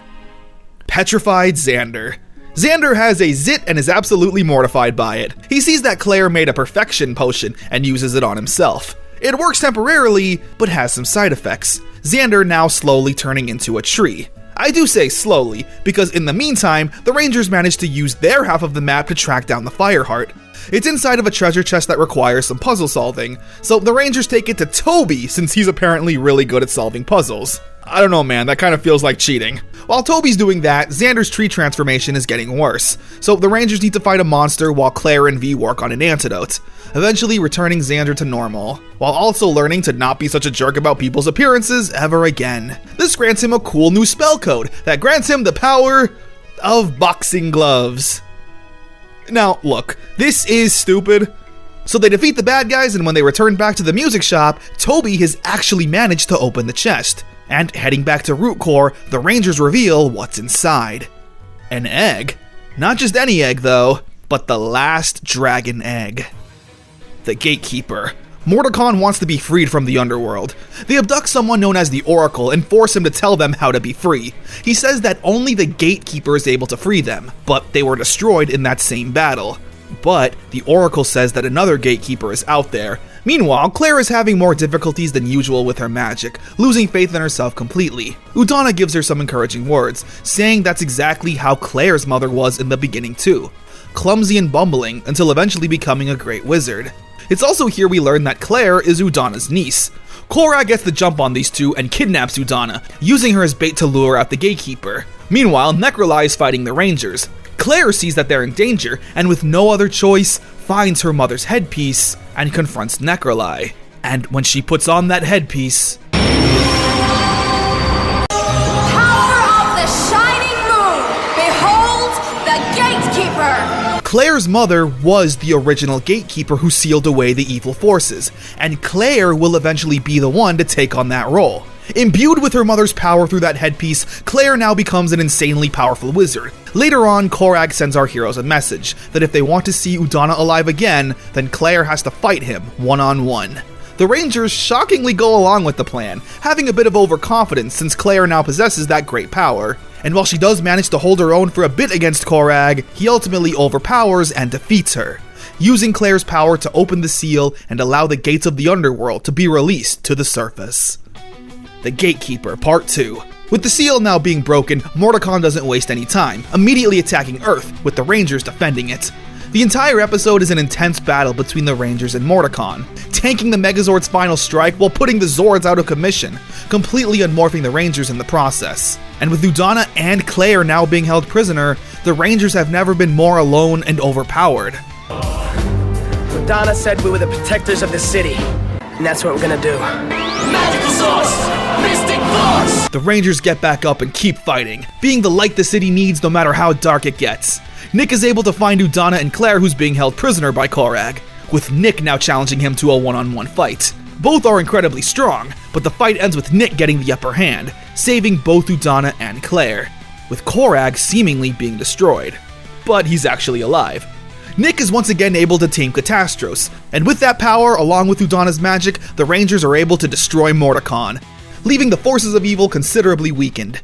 The episode ends with Claire giving up her mother's power until she's ready. and Korag grabbing Mordecai's sword, having some kind of devious plan up his sleeve. Scaredy Cat. The Rangers go on another quest. They're searching a cave and Maddie runs into a frog. Oh, it's so scary. Eventually they come across a magic lamp. After rubbing said lamp, a giant, talking, stupid, annoying cat named Genji comes out. He says he can grant wishes, but he's clearly a big, dumb, stupid liar phony. Meanwhile, another powerful general enters the picture, Imperius. Imperius is very powerful, asserting his dominance by easily laying the smackdown on the Rangers, eventually growing super size. Yeah, not just normal big, but so big to the point that he towers over the Rangers in their Megazord. Genji up to this point has still been completely useless, but eventually decides to be helpful and grows supersize himself, using the Megazord as a missile to land a solid strike on Imperius, sending him fleeing. The episode ends with Udana being happy to see Genji, clearly having some kind of history with him. She asks if he's seen someone named Bowen. Before he can answer her though, Claire interrupts to show everyone that the dragon egg has hatched, and Fireheart has been born. Long ago, the Rangers get an alert of an evil energy in the forest. However, all they find is someone named Kalendor, one of Udana's close friends and allies from back in the day. However, everyone else gets a weird vibe from him, mainly Phineas and Claire. Udana asks about another one of their allies named Daggeron, with Kalendor saying that Daggeron betrayed everyone and he had to stop him. Meanwhile, the Rangers are doing battle with a monster. Phineas and Claire eventually meet up, with Phineas saying how he was there at the war many years ago, and says that Kalendor is lying. Kalendor is the one who turned on Daggeron. The truth eventually comes out, and it's revealed that this is actually Imperius. Back with the Rangers, Maddie gets saved by a frog. She's so grateful, in fact, that she gives it a kiss. Oh, come on, Maddie, what is this, a fairy tale? Oh, where out comes a handsome man, thanking Maddie, saying that she broke the curse. Not only that, but he has another trick up his sleeve. Magical source! Mystic force! Power of the sun! Solaris Knight! This is the Solaris Knight, with his main weapon being Genji's magic lamp that transforms into a gun. Okay, you know what? I definitely give it points for creativity. The Solaris Knight single-handedly wipes out all the Hideax and destroys the monster, before quickly needing to head back to Root Core to save Udana, where Udana recognizes this man as Daggeron. The two do some catching up, with Daggeron explaining the truth. During the war, Kalendor was taken over with dark magic, transforming him into Imperius. Udana asks about Bowen, but Daggeron doesn't know. Daggeron asks Udana about someone named Lianbo, and she says that he was destroyed. There's a lot of fantasy names with characters we haven't met yet, so it's okay if you're a little confused. The episode ends, weirdly enough, with Phineas worried about everyone finding out about what he did. Huh. So before we continue, we first of course gotta talk about the Solaris Knight. The costume is incredibly beautiful, looking like both a wizard with the cape and a knight. The helmet, shoulder pads, greaves, his basic form looks like a Battleizer upgrade, and that's so cool. What isn't cool though is his morpher. It is a hole puncher that, it punches holes into a card. You ever go to a coffee shop and you become a rewards member, and every time you buy a coffee they punch the card? Yeah, you put that in Power Rangers. This is the stupidest thing in the world. Why this? What happens if he morphs 9 times? Is the 10th one free? Now, I write these scripts as I watch the episodes, so as I'm writing, I don't know yet. Maybe it's a gimmick. Maybe Daggeron can only morph a certain amount of times before running out of power. But even if that's the case, there's other ways to go about it. Daggeron himself seems like a cool guy so far, being the older, wiser mentor character to these young upstarts, similar to how Tommy was in Dino Thunder. I also like how Daggeron just kinda showed up. There was never a hint of another Ranger. All we got was this frog from the last episode. And where was that frog again? In the same cave where they found Genji. That is genuinely clever writing to have that frog come back. Inner strength. Daggeron is taking on the role of mentor as well, with Xander being the most difficult to teach. His easygoing, cocky personality doesn't mesh well with Daggeron's no-nonsense approach. Daggeron sends everyone to a remote dimension without their powers to try and escape. Everyone gets captured, and it's up to Xander to get serious and use Daggeron's training to save everyone. Where they find their way back home, and Xander gets gifted with a new ability. Alright! Stronger than a tree! He grows insanely large muscles, but only up top. He doesn't do leg day. This is so ridiculous that I can't help but love it. Hole punchers, boxing gloves, bodybuilding, I'm losing my mind. The episode ends with Daggeron and Xander making up and growing a closer bond. Oh yeah, and this is Daggeron's Megazord, the Solar Streak Megazord. It's a train, because why not? The hole punchers, magic genie lamps, trains just fit in perfectly with them. Soul Spectre. A monster gets released that steals people's souls, and when Chip sees he was unable to save every single person, he takes it especially hard, wanting to be the kind of noble hero that doesn't have to have anyone suffer. Eventually, Chip gets his soul taken, completely demoralizing him and wanting to give up. In order to reverse this curse, they need to find the Staff of Topaz. So Daggeron takes Chip on that quest while the others fight the monster. It's a draining expedition, and with Chip's soul being taken away, he just wants to give up. However, Daggeron gives him some motivation, saying that Chip truly has the heart of a knight, and when they get through this quest and get his soul back, Daggeron will train Chip in the way of the knight, motivating the two to find the staff and reverse the spell. The episode ends as Daggeron promised, personally training Chip to be a knight. It's also here we learn that Daggeron's mentor was this Lianbo character we've heard mentioned. And not only that, but Lianbo is Udana's husband. She never mentioned this because he sacrificed his life sealing the gates of the underworld, and it's hard on her. Alright, that's one mysterious character solved. Ranger down. So Genji gets jealous that everyone is paying attention to baby Fireheart. So Genji takes the little baby dragon and abandons him in the woods all alone so everyone will pay attention to him. However, everyone naturally gets upset and demands to be taken to Fireheart, where he's now missing, with the only thing left behind being Nick's blanket. It's here everyone finds out the reason why Nick has his little blanket. It's because it's the only thing he has from his birth parents. The parents that were talked about in episode 1 were actually his adopted parents. We also learn that Genji ran away since nobody wants to pay attention to him, but Daggeron says that this is dangerous, considering if Genji is away from his lamp for too long, he'll be destroyed. We learn about Genji's backstory. He was the most powerful cat thing throughout the lands, but the Cat King was jealous and outcasted him. Eventually, he came across a treasure trove that Daggeron just so happened to be exploring as well. Genji opened up a cursed box, and to save him, Daggeron trapped him inside of a genie's lamp. We see Genji now living at a junkyard. But he's not there alone. Drop the appetizer, Calico! This is my buffet! Piggy! Yeah, he's just here chilling. Sure. Maddie eventually comes by and apologizes, and Genji redeems himself by sacrificing his last few seconds to save the Rangers and commit a selfless act, rather than to save his own life by heading back to the lamp. However, he's unfortunately not gone, because Daggeron saves him at the last second. All's well that ends well, and the episode ends with Udana and Daggeron learning Phineas's secret. During the Great War, when Kalendor and Daggeron were fighting, Phineas found a nearby baby and took it to the human world where it would be safe. That baby was Udana's, and his name was... Owen? Finally giving our two mysterious characters their identities. Lianbo is Udana's husband, and Bowen was their child. That baby, by the way, was swathed in a red blanket. Huh. Fireheart also fully grows up in this episode. Oh yeah, and before we move on, that was also the SPD Mystic Force crossover episode. How was it? Despite how cool a crossover between the team all about technology and the team all about magic would have been, it just never happened. It's possible that it's because Mystic Force's budget and episode count was cut, Mystic Force being the shortest season of Power Rangers up to this point, with only 32 episodes, as opposed to the previous Disney seasons having 38. And with the budget being smaller, that means less money to spend on previous actors coming back. The reason Piggy showed up in this random episode, though, was because his actor, Barney Duncan, was also playing Toby this season. And you could immediately tell, I didn't want to mention it from episode 1, but from his first line in the first episode, I could tell that this was Piggy. Piggy's the name, rummaging's the game. The sun is shining, the birds are chirping.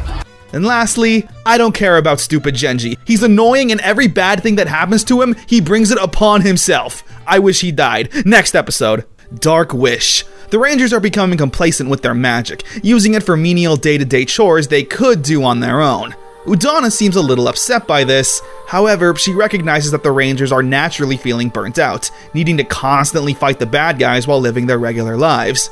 Down in the underworld, Imperius revives 4 barbarian beasts to fight the Rangers. They're all incredibly cunning and strong, but Korag doesn't like this plan, because there's no honor in winning this way. The Rangers get into a fight with one of these barbarians, but are swiftly getting their butts kicked. So they tell Daggeron to just use Genji since he's powerful, but Daggeron doesn't want to do it. Meanwhile, Korag gets sick of the barbarians, fighting one and losing, being left for the crows. However, Phineas shows up and begrudgingly helps Korag. During another fight, the Rangers are once again losing and demands that Daggeron just use Genji, which he does.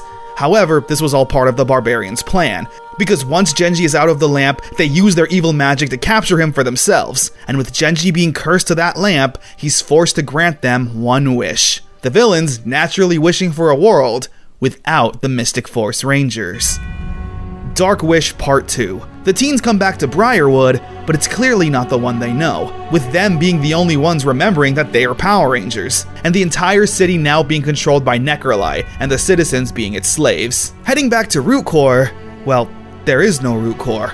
Instead, the Rangers find a rambling, crazy old woman who's lost her mind, who turns out to be this new Udana, with Claire being her caretaker, explaining to the teens that there's no more good magic in the world. All seems hopeless, until Korag of all people wants to speak with the Rangers. Korag says he doesn't want the world to end up like this on these terms, once again saying there's no honor this way, which they're quick to make fun of. You want darkness to rule the world, but not if they don't do it nicely. However, Korag is 100% serious. He tells the Rangers they'll need to speak with the Tribunal of Magic, a group of 3 powerful wizards that have the power to undo Genji's magic. Korag transports them to the alternate dimension to find the wizards, but they're quickly confronted by hostile creatures, where they need to fight them without their powers or magic. The fight isn't very pretty. However, it's important to remember that these teens were never martial artists. Whenever they were training as Rangers, it was always with magic. However, despite being scared, they don't back down. Eventually, the fight ends and they're handed a key. Continuing through this desert a bit more brings them to 2 doors. One is seemingly back home, the home where everything is back to normal and happy. They consider going in, but Maddie says this doesn't feel right. Nick agreeing, saying they came all this way to find the Tribunal of Magic. We go home now because we're scared, then we deserve to live the rest of our lives without magic. They refuse and the door disintegrates, leaving only one door that has a dangerous portal. What happens if it gets worse once we're inside? Then it gets worse. The teens step in and get transported to the Tribunal of Magic, pleading their case to the wizards, saying they want to use their good magic to fight evil and protect the world, with as much passion as you'd expect from the Rangers. And despite them passing the test and going through all these trials and tribulations, their wish is denied, sending them back to Briarwood, where the teens will become slaves like the rest of the town. Dark Wish Part 3. The Rangers feel absolutely devastated, seemingly losing all hope.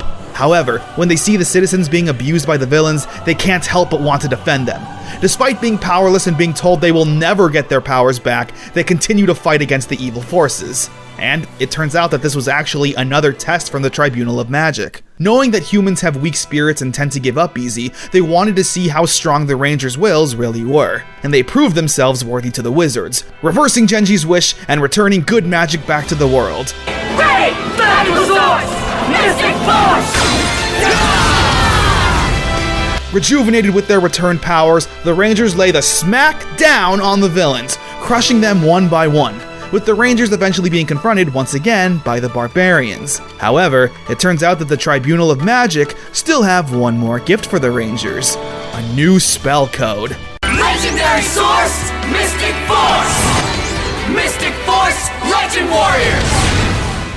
Granting the Rangers the power of the Legend Warriors, a new upgrade for the team. It's a really striking design, the new helmet flares, golden greaves and chest armor, and their weapons being upgraded from wands to full-on scepters is a nice touch. The Legend Warriors mode allows the magic to become even more powerful, where together they destroy one of the barbarians. And of course, the upgrade comes with a new Megazord, with Nick turning into the Mystic Firebird and the others turning into the Mystic Lion, creating the Manticore Megazord. And this thing is so regal. Yeah, it's so cool I busted out the word regal, destroying another one of the barbarians.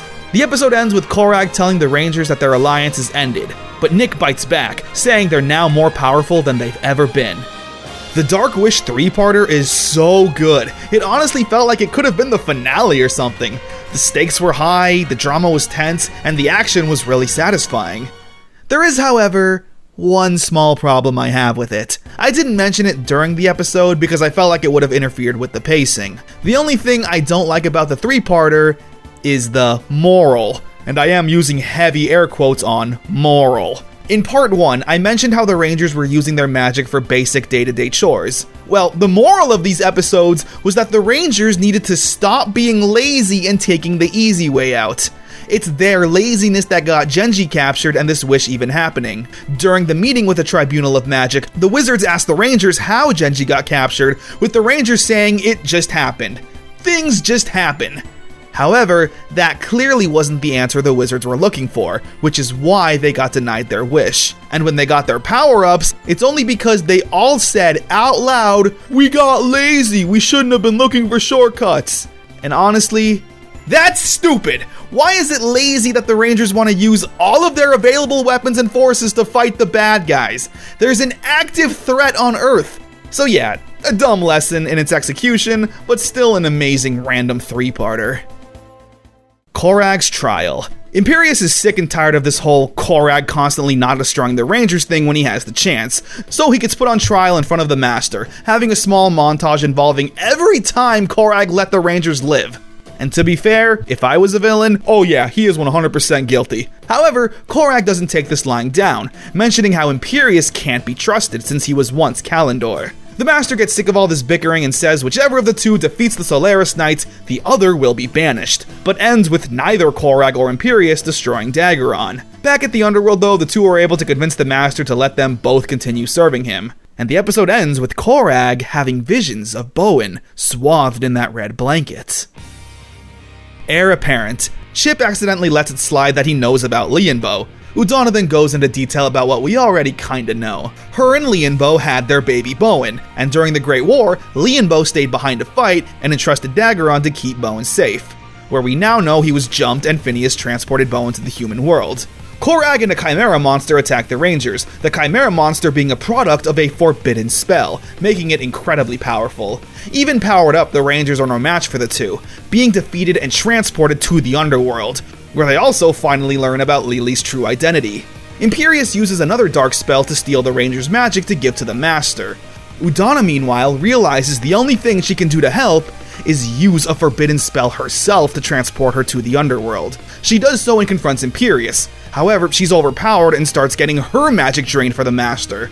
During this though, Korag starts getting a flurry of flashbacks, before jumping in and saving Udana, shedding his armor form and revealing a man. Lianbo? Heir Apparent Part 2. Lianbo seems to be back to his senses, and together he teleports Udana and the Rangers to safety. Lianbo explains how after he sealed away the evil forces, the Master took control of him and brainwashed him to fight for the darkness. Everyone's naturally a little hesitant, especially Nick, since Korag has essentially been literally living in his head this entire time. But Udana trusts him. She also lost her power since she used a forbidden spell, and to make matters worse, Imperius shows up and once again puts Lianbo under the evil influence, where he fights with Nick.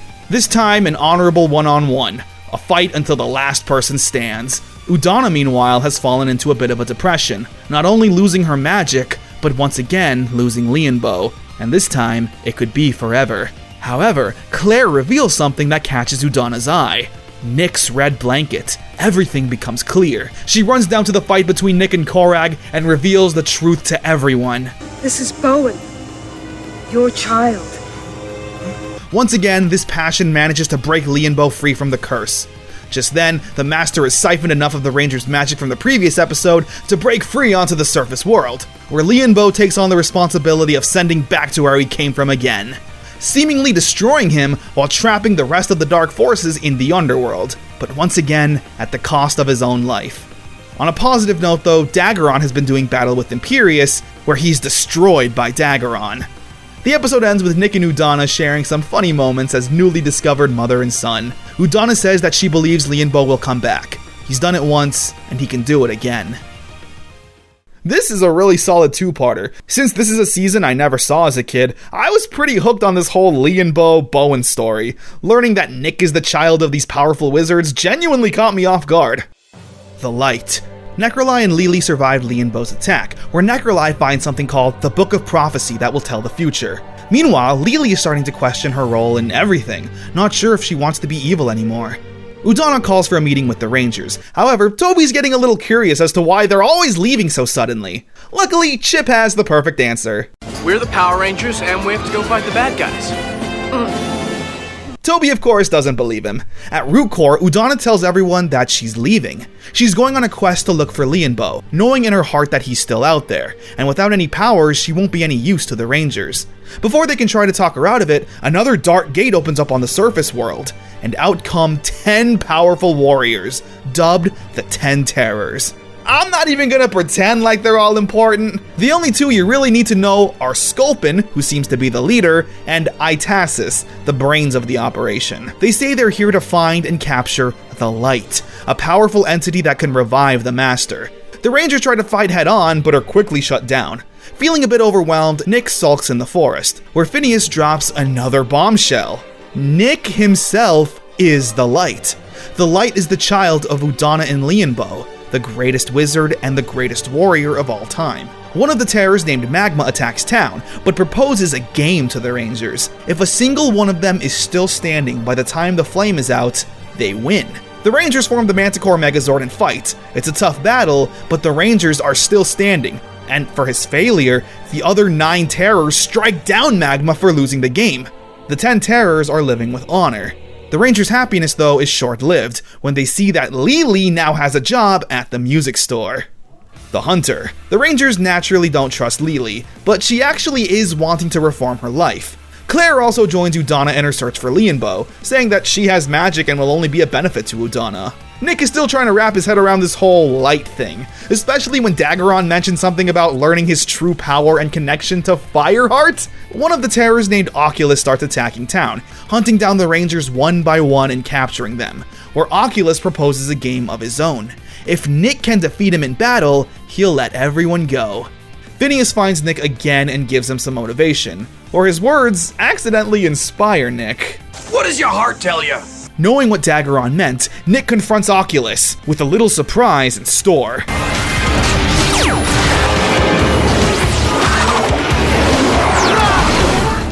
Transforming Nick into his Battleizer mode, the Red Dragon Fire Ranger, which is probably the coolest name ever. The Battleizer suit itself is pretty low-key compared to most seasons. Some blue and gold armor pieces and a fancy helmet. He also gets the best of both worlds, with a sword and a wand. With this power-up, Nick beats up every single villain in his path in a very showy way. And, oh wait, this thing's got dragon wings, okay, it's the best design ever. He destroys Oculus, saves his friends, and Lily gets Employee of the Month. Hardheads. Nick is trying out some DJ work, and V gets upset that he's using her equipment, so the two spend the entire episode bickering with each other. Until they realize that's not right, and they make up. They defeat the bad guy, and yeah. A pretty standard Power Rangers episode. The Snow Prince. Daggeron and Nick are training. Daggeron says that Nick needs to follow the rules and be more serious, but Nick says he just does things his own way, and while unconventional, usually works out. The two then get interrupted by someone named the Snow Prince, who's one of the original Mystic Wizards. He says he's been watching over the Rangers, and puts Nick in charge of teaching Daggeron. One of the Terrors attacks the city, and Nick leads the charge, constantly just fighting head-on until they find its weakness. But Daggeron doesn't like this plan, saying it's reckless. The Snow Prince intervenes and tells Daggeron that he's disappointed in him, telling him to just stay back while him and the Rangers fight the villains. Daggeron's a bit confused, but after a talk with Phineas, he also accidentally learns a lesson, that sometimes it's okay to break the rules and do things your own way, thinking outside the box and taking chances. So together, they all destroy whoever this is. The episode ends with Udonna and Claire finding the source of Lianbo's energy, to a place called the Lake of Lament. However, the two get jumped by Hecatoid, he'll be important for a bit, so I guess we should learn his name, knocking out Claire and kidnapping Udonna. Light Source. Nick says something pretty harsh to Lily, so much so that even the other Rangers felt bad for her. Although, Nick does bring up a good point. They have zero reason to believe that Lily has changed. Hecatoid kidnapped Udonna, so the Rangers won't be able to destroy him if they ever want to see her again. He also laid hundreds of eggs in the sky and that will hatch onto Briarwood. During all of this, we mainly follow Lily. She goes to her mom to ask her if she would still love her if she didn't want to become the new vampire queen, which Necroli quickly shoots down, calling her weak. She runs into Phineas in the forest, who lends her an ear, saying how he relates to her. Phineas is outcasted by both trolls and goblins, and Lily is outcasted by the forces of good and evil. The two end up hitting it off pretty well, with Lily deciding that she's going to show the Rangers she's on the side of good, by going to the underworld and saving Udana herself. Phineas tags along, and the two run into Claire, who's hesitant, but ultimately agrees to join. And Chip says this for some reason. What can I say? I'm a gamer. No doubt. Light Source Part 2. Lily helps Phineas and Claire sneak into the underworld by pretending she's still evil. Inside, they find Udana, but she gets jumped since Lily's not alone. Phineas, though, says he'll protect them. Yeah, right, what's he gonna do? Burp in their faces until they submit? I'm sorry, Phineas, I clearly was not aware of your game. Lily also seems to be very, very impressed. Meanwhile, the Rangers are still struggling to fight Hecatoid. Nick feeling extra guilty, saying if he just stayed on his motorcycle and never stopped into town, none of this would have ever happened. But Xander gives him a heart-to-heart, saying how he was once new in town also, and had no friends. He knows what Nick is going through, but he says that they're friends now, and sticking together is what's most important. Lily also managed to snag Udana's wand from Necroli, so with the wand, Claire's magic, and Phineas and Lily's belief, they revive Udana and restore her with her powers. She heads back to Earth and reinvigorates the Rangers with more power and resolve, with Toby having a front row seat to it all. Legendary source! Mystic Force! It was true! And with their powers combined, destroy Hecatoid. And with Lily proving herself to the Rangers, they finally accept her as their friend and ally. However, back in the underworld, Sculpin steals Lianbo's powers and gives it to the Master to energize and revive him. The Return. The Rangers come face to face with another terror, Matumbo. However, he's different from the others, considering he actually doesn't want to be evil. He saves a kid from getting hit by a car, and when V sees this, she senses that he's good. However, the terrors don't take kindly to this and want to destroy Matumbo, with V adamantly protecting him, where somehow V and Matumbo end up on a train and travel to another dimension, I think. Before the other Rangers can figure out what's going on, Itasis shows up. She will tell the Rangers where V is, if the Rangers tell her how they keep winning. Considering the terrors are significantly stronger, and the Rangers tell her that they have one thing the Dark Forces will never have. A heart! No. Well, kinda. Courage. V manages to take Matumbo to safety before returning to the others to do battle with another terror, wiping out the Rangers, and right before he shoots a powerful blast at them, Lianbo appears to save everyone, along with his Mystic Morpher. Magical source! Mystic Force! Wolf Warrior! Defender of Truth! Sporting a new red suit, he destroys one of the terrors. However, Sculpin finds Matumbo and strikes him down, using his body as a vessel for the Master to take a physical form. The episode ends with the Master now ready and able to rain chaos onto Earth. And with that, leads us to the two-part finale of Mystic Force. Mystic Fate Part 1. With only a few terrors remaining and the Master now with the physical body, the takeover of Earth is imminent, telling Necroli that all humans will be destroyed in the process. However, Necroli is now worried about her daughter, who will be a victim of this. The Rangers then fight Itasis. However, just like Matumbo, she's not pure evil. Her main purpose seems that she seeks to learn the knowledge of everything. And after winning the fight, the Rangers call her out, saying she's nothing more than a puppet not thinking for herself. Later on in the forest, we see that the village was attacked, and everyone is fearful of the Rangers, saying no humans are allowed in anymore. And they all run away when they see the culprit of who attacked them, Nick. The Rangers all believe this is some sort of misunderstanding, but Nick shows everyone that it was him who did this, attacking Lianbo shortly after. We see that Nick is actually under the curse of Korag, forcing a fight with Lianbo. It goes on for a bit until Lianbo breaks through to Nick, the same way they all did for him, freeing Nick of the spell. Back at Root Core, the Snow Prince shows up badly wounded. The Master has destroyed his realm and has also destroyed the Mystic Mother. Who's the Mystic Mother exactly? She's the Empress of Good Magic and the leader of the Mystic Ones. And at one point, she was someone you and I have known since the beginning. Not the beginning of Mystic Force, but the beginning of it all. After 10,000 years, I'm free! Yes, this is actually Rita Repulsa. But wait, you may ask, at the end of Power Rangers in Space, didn't the Z-Wave just turn her into a human? Well, yes. but I guess it also split her energy into two forces, good energy and bad energy. The good one was used to give life to the Mystic Mother, the embodiment of all good magic, while the evil side wasn't really ever mentioned until Power Rangers Once and Always? Yeah, when Billy accidentally came across her energy and it took over Alpha, creating Robo-Rita. Also, the actress who played Rita in Zyuranger, I don't know the character's name, sorry, also played this wizard in Magiranger. So for funsies, why not make it Rita, considering there's actually a canonical way for it to work, complete with the bad dub and all. You are giving me a headache! Anyway, she's dead now. With our heroes at a severe disadvantage in the fight, Lianbo and Daggeron are fighting the Master, Udana is fighting Sculpin, and the Rangers are fighting the last remaining terror, Black Lance, with the bad guys winning at every turn. The Master strikes down Lianbo and Daggeron, Sculpin destroys Genji, and kidnaps Udana, and the Rangers are left beaten and unmorphed. Mystic Fate Part 2. Despite the Rangers' back being against the walls, they don't give up, Nick transforming into his Battleizer and fighting Black Lance, where the Rangers manage to pull through and destroy him. However, the Master has now made it to the surface, showing that he's destroyed Lianbo and Daggeron. And the Master transports the Rangers to a world full of darkness and despair. And Nick decides he can't do this anymore, alluding that he just wants to give up. But it's Maddie who doesn't let that happen. You have held us together through all of this. You will not give up. We are a team, and you are this team's leader. We go on no matter what. Motivated by his friends, Nick powers up and stands up to the Master, striking at him head on. And with his friend's strength, they manage to break free from the Master's hold, returning back to Earth, with the Master following behind.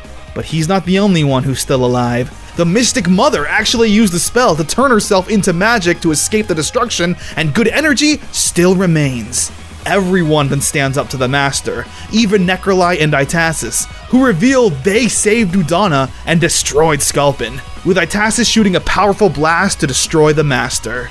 Both humans and magical beings meet together, building a bridge so everyone of any race can live peacefully. Lily also convinces her mother to use her magic to revive Daggeron, Lianbo, and Genji, but at the cost of her vampire form, turning her human. Lily's mom is hot. Hey, he said it, not me. Before we can tie a bow on this nice ending though, the Master grows giant. However, with everyone together, one by one, every single person stands up to the Master, proclaiming how they believe in magic. And with all that belief in spirits, they blast at the Master with a finishing blow, sealing him back where he belongs. With all the evil defeated, we see Nick getting ready to leave town again. Maddie, though, is sad to see him go. He doesn't exactly say he'll be back, but gives Maddie his old blanket, saying he will return for it.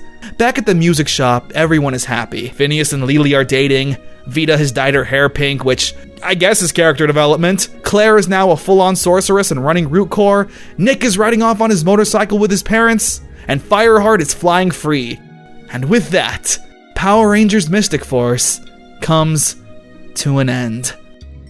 Wow. Seriously, wow. This season genuinely blew me away, and I wasn't expecting it to at all. Apart from one season we'll be talking about in the future, Mystic Force easily has the strongest narrative structure in Power Rangers history. There were literally only maybe 2 or 3 episodes I'd consider filler. This entire season from beginning to end was continuing a character's story in one way or another. The acting was a huge step up, the drama was really well executed, the twists and turns genuinely had me invested since I'm going in completely blind, and even the music was really good. The show still used generic stock music, but specifically the morphing tune was always getting me excited. Magical source!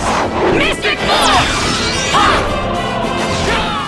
It's nice they went the extra mile to get some music to match the show's theme. In terms of characters, Nick is the only one who really had any growth. And honestly, that's fine. All of these characters were perfect the way they were. Nick started off as a guy with no friends who didn't want to associate with people, to now having a genuine connection with not only his new friends, but his birth parents. Everyone else started out one way and stayed that way consistently, with little moments of changing. Chip was still goofy, Maddie was still shy, V was still tough, and Xander was still cocky. Again, they had moments of breaking out of those habits, but they're not really traits that I would consider bad or needing any kind of growth. It's what made them unique and likable, flaws and all. The villains were good, up to a point. The only complaint I really have is that after they save Leonbo and destroy Imperius, we're left with 10 random villains who don't really do anything or have any traits apart from they're evil and want to revive the Master. We didn't have enough time to really get to know these villains. As well as Necroli just taking a back seat, it really just kind of felt like the stakes were lower than ever. Maybe it's just because Mystic Force peaked pretty early. The Gatekeeper, Dark Wish, and Heir Apparent multi-parters were all so intense and felt like they could have been finales in their own right. Again, I'm just taken back at how great this season was. I thought I would hate this season and didn't want to waste my time. What a fool I was for missing out on that. If I had to pick a Power Rangers season to sum up the era it came out in, Mystic Force perfectly captures the vibe of kids and teenagers of that time. And while our stay in Briarwood was fun, I think it's time to expand our horizons and travel the world in search for our next treasure. The year is 2007, and Power Rangers Operation Overdrive has just hit the scene. A season that's a bit divisive, so to speak. Some fans like it, most, however, hate it. However, this season, as well as its Sentai counterpart, Go-Go Sentai Bokenger, were both celebrating special occasions, with Bokenger being the 30th anniversary of Super Sentai, and Operation Overdrive celebrating 15 years of Power Rangers. So, come on, how bad can this season really be? If Mystic Force was like Power Rangers meets Harry Potter, then Operation Overdrive is like if Power Rangers met Indiana Jones, trekking the world looking for powerful artifacts and treasures. So join me as we go through what many consider to be the first bad season of Power Rangers in a while. This is Operation Overdrive. Kick into Overdrive Part 1. We start off with this young kid having an adventure on a plane. His pilot betrayed him, and they're all going down. What an adventure! But we quickly see that this was all just a fantasy. This is Mac, a young kid who has a fascination with adventure novels, and this is his family's butler, Spencer. He's great. Why can't I ever go with him on any of his archaeological adventures? Well, perhaps when you've mastered the hammock, sir. Mac's father, Andrew, or Mr. Hartford, is an actual archaeological adventurer. Is that a real position? With his current trek taking him to search for the Corona Aurora, a mystical crown wielding great power. When he finds it and takes it though, it awakens two evil forces, Moltor and Florius. We then jump 6 months into the future, with Mr. Hartford recruiting a team.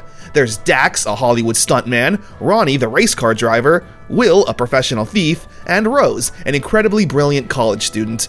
Mr. Hartford says the world is in danger after he accidentally awoken the evil forces, and they all have a set of skills that's needed to save the world, wanting them to become Power Rangers. You're rich. Buy an army. Ignore that. The legend goes that a long time ago, Moltor and Florius, who are brothers, tried to steal the Corona Aurora and use its powers for evil. However, they were stopped and trapped, with the 5 gems that powered the crown being sent to a distant planet. That planet was Earth. They don't believe the story until this mysterious golden glow speaks to them, the Sentinel Knight. And with seeing being believing, they all agreed to become Rangers. First, Mr. Hartford genetically modifies their DNA, giving them civilian powers, with Mr. Hartford saying he will be their leader, the Red Ranger. Mac eventually shows up there, very confused, but wanting to be a part of it all. All Mac has ever wanted was to do something with his life, to have a real adventure. But his father has always been overprotective, which is why the closest Mac gets to an adventure are in his books. While the two are having a family discussion, the Rangers get jumped by Moltor's foot soldiers, the lava lizards, and we get to see the civilian powers at work. Dax has a super jump, Ronnie is super fast, Rose has invisibility, and Will has telekinesis. That's not a word. Maybe not, but that's what it is. Mr. Hartford takes the crown and tells everyone to flee the scene. Mac, however, demands to come along. The Rangers don't make it far though, now being stopped by the Chillers, Florius' foot soldiers. And the Rangers decide it's time to take it to the next level.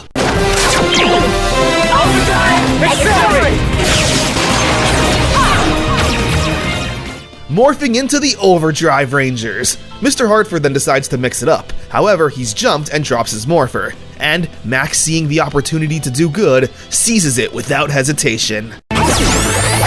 Overdrive!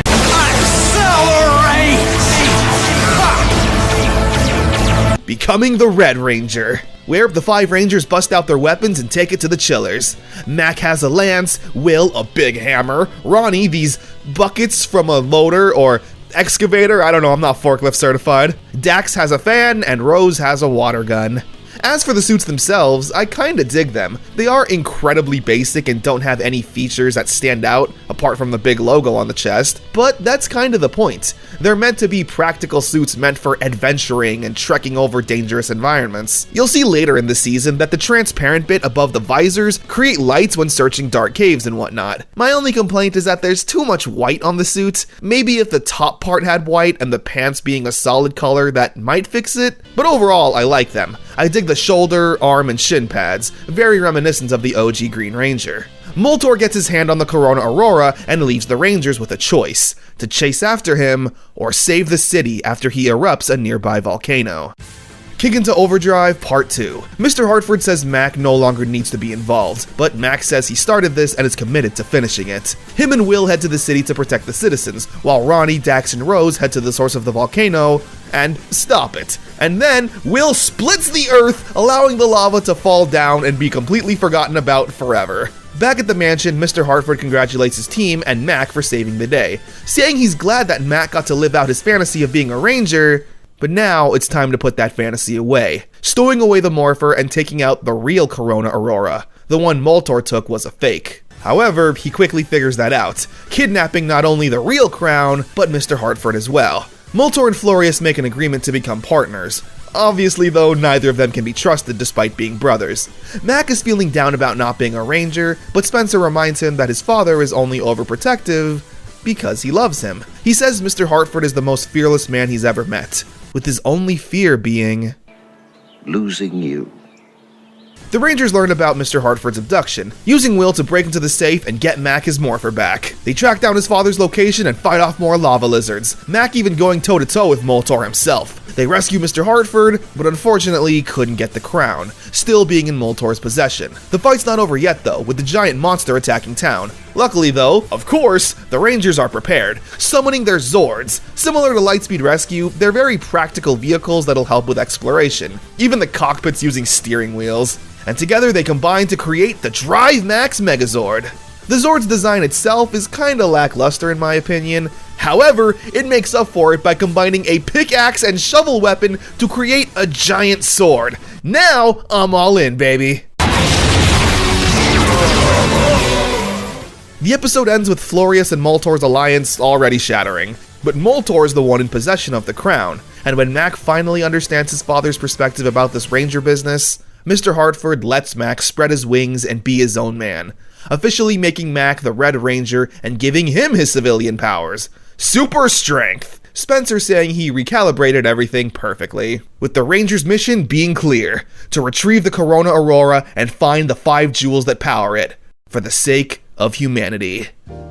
Kick into Overdrive moved at a pretty fast pace. We don't really learn much about the characters outside of Mac, his father, and Spencer. Mac is a super likable guy right off the bat. All he wants is to do something with his life. He's a sheltered, protected kid, but not by his own doing. His father is so overprotective despite being an adventurer, but it's well-meaning. Spencer is incredibly charming, a side character with so much charisma and one-liners just in these first 2 episodes alone. As for the other Rangers, so far they're just here. I don't know why a stuntman, thief, race car driver, and 4.0 college student were the perfect candidates to become Rangers, or why they exactly agreed to do this, but it's Power Rangers. We've seen stranger people become heroes. I also like how this season uses multiple villain factions to keep things fresh. Although Florius does have Norg, this dumb Yeti sidekick who's pretty much Patrick Star. I'm Norg! Are you a new friend? He's played by Kelson Henderson, who played Boom in SPD and Phineas in Mystic Force. He's becoming a mainstay in the series, which is nice to see. Now, is there anything I really dislike? Well, yeah. Now, this isn't a problem that started with Overdrive, but it's definitely more present here already. First off are the Kalish explosions. I'm pretty sure this is the first time I've ever even mentioned them. The nickname is attributed to the fight scenes that have an explosion, and then seeing that same explosion again, but now in slow motion. The Disney seasons have been doing this since the start, but here it's more present, especially with the new addition of laser sound effects. Now this was definitely the first season to really make it a thing. Whenever the Rangers or anyone gets hit, you get this obnoxious laser sound. I hate this, and this will literally be the norm for Power Rangers from here on out. So the constant slow motion along with the pew pew sound effects can get really annoying. But nowhere near annoying as the Operation Overdrive theme song. Go Rangers, go Rangers, go, go, go! Oh yeah, it's the bad one. Okay, so we once again have a rap song, but unlike Mystic Force that invoked a level of chill and mystery, this one is just so ungodly not catchy. The singer literally sounds bored and monotone the entire time. Power Rangers! Power Rangers. Like 5 fingers reaching for the sky in 5 ways. 5 heroes walking through the sun for 5 days. What the ass does that mean? This is objectively the worst Power Rangers theme song ever. Seriously, which one is worse than this? Cosmic Fury? You're wrong! Morphin in outer space! And I personally have a game theory that not even the higher-ups like this song, because they never play the theme song outside the intro and credits. Usually in Power Rangers, they play the instrumental version during the Megazord transformation or Final Strike. Alright, Minotaur, you're going down! Do it! Fire! But here, they literally would rather play generic stock music because at least that sounds like something. What a horrible theme song. And if you like it, why are you lying to me? I thought we were friends. Anyway, let's get back to the show. The underwater world. The Rangers are doing research on Atlantis to search for their first jewel. However, Will is having issues with teamwork, wanting to take the lead and do everything himself. The Rangers actually manage to find the ruins of Atlantis, where Will and Ronnie come across an ancient puzzle, something that would be best suited for Rose to solve. However, he hasn't learned to be cooperative, trying to solve the puzzle himself and failing, triggering a dangerous trap. But luckily Max Megazord was able to save them and dig them out of the rubble, where Will apologizes and learns the power of teamwork, where together they traverse the ruins. And I gotta say, I really love the set piece in this episode. It's so different than what we're used to seeing in Power Rangers. Eventually, the Rangers managed to find an ancient artifact, some sort of cocoon. Flurious was also stalking the Rangers though, being patient until they found the treasure, where of course, he wants it and they all get into a fight. I sure hope there's slow motion, explosions, and laser noises. The Rangers defeat the Chillers, send Flurious running, and destroy the monster. Back at the mansion, the Rangers open up the artifact, expecting to find a jewel, but instead, find a map. Heart of Blue. The map reveals a sword. However, it's incomplete, needing 2 more pieces of the map to fully reveal itself. Meanwhile, Dax saves a girl from a monster. Her name is Mira, and he quickly falls for her. Asks her on a date, and she says yes, leading Dax to be head over heels in love. However, this naturally leads to some issues, such as not doing the research he was assigned, and when a monster attacks the city, he brings her along. The Rangers saying that she's now a liability to the team. Mira understands and says they can break up. However, Dax doesn't want that, saying that he's determined to make this work no matter what. It's a good relationship. Almost too good to be true, because as it turns out, Mira is actually a villain in disguise, named Miratrix. Mira tricked Dax into a fake relationship, so he'd lead her straight to the map, which she's in possession of the other 2 pieces. With Dax being so heartbroken at this betrayal that he lets her go. Miratrix just walks out of the mansion without a fight. Spencer sees Dax down in the dumps, giving some actual good advice for dealing with breakups. So, how do you get over it? Time. And that the best thing he can do is rely on his friends.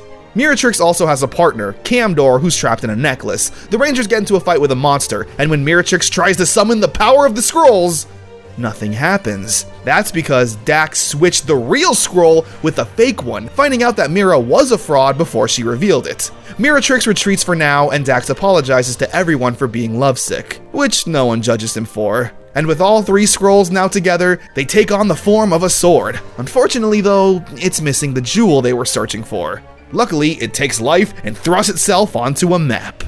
whether or not. Before the Rangers can continue this quest, a different emergency has hit the city. Moltor is attacking a scientist to steal his weather device, which Moltor plans on using to combine with his evil magic and cause destructive, chaotic weather onto Earth. The Rangers fight, however, Moltor manages to steal the device, causing Mac to lose some confidence in himself, feeling like it's his fault. With things not getting any easier, when Mr. Hartford is working on a new Zord for Mac, the drill driver, but he says he's not ready for it after this blow to his confidence. Things go from bad to worse when the weather starts causing catastrophic issues, and all the Rangers apart from Mac get kidnapped. Mac is overwhelmed by all of this and says he just wants to give up and let his dad be the Red Ranger. However, Mr. Hartford shows footage of the Rangers in captivity, and they're not afraid, because they're confident that Mac will come and save them. This boosts Mac's confidence, and with the drill driver, he rescues the Rangers, stops the weather machine, and sends Moltor fleeing with the new Drive Max Megazord drill formation.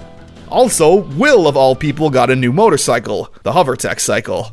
Pirate in Pink. The Rangers follow up on their magic sword hitting the map lead. The island was home to a pirate named Brownbeard, whose adventures and stories mystify everyone.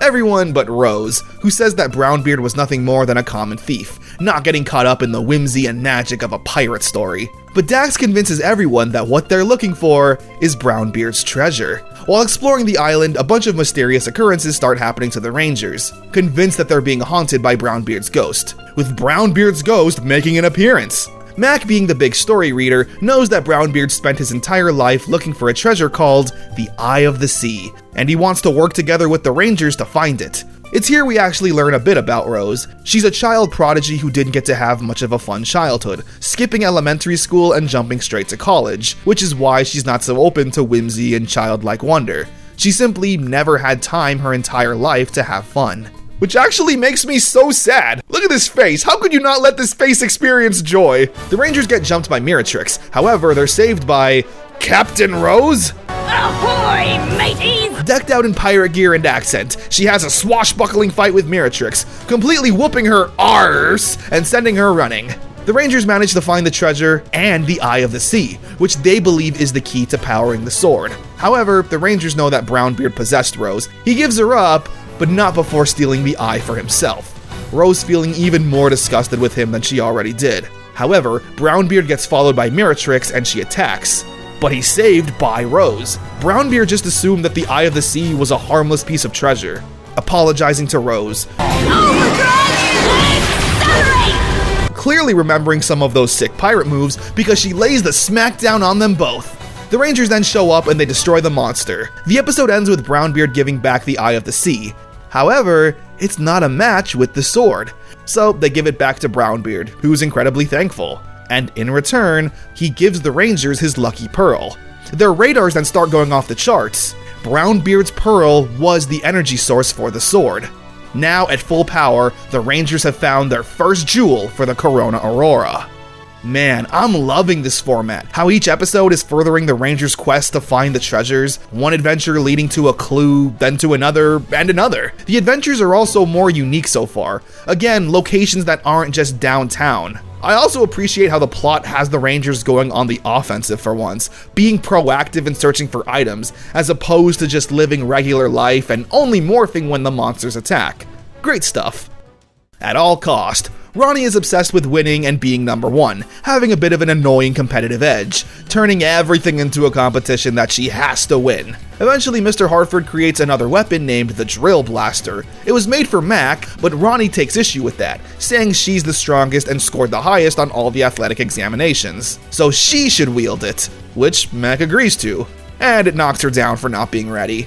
The moral obviously being that Ronnie needs to chill out with her competitiveness. Nobody likes a tryhard. Meanwhile, Mr. Hartford came across an interesting artifact, a dragon scale he bought from a record store in Briarwood. The owner's saying it came from a local dragon named Fireheart. And you know what? If you never saw Mystic Force, you would absolutely think that Mr. Hartford just got scammed by a random shop owner. During its shipment though, it was stolen by Moltor, who's trying to weaponize it for himself. So the Rangers gotta get it back. A fight breaks out, and we randomly get the first roll call of the season. Kick into Overdrive! Red Ranger! And you know what? It goes pretty hard. Call to adventure! Power Rangers Operation Overdrive! Yeah! The Rangers get back the Dragon Scale, and Mr. Hartford combines it with the Drill Blaster, creating this semi-battleizer, the Defender Vest, using the Drill Blaster to destroy the monster and send Moltor fleeing. Ronnie learns to take an L every now and then, and Mr. Hartford finds their next clue, a mythical bird statue named Ho-Oh. And yes, despite being a magical bird named Ho-Oh, he's not the one you're thinking of. Both sides now. The Rangers are sent to Turkey to find the Ho-Oh statue. Get it? Turkey, bird. However, when they show up, someone's already broken in and stolen it. Mr. Hartford fires Will from the team, saying that he couldn't be trusted.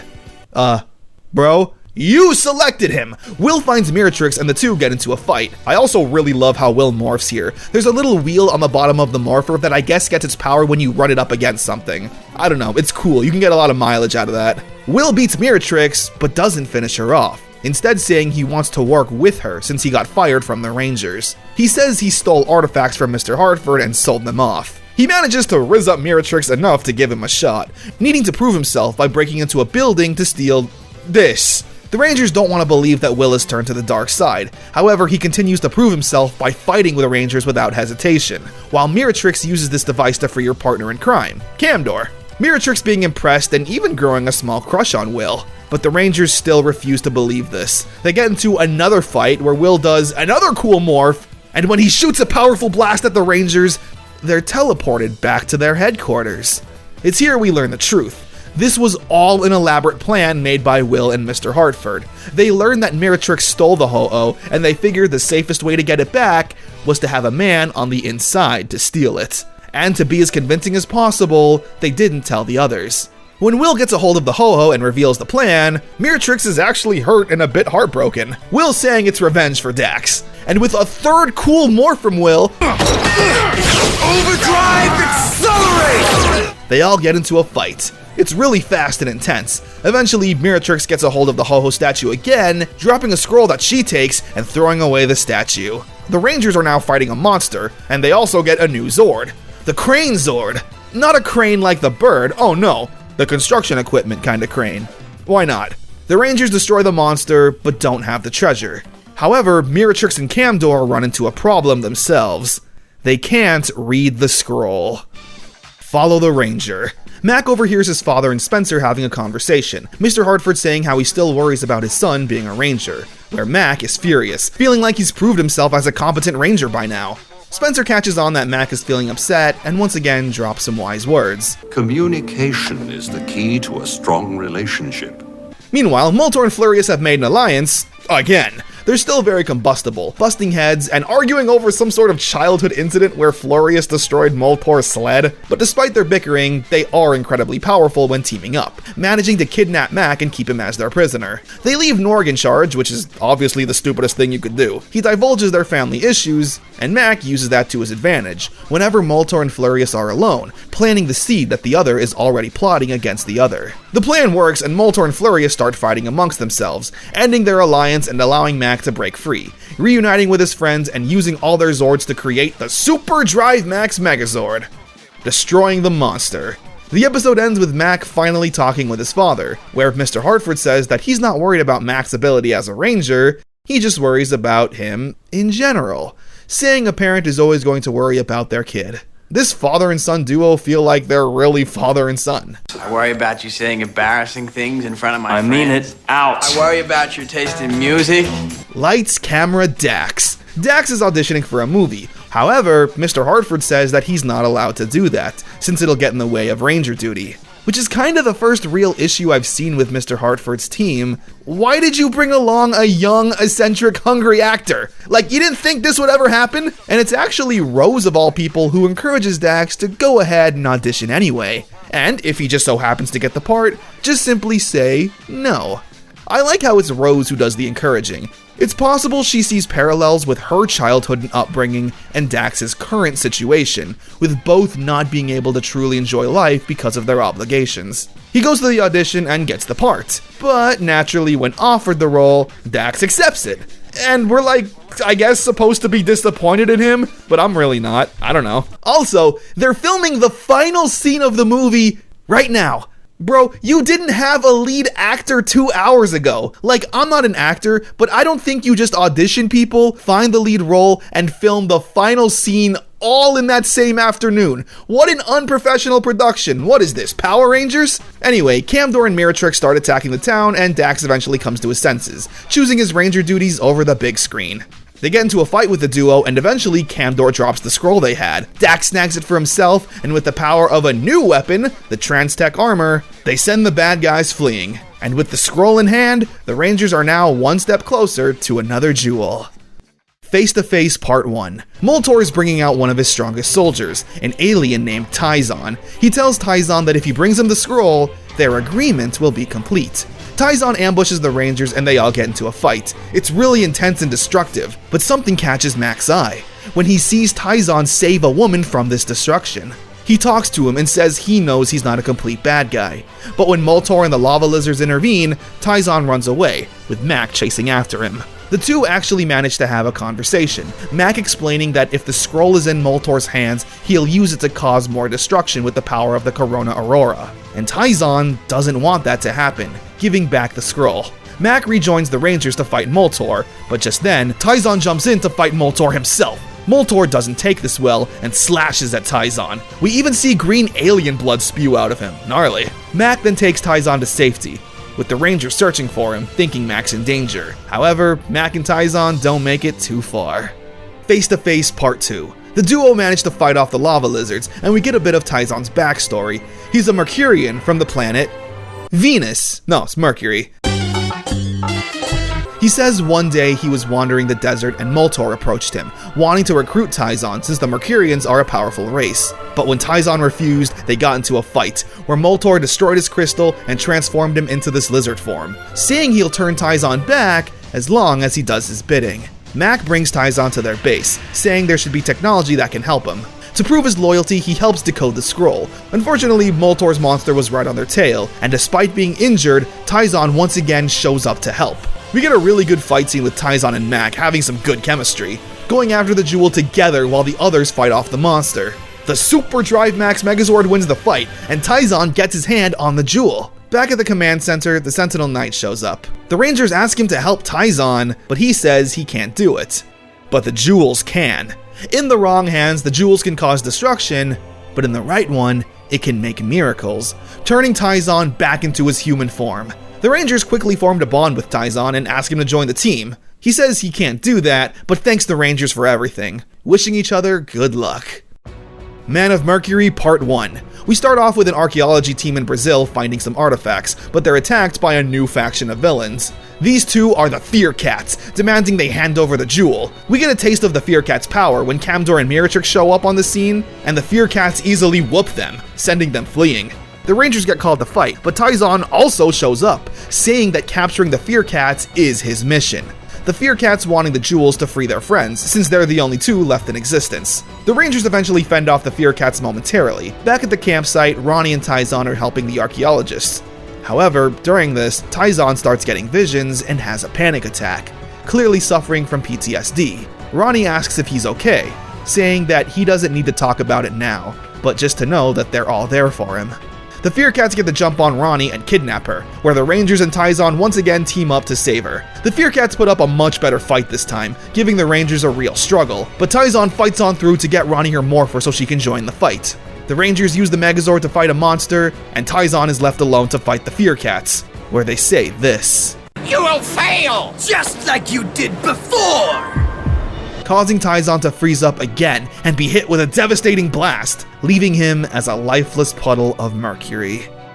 Man of Mercury Part 2. The Rangers take Tyzon's puddle to the command center, where Mr. Hartford is able to use his technology to rematerialize him. Not only that though, but he's made a new morpher just for Tyzon.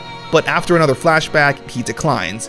He's not declining helping though, because when the Rangers are once again fighting the Fear Cats, Tyzon is right there. After this fight though, Tyzon decides he's finally ready to open up to the Rangers. Many years ago, Tyzon worked as an intergalactic emergency responder. They were called to a cave-in and his team were rescuing the workers. While he was tending to the injuries, he sent his team in to find more survivors. But that's when the Fear Cats showed up and started attacking again. They caused the cave-in, and they came back to finish the job, shooting at the cave and causing it to crumble, taking the lives of everyone inside, including Taizan's entire team. Ever since that day, Taizan has been living with survivor's guilt, feeling like it should have been him inside that cave, feeling like it's his fault that this happened for sending his team back in there. He doesn't want to be a part of a team because he doesn't want to lose any more friends. He leaves the house, but Ronnie shows up to give him some motivating words. It's a really good speech. Look, we don't always win. Sometimes the bad guys do. But we can't let that stop us.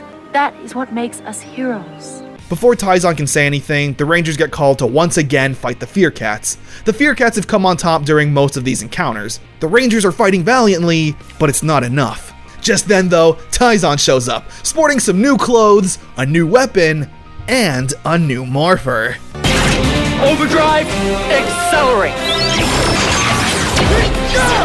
Transforming into Mercury Ranger! With his sick moves and blaster that also transforms into a metal detector. Sure, he defeats the Fear Cats, not destroying them, but damaging them enough that they have to flee. Taizan officially joins the team, not letting his fear hold him back any longer. The episode ends with the Rangers heading back to Brazil to check on the archaeology team, giving them the Yanomami statue. And when the Rangers scan it, it emits powerful jewel energy.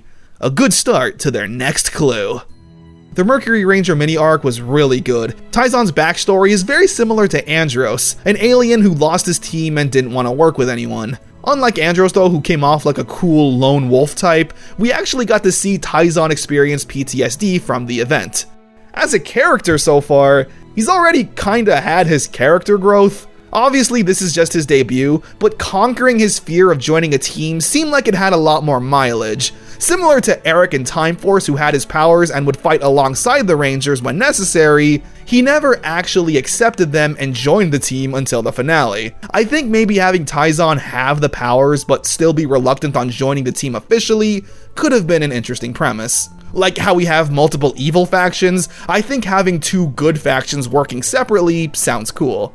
Speaking of factions, the Fear Cats round out the final group of villains we'll be dealing with, bringing us to 4 groups that are all opposing the Rangers, but will fight each other in a heartbeat. The Mercury Ranger suit is cool. It's a cool name also, but realistically, he's just a Silver Ranger. The metal detector thing is kinda silly. I guess it kinda matches his Mercurian weapon he was wielding. I also like the orange and blue trim on the suit. It's a first for the series and gives it a strong identity. Behind the scenes, one of Mr. Hartford's old friend is now a news anchor. She wants to do an interview with the Power Rangers and they all agree. Going on TV with their identities fully revealed. Okay, so you got a famous race car driver, as well as a criminal who most likely has some warrants, just blasted on television, telling the world that they're the Power Rangers. I mean, come on. There was an episode of Mighty Morphin where they were also on TV, but at least they were in the suits. Anyway, this naturally goes horribly wrong and Taizan gets poisoned. So they fight the bad guys to get the cure. That's it, honestly. It's very, very fillery. Just like me, Taizan is acting just like Will, taking his entire personality, style, and... Taizan, someone's got to explain to you why that's not okay, and it's not gonna be me. Will naturally gets fed up with this, leading to him and Taizan butting heads, which becomes an issue during the search for their next jewel, taking the Rangers to find Thor's hammer, Mjolnir. It's kind of a weird episode, honestly. Taizan starts acting like a spoiled brat and compromising the mission just to be passive-aggressive to Will. He's like, "Oh, Will, you'd call for help? Well, I'm not gonna be like you, remember?" Anyway, the Rangers find Mjolnir and can just pick it up, you can't do that, and Will and Taizan stop acting like babies and make up, learning that Taizan just wanted to fit in with Earthlings and thought Will was the coolest of the team. It's hammer time. The Rangers use Mjolnir to find their next clue. However, they're attacked by chillers and get into a fight. But that's when someone makes an appearance. The god of thunder himself, Thor! He convinces Ronnie to give him back the hammer so he can help the Rangers. He does, but then refuses to give it back, even though he gave his word. Back at the mansion, Thor is acting like a selfish, arrogant child, refusing to give up the hammer unless Ronnie marries him. Man, Disney portraying Thor as a whiny little baby? Thor would never do that! Instead, they take him to the jewel and he says he'll use Mjolnir to get it for them. He's completely incompetent, but they once again all get attacked by the lava lizards this time. But now, lightning strikes the earth, and we see that it's Thor! but this one seems a bit more serious. That's because the whiny baby was actually Loki in disguise, once again leaving with the hammer. Ronnie feels like an idiot for getting tricked, but the best way to stop a trickster is to become one yourself. So Ronnie comes up with a scheme to pretend she wants to marry Loki. He falls for it and they get the hammer back. And it's revealed that this was actually Spencer in disguise. You, my friend, are amazing. So with Mjolnir back in the real Thor's hands, he teams up with the Rangers to fight off Flurius and Moltor's forces. You know what? Close enough. Welcome back, Avengers Endgame! After the fight, the Rangers use the hammer to free the treasure, which is this big compass, only for Moltor to show up and take it. Cool. Out of luck. Moltor uses the compass's power to curse Mac, inflicting him with bad luck. But after hearing this and seeing it in action, Spencer and Mr. Hartford say this. If it's true the compass can bestow bad luck, how is it that I don't know, Spencer. It's a fun episode. Mac's bad luck runs rampant, so the Rangers give him all their good luck charms. A sombrero, t-shirt, scarf, plant, why not? Eventually, the Rangers defeat the bad guys, get the compass, and reverse the curse, with the focus still being on what Mr. Hartford reiterates. There's no way that boy could be affected by luck.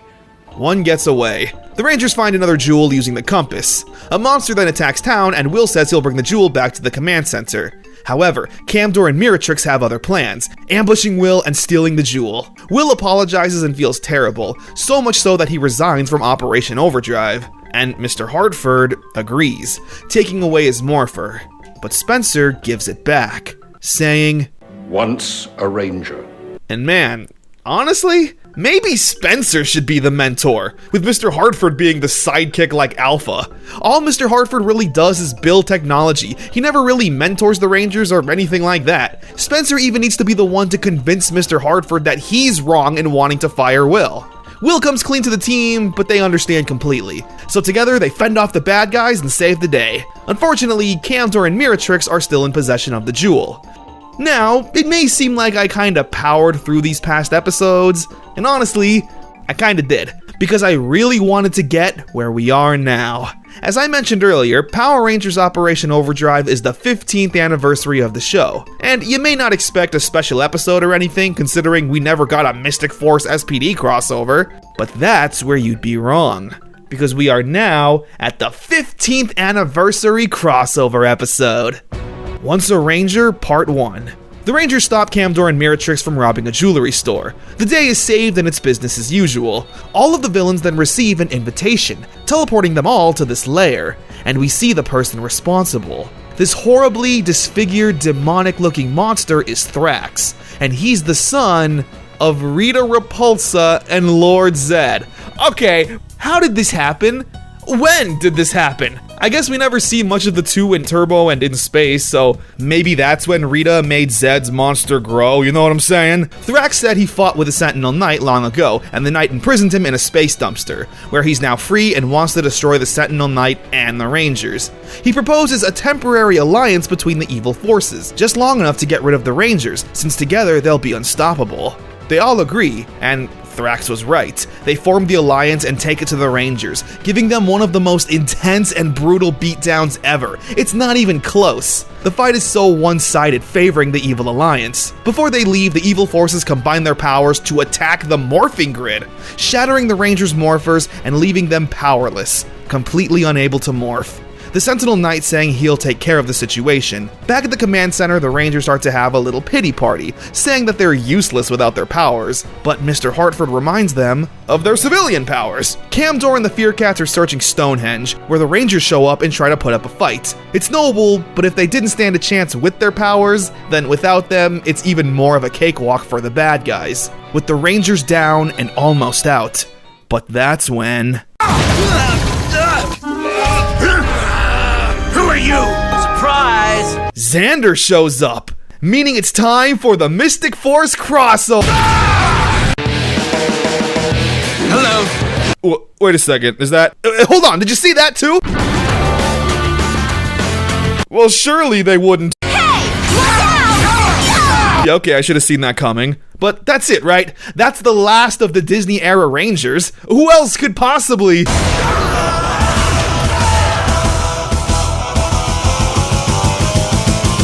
Oh. With the appearance of 5 new Rangers, the villains retreat, revealing Kira, Tori, Xander, Bridge, and Adam. It's a fun reunion. We also learn why Bridge is the Red Ranger. Basically, Sky would eventually be promoted, and naturally that would make Bridge the new Red Ranger. They never really explain Adam though. I guess he did have the morpher back in space, so maybe the Z-Wave fixed it like Jason's in Forever Red. Things don't stay happy for long though. The Sentinel Knight said he found these Rangers to replace the Overdrive team, where naturally the Overdrive Rangers are once again feeling down in the dump, just hanging out and whinging. While the veterans, are pretty competent in fighting off the new evil alliance. Also, as a side note, this is well into Johnny Yong Bosch's voice acting career, so hearing Adam go from sounding like a lost teenage boy to now this badass hero that Johnny is so used to voicing is really beneficial, not only in the role, but also showing off Adam's new, wiser mentor character. Now that's just rude. I don't think so. Mr. Hartford says that the morphing grid is badly damaged, but only somehow affecting the Overdrive team. He doesn't have any technology that can access it, but Adam says he knows someone who can. The episode ends with the Overdrive Rangers quitting, saying they can't do anything without their powers and they just want to return to their regular lives. We've decided to leave Operation Overdrive. Okay, so this is the biggest reason why people tend to hate this season and this team. The Rangers completely giving up simply because they don't have their powers anymore. And honestly, I hate it too. The Rangers still have their civilian powers, which could be useful against the foot soldiers, but even then, they could search for the jewels and use all this technology while the other Rangers fight the powerful villains, instead of working double duty like they've been doing. But instead, no, they just want their powers. It's fun to morph and have the weapons, so without it, they just feel useless. The powers are what made us cool. Without the powers, we can't do anything. Once a Ranger, Part 2. The veterans head to Angel Grove to find something important. However, they're jumped by the Chillers, where we get a really fun unmorphed fight, complete with the civilian powers and music. Everyone except Adam, using nothing but good old-fashioned martial arts to take him down. Maybe old school, but it still gets the job done. I guess this is a good time to mention the music really quick. For some godforsaken reason, every Ranger gets their theme song played multiple times, except Adam's. You know, only the most iconic Power Rangers theme ever. Instead, we get this generic guitar tune. Dun dun dun dun dun dun. It's like not even trying to pay homage to Mighty Morphin. I refuse to believe there's any valid reason why they didn't have access to the theme. Anyway, we see what the Rangers are looking for. Guys, where am I? Well, it's not the most annoying voice he's had. Hey yo, you feel me? We then cut to the Overdrive team back to their regular lives and being big babies. Mac eventually learns of a powerful sword named Excelsior. Thrax is out to get it since it's the only thing that can destroy the Sentinel Knight. Mac hits up Rose to ask about it and she gives him some information, before quickly running off to do this alone. Mac finds Excelsior, but he's not alone. Rose called the entire team because she figured Mac would be up to something. Thrax also shows up, but when he can't grab the sword because only the warrior goddess who wields it can give it up, he just leaves. He just goes away. Poof. The Rangers then try to take Excelsior, but it doesn't budge. So together, they give up. I gotta do the montage, don't I? If you enter Zed's dimension, your powers could also be lost. It's a risk I'm willing to take to save my friend, Zordon. I may still be able to teleport you to safety. We're gonna stay with you, Alpha. Even if we're not Rangers still, don't you think? We should check it out. I have no idea what the future holds. I know people are in trouble now. We may not be Power Rangers anymore, and their Waltors may be gone, but their spirits still live inside us! What can you do to me without your powers? We may not be Power Rangers, but we still have power! Hey, where are you going? You don't stand a chance without your powers. That wouldn't stop Dr. O, and it's not gonna stop us. You told me your father fought to the end. And now you want to quit because you messed up once? Mac manages to convince everyone to try one more time together. The statue then comes alive and is in awe at their friendship, giving them the sword. They take it to the command center and use it to power up the Sentinel Knight, giving him a physical form. Not only that, but Alpha tapped into the morphing grid and fixed it. The Overdrive Rangers apologize to Mr. Hartford and gives them back their morphers. Okay, things get pretty cool now, so let's get the mood right. The Evil Alliance and the Rangers head to the quarry for one last showdown, where only one team will come out on top. And with all the Rangers, past, present, and future together...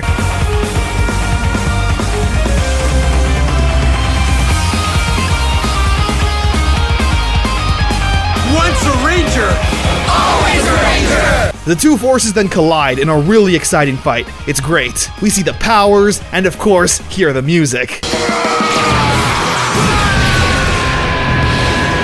It's a bit of a 50-50 split on that though. Obviously, Dino Thunder's and SPD's theme songs are perfect. Ninja Storm's is okay. Mystic Force isn't good for hype fights. And lastly, there's the Operation Overdrive and Adam's royalty-free guitar theme. The best bit in my opinion is when Adam is fighting Thrax. He gets the Defender vest, similar to how Zack wore the Dragon Shield. And again, Adam's new anime voice fits perfectly.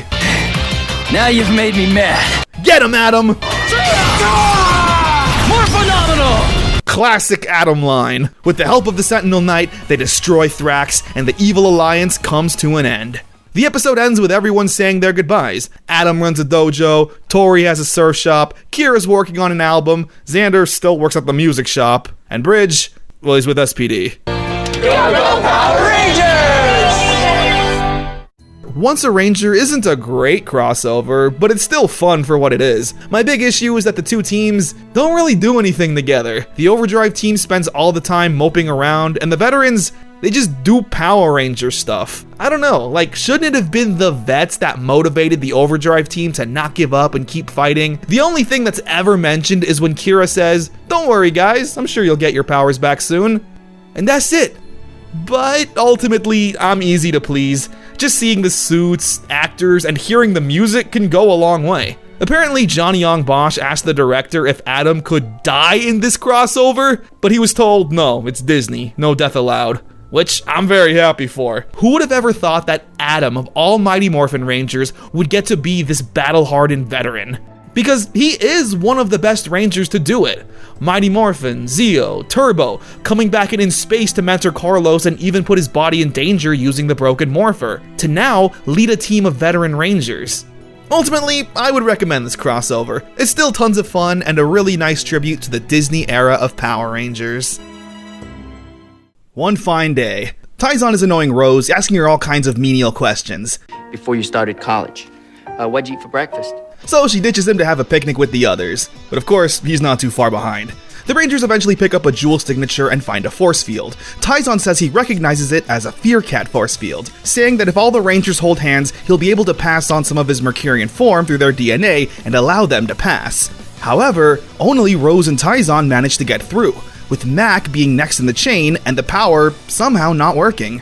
The Fear Cats are looking for something called the Centurion Torch, so they all get into a fight, with the Fear Cats having the upper hand. The two manage to escape and get some free time to talk, Rose asking why Taizan keeps asking her questions, where he says that Rose isn't very open with everyone, and all Taizan wanted was to get to really know her. They're interrupted by the Fear Cats and Taizan takes a serious blow, seemingly destroying him, and Rose... I'd hate to be the one who made her mad. Luckily, the rest of the Rangers break through the force field and join the fight, sending the Fear Cats fleeing. Not only that, but they found the Centurion Torch. Ronnie on Empty Part 1. The Rangers open up the chalice and it reveals a beetle, although for right now they have no idea what it does. Meanwhile, the Fear Cats have temporarily teamed up with Moltor to fight the Rangers. Their combined forces are strong, because during the fight, they managed to kidnap the Sentinel Knight, Will, and Ronnie.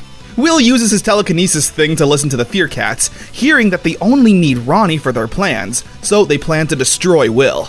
The two manage to break free, but while being hunted down, Ronnie sacrifices herself to let Will get to safety. Meanwhile, Mr. Hartford learns that the next jewel is in Egypt, and he sends the remaining Rangers to go look for it instead of saving their team, which they all want to do. It's kinda weird. Mr. Hartford has this semi-evil tone in his voice, prioritizing the mission over the other's safety. Will contacts Mr. Hartford about the situation, and he tells him to hang back until the others find the jewel. Luckily, Will isn't a punk and disobeys orders to find Ronnie, now also needing to deal with Flurious and the Chillers all by himself. The Rangers learn a bit about the jewel. Luckily though, Mr. Hartford calls them away to help Will. we see Ronnie's energy is being drained so the Fear Cats can power up a device that can make the Sentinel Knight evil. Why it needs to be Ronnie, though, is never explained. The Rangers fight off the monster and protect the city. However, they don't have Ronnie, who's slowly having the life sucked out of her. Ronnie on Empty Part 2. Will continues his search, while the Rangers are still looking for the jewel. They need to search a tomb for a map, and this is the saddest set in Power Rangers history. This is supposed to be an ancient tomb, but it's so obviously like an elementary school hallway or something. You could see the vents and sprinkler systems, like what happened here? Before they can find the map, Camdor and Miratrix get to it first, so they all get into a fight. Meanwhile, Will is broken into the lair to free Ronnie. It's good stuff, honestly, using his skills as a thief to sneak around and lay traps, even managing to fight off Moltor one-on-one. This really is the Will two-parter here. Anyway, he finds Ronnie and reverses the machine, giving her energy back and reverting the Sentinel Knight to good. Where together, they all send the bad guys fleeing. The episode ends with a Halloween party, because yeah, this is kind of a Halloween two-parter. And look at Mac, dressed as a robot having all that fun. Okay. Things not said. Mac is showing off some family pictures, when Dax notices something off about them. The tree is casting a shadow, but Mac and his father have none. Before they can think about this more, Camdor and Miratrix attack the city. The Rangers do battle and win the fight. Almost too quickly. Back at the command center, there's a power outage. It seems that Camdor and Miratrix uploaded a computer virus. Luckily, the backup power kept them all online. Good thing. The Rangers then... Good thing. Good thing. Good thing. Mac then wakes up, and Jesus Christ! Can you show that? Is that okay, Disney? It's here we finally learn the truth.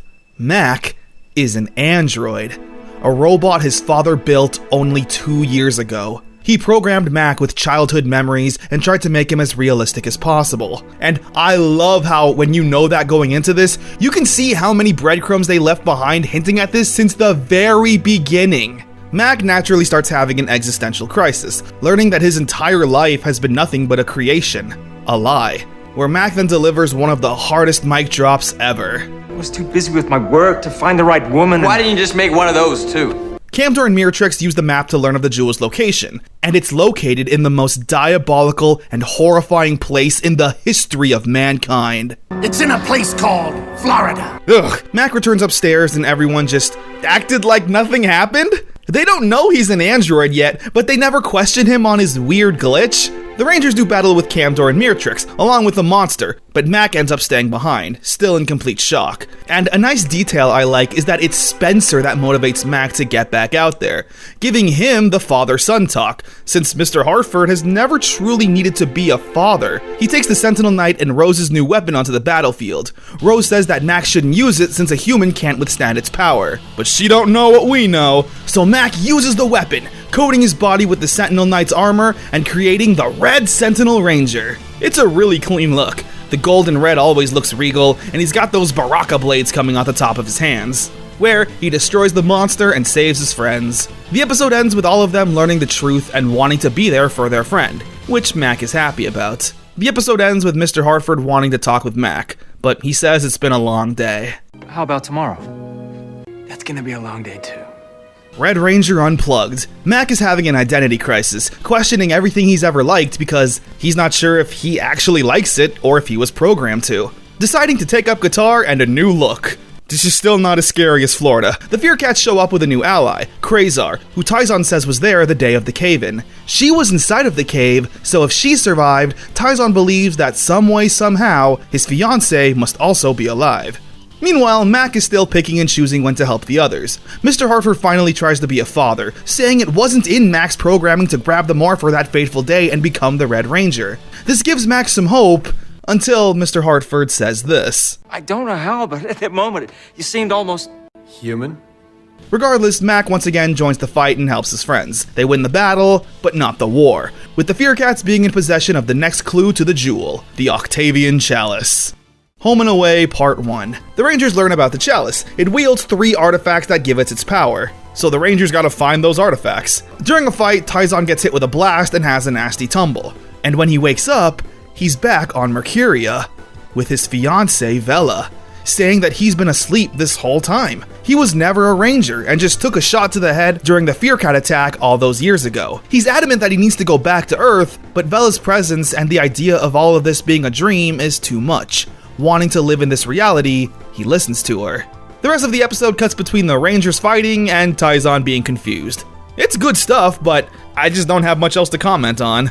Home and Away Part 2. The Rangers are still fighting and Taizan is still believing this is all a dream. Until he realizes Vela isn't talking like her regular self, and Taizan learns the truth that this was all just an evil scheme set up by Krezar. So he beats her up, takes his morpher, and regroups with the others. The rest of the episode is the Rangers fighting the Fear Cats. It's really intense and exciting, all leading up to the Rangers giving it everything they've got, and with the help of the Red Sentinel Ranger, they finally manage to destroy the Fear Cats. 1 faction down, 3 to go. The episode doesn't really have too much of a happy ending though, with Mac and Mr. Hartford's relationship still being rocky. If you don't like the way I've been acting, then perhaps you should upgrade to a newer model, Mr. Hartford. Way back when. The Rangers are trying to remember who have what jewels and treasures, so they plug Mac in through his HDMI in his head and reminisce. Yup, it's a clip show. However, it ends with the Rangers actually learning something, that the jewels' location all made a pattern when they landed on Earth years and years ago, when it was Pangea. And with that information, they now know where the final jewel is at. Greece. 2 fallen foes. The Rangers hope to find the 3 artifacts for the chalice in Greece. When they arrive, however, Camdor and Miratrix are once again already on the scene. So they all sit down and talk it out. Just kidding, they all get into a fight. The villains use the chalice to summon a monster and help them in the fight. Once the bad guys start getting the upper hand, however, that's when things start falling apart. Camdor betrays Miratrix, trapping her inside of that gem he was imprisoned in earlier in the season. And it's also Will who takes on the duty of fighting Camdor, since he has the most personal connection to him when he joined their side in that scheme. And with the Defender vest and big ol' hammer, Will destroys Camdor. And Miratrix, I guess, is forever trapped in that jewel. The chalice directs the Rangers back to an Egyptian tomb, where they find another sarcophagus, and a key they'll need to open it. But they're not the only ones who now know. Nothing to lose. The Rangers' journey leads them to Japan, where they find the key. Naturally though, Moltor is right behind them. A massive fight for the key breaks out. It's once again very intense and exciting, but I just don't have much to comment on. It's literally half the episode. However, it's the Rangers that manage to get away. Now, all they need is the crown. They plan on infiltrating Moltor's base and taking it by force. However, he lives in a volcano and no human could survive. So, of course, Matt goes in there on his own and fights Moltor all by himself. But the other Rangers aren't too far behind, risking their safety for their friend. Mac manages to severely wound Moltor. Before they can finish the job though, his lair starts collapsing, and the Rangers need to escape to survive, leaving behind Moltor and the crown. However, he managed to survive, and with no army or base, he comes crawling to Flurious asking for help.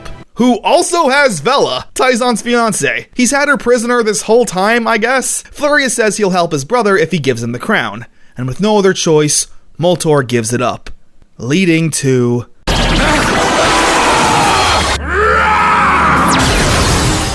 Flurious destroying his own brother without a second thought. The Rangers use the key on the tomb, but only find a useless coin. However, Rose uses her big brain to realize that sometimes a pharaoh's treasure wouldn't be buried with them to dissuade grave robbers. Where Mr. Hartford remembers he just so happens to have a mummy gifted to him years ago. The Rangers hold up the treasure and it comes alive, ending the episode. And, believe it or not, that leads us to the final episode of Power Rangers Operation Overdrive. Crown and Punishment. The mummy gives them the final jewel of the Corona Aurora. Just then though, Flurious and the Chillers crash through the Hartford home and start laying waste to everyone and everything in sight. The Rangers all fight unmorphed, including Mr. Hartford, which is nice to see, until they all decide to morph, leading to even more chaos. Eventually, Flurious gets a hold of Mac and threatens to destroy him unless they give him the jewels. Mac tells them not to listen, but it's Mr. Hartford who tells everyone to surrender the jewels. He does, and Flurious leaves. Mac is confused and angry about this decision, but Mr. Hartford said that he couldn't just make that sacrifice. No matter what else happens to us, it'll give me another day with you. I love you. I love you too, Dad. With Flurious now in possession of the crown and jewels, he plans on sending Earth into another ice age, telling the Chillers to get rid of Norg and Vela in the meantime. But Norg finally has enough and fights back. He's got some sweet moves. beating up the Chillers and running away with Vela. With their back against the walls, the Rangers go with the only plan they can, to fight Flurious' army and the power of the crown head on. There's a really cool morph where they all get frozen halfway through, but the energy from the morphers is too strong, breaking them free from the ice and morphing. Flurious also gets a new monster form. I really love this fight, doing some flashy and powerful attacks to Flurious without even breaking a sweat.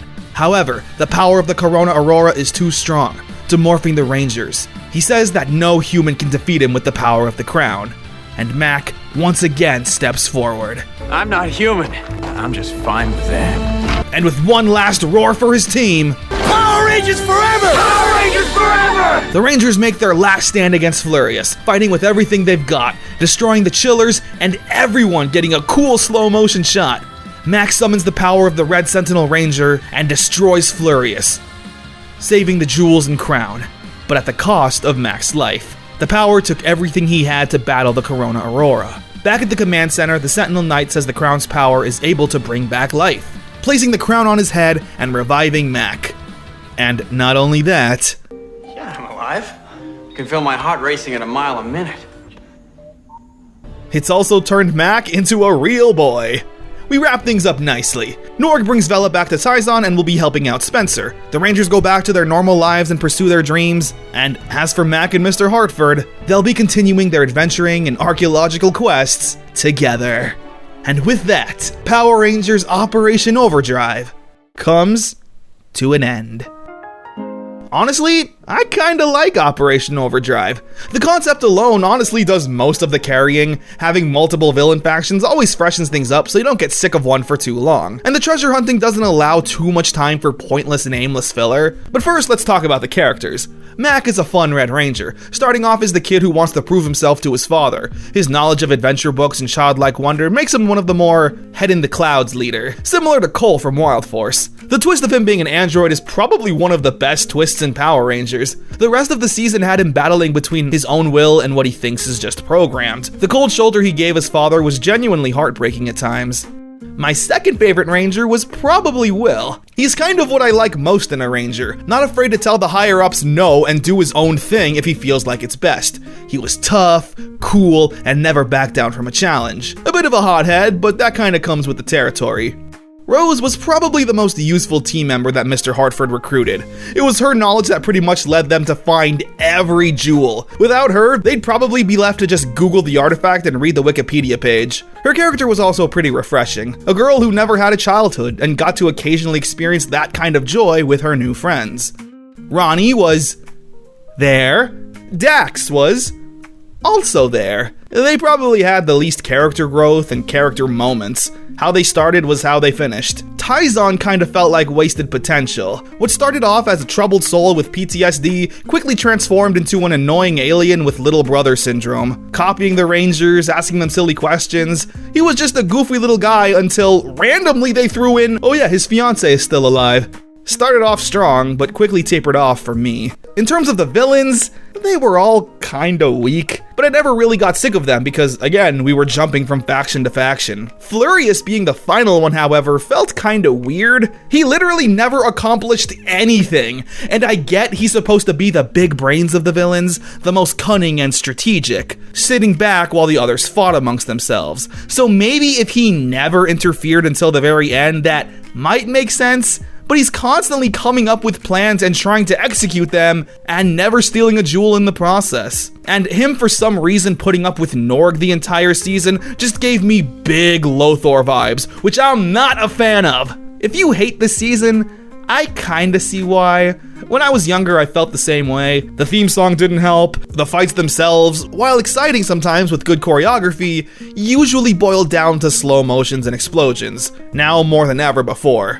And yeah, the characters not being as headstrong and giving up a lot was kind of a downer. Is it the worst season of Power Rangers? Absolutely not, considering what we have in our future. But at the time, I could definitely see the argument for it. I don't think saying zero aura is a critical and big brain analysis, but that's kinda what it boils down to at the end of the day. Zero aura.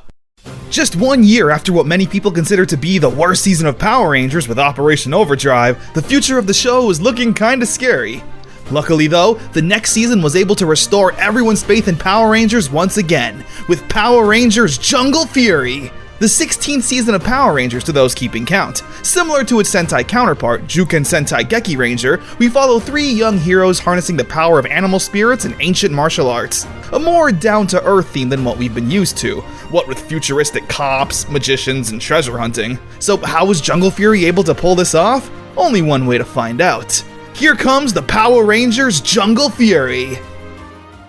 Welcome to the Jungle, Part 1. We open up at the Paishwa Academy, a secret martial arts school training the Order of the Claw, with 3 students out of 6 being selected as finalists. There's Theo, an uptight and by-the-book stick-in-the-mud, Lily, a fun-loving and more carefree girl, and Jared, a massive jerk. Theo and Lily win their fights honorably. However, Jared is a bit more reckless, continuing to attack his opponent after he's clearly won. Not only that, but he starts beefing with a towel boy, where another fellow towel boy and Cub member Casey intervenes, not wanting any trouble. Jared tries to intimidate him, but Casey lets out a bit of his animal spirit and knocks Jared away. Master Mao, their master, then chooses Theo, Lily, and Casey as the 3 finalists. Casey naturally feeling like it must be a mistake. Master Mao then explains what they've been chosen for. Years ago, the Order of the Claw sealed away a powerful entity known as Daishi, and these 3 have been chosen as the guardians to watch over his casket. Sounds easy enough since he's already dead, but that's when Jared shows up, enraged that a newbie like Casey is taking his spot. He lashes out at Master Mao, who easily handles him, until Jared unleashes his animal spirit, accidentally freeing Daishi and killing Master Mao, telling the 3 that they now must go to their new master. The address takes them to a pizzeria, Jungle Karma Pizza, where they then approach their new master, saying they're ready to learn all of his wise teachings. Check! Okay, wrong guy. They eventually meet the owner, RJ, an eccentric goofball who offers them jobs until they meet up with their master, mainly because they need money to live in the real world now. Meanwhile, Daishi has quickly gotten to business, possessing Jared and reviving his foot soldiers, the Rinshi, as well as freeing his partner in crime, Camille, who may or may not have the hots for Daishi. He sends the Rinshi to attack the city and the 3 go to fight. However, it's clear they're fairly overpowered and outskilled. But that's when RJ shows up to save them. Yup, he's a member of the Order and the gang's new teacher, beating up the Rinshi and officially introducing himself. Their new dojo is the upstairs of the pizza place. It matches RJ's personality, very lax and casual. It's here where RJ gives the Rangers their new morphers. He initially asks if they've ever heard of the Power Rangers, and I was immediately filled with anger for about 3 seconds, until I realized these 3 were most likely at the Paishwa Academy for years and years, being secluded from the outside world. And, naturally, it's Casey who's the most excited to be a Ranger, since he's only been in the Academy for a few weeks, and would know the most about the Rangers. RJ says he knows a guy who tapped into the morphing grid, giving the 3 their new morphers. Sunglasses. Yeah, sunglasses. These are totally not dumb at all. They're super cool. Anyway, the 3 head back into the city to confront Camille and the Rinshi, with Theo and Lily not wanting to waste any more time. Jungle Beast! Spirit Unleashed!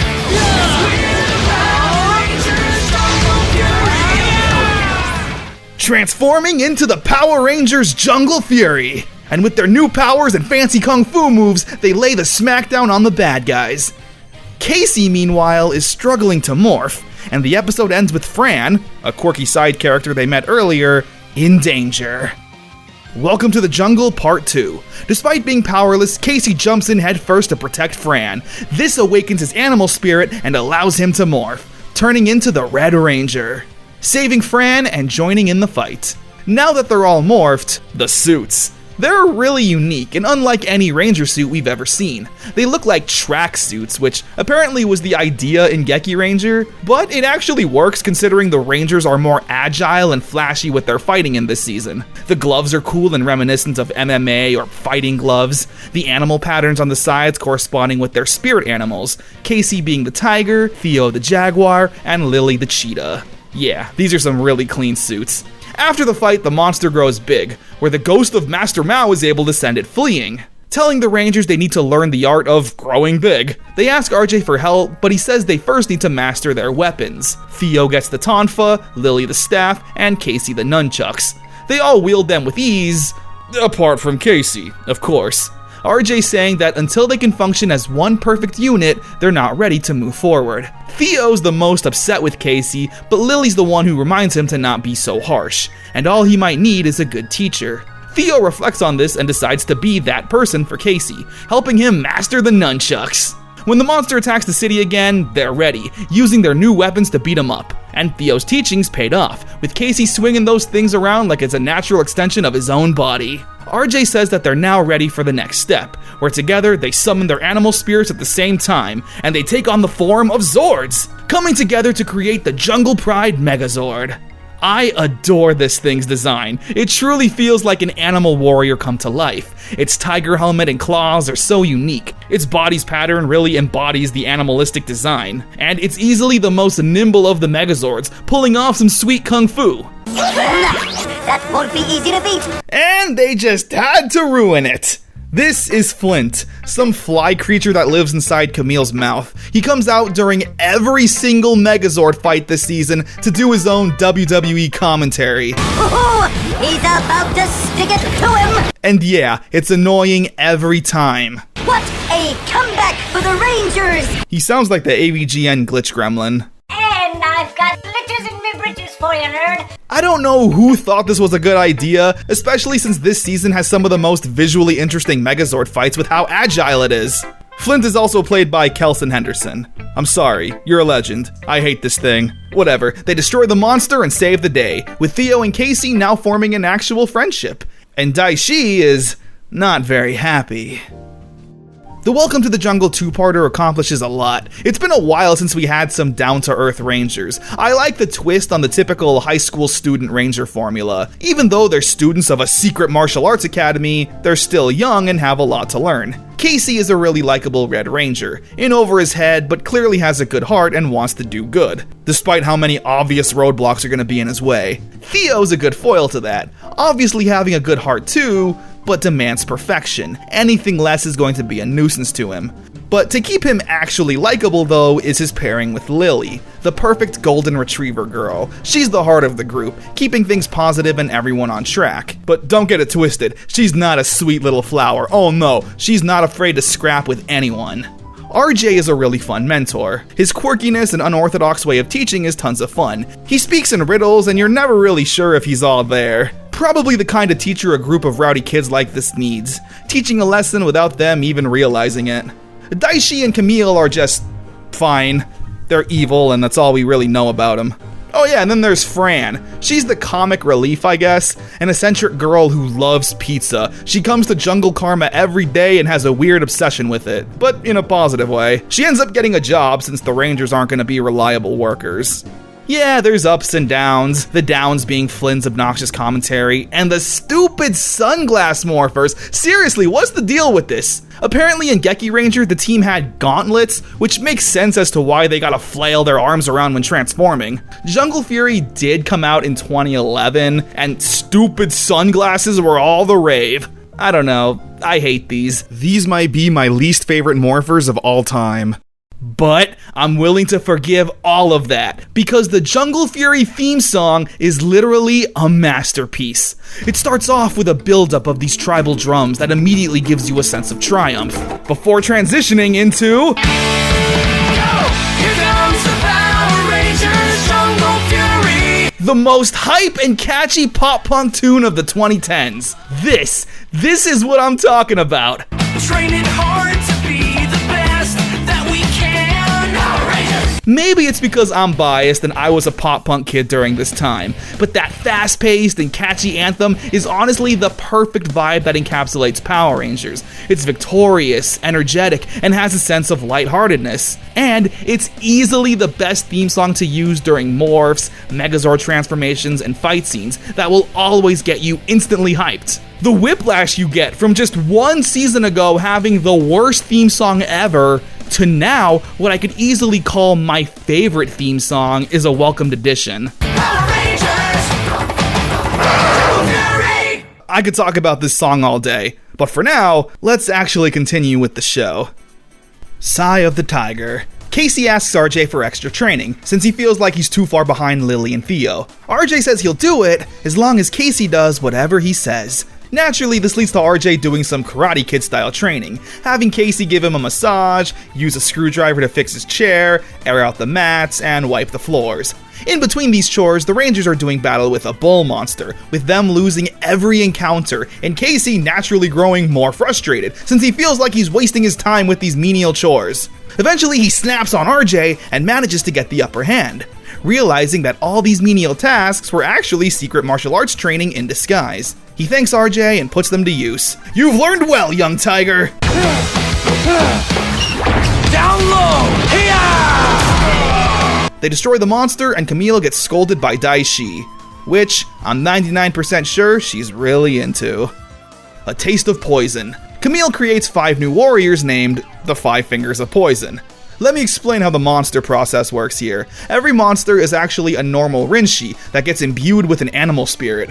Once this happens, they're able to take the form of either a super Rinshi that can now talk, or the monster. Back at Jungle Karma Pizza, we see Lily and Casey getting along really well. Casey's fun nature is a nice change of pace when compared to Theo, who's of course anti-messing around. The Rangers get called to fight the 5 Fingers, however, they're overpowered. It's here they also learn that Daishi is possessing Jared. However, it's clear there's a bit of Jared's anger that's fueling Daishi, considering Daishi has a bone to pick with Casey. Casey gets a little overzealous and charges in headfirst to fight, not only losing, but gets injected with poison, where Lily seems the most worried. Later that day, the same centipede monster that poisoned Casey calls out to challenge him, but Lily takes matters into her own hands, confronting him by herself. She puts up a good fight, but eventually Casey and Theo show up to help, with a new weapon, the Strike Rider! Casey's new motorcycle now available at Target. They destroy the monster and Casey gets unpoisoned. Back at the restaurant, Casey thanks Lily for helping, joking that the reason she went that extra mile is because she has a crush on him. But Lily makes it clear that she just views Casey as a little brother she wants to protect. He's cool with that, and the two continue in shenanigans. However, Theo walks in on this and doesn't seem too stoked. Can't win them all. We get a look into how cool and perfect Theo is, outskilling both Casey and Lily during training, as well as being the perfect pizza tosser. All is going well until they fight another poison, Gecko the insurance gecko. He climbs up on the walls and goads them into fighting. Theo's feeling confident and gives it a go, but loses the fight. This instantly demoralizes him, throwing a pity party and lashing out at his friends. Look, I'm just a new guy here, and I may not have the right to say this. You're right. You don't have any right. RJ sees this and takes Theo on a road trip, telling him to walk a tightrope and juggle some fruit. Meanwhile, Casey and Lily are fighting the bad guys. They get overpowered and call RJ for Theo's help, but he denies it. Theo doesn't see how this is helping, but RJ's unorthodox ways once again comes through, saying that he's right. This is meaningless. Confidence is a state of mind.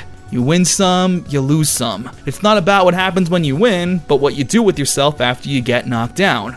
This regains Theo's confidence and he runs to join the others, apparently mastering the wall run, and together they destroy the monster. The episode ends with Theo not putting so much pressure on himself anymore, realizing he's just human and is bound to make mistakes like everyone else.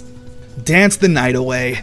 Every Thursday, Theo and Lily have a lunch appointment. Not a date, as Theo is adamantly pointing out. However, this Thursday, she's nowhere to be found. She's upstairs, getting her groove on with Casey.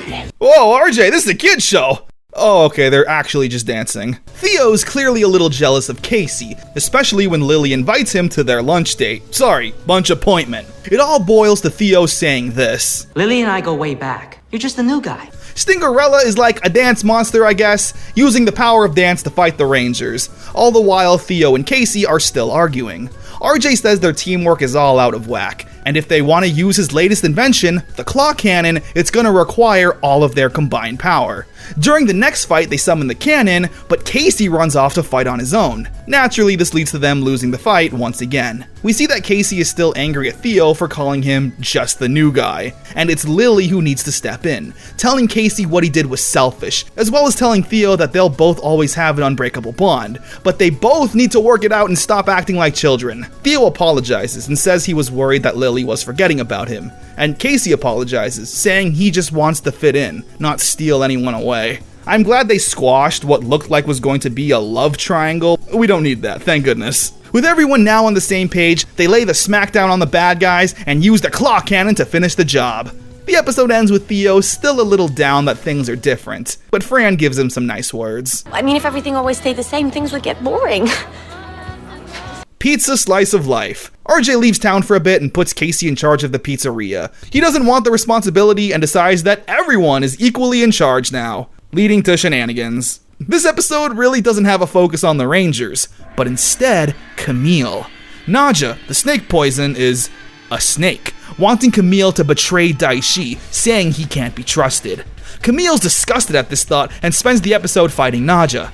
Naja says that Daishi doesn't care about anyone. To Daishi, Camille is nothing more than a tool that'll be discarded when she runs out of her use. Camille, however, firmly believes that Daishi does care about her. She mentions all of this to Daishi, and he uses very careful language, saying things like, "You're my favorite." He even tells Camille to get stronger by absorbing the Ranger's energy. She says that could destroy her, but Daishi says, "Isn't that a risk you'd be willing to take for someone you love?" I gotta say, I love this toxic relationship dynamic. This episode solidified these two as amazing villains. Daishi clearly doesn't care about Camille, but he weaponizes her love and admiration to get what he wants. She eventually does steal some of the Ranger's powers to increase her own. She fights Naja and wins, but even at the very end, he continues to plant the seeds, that even after all this, Daishi has never even said thank you.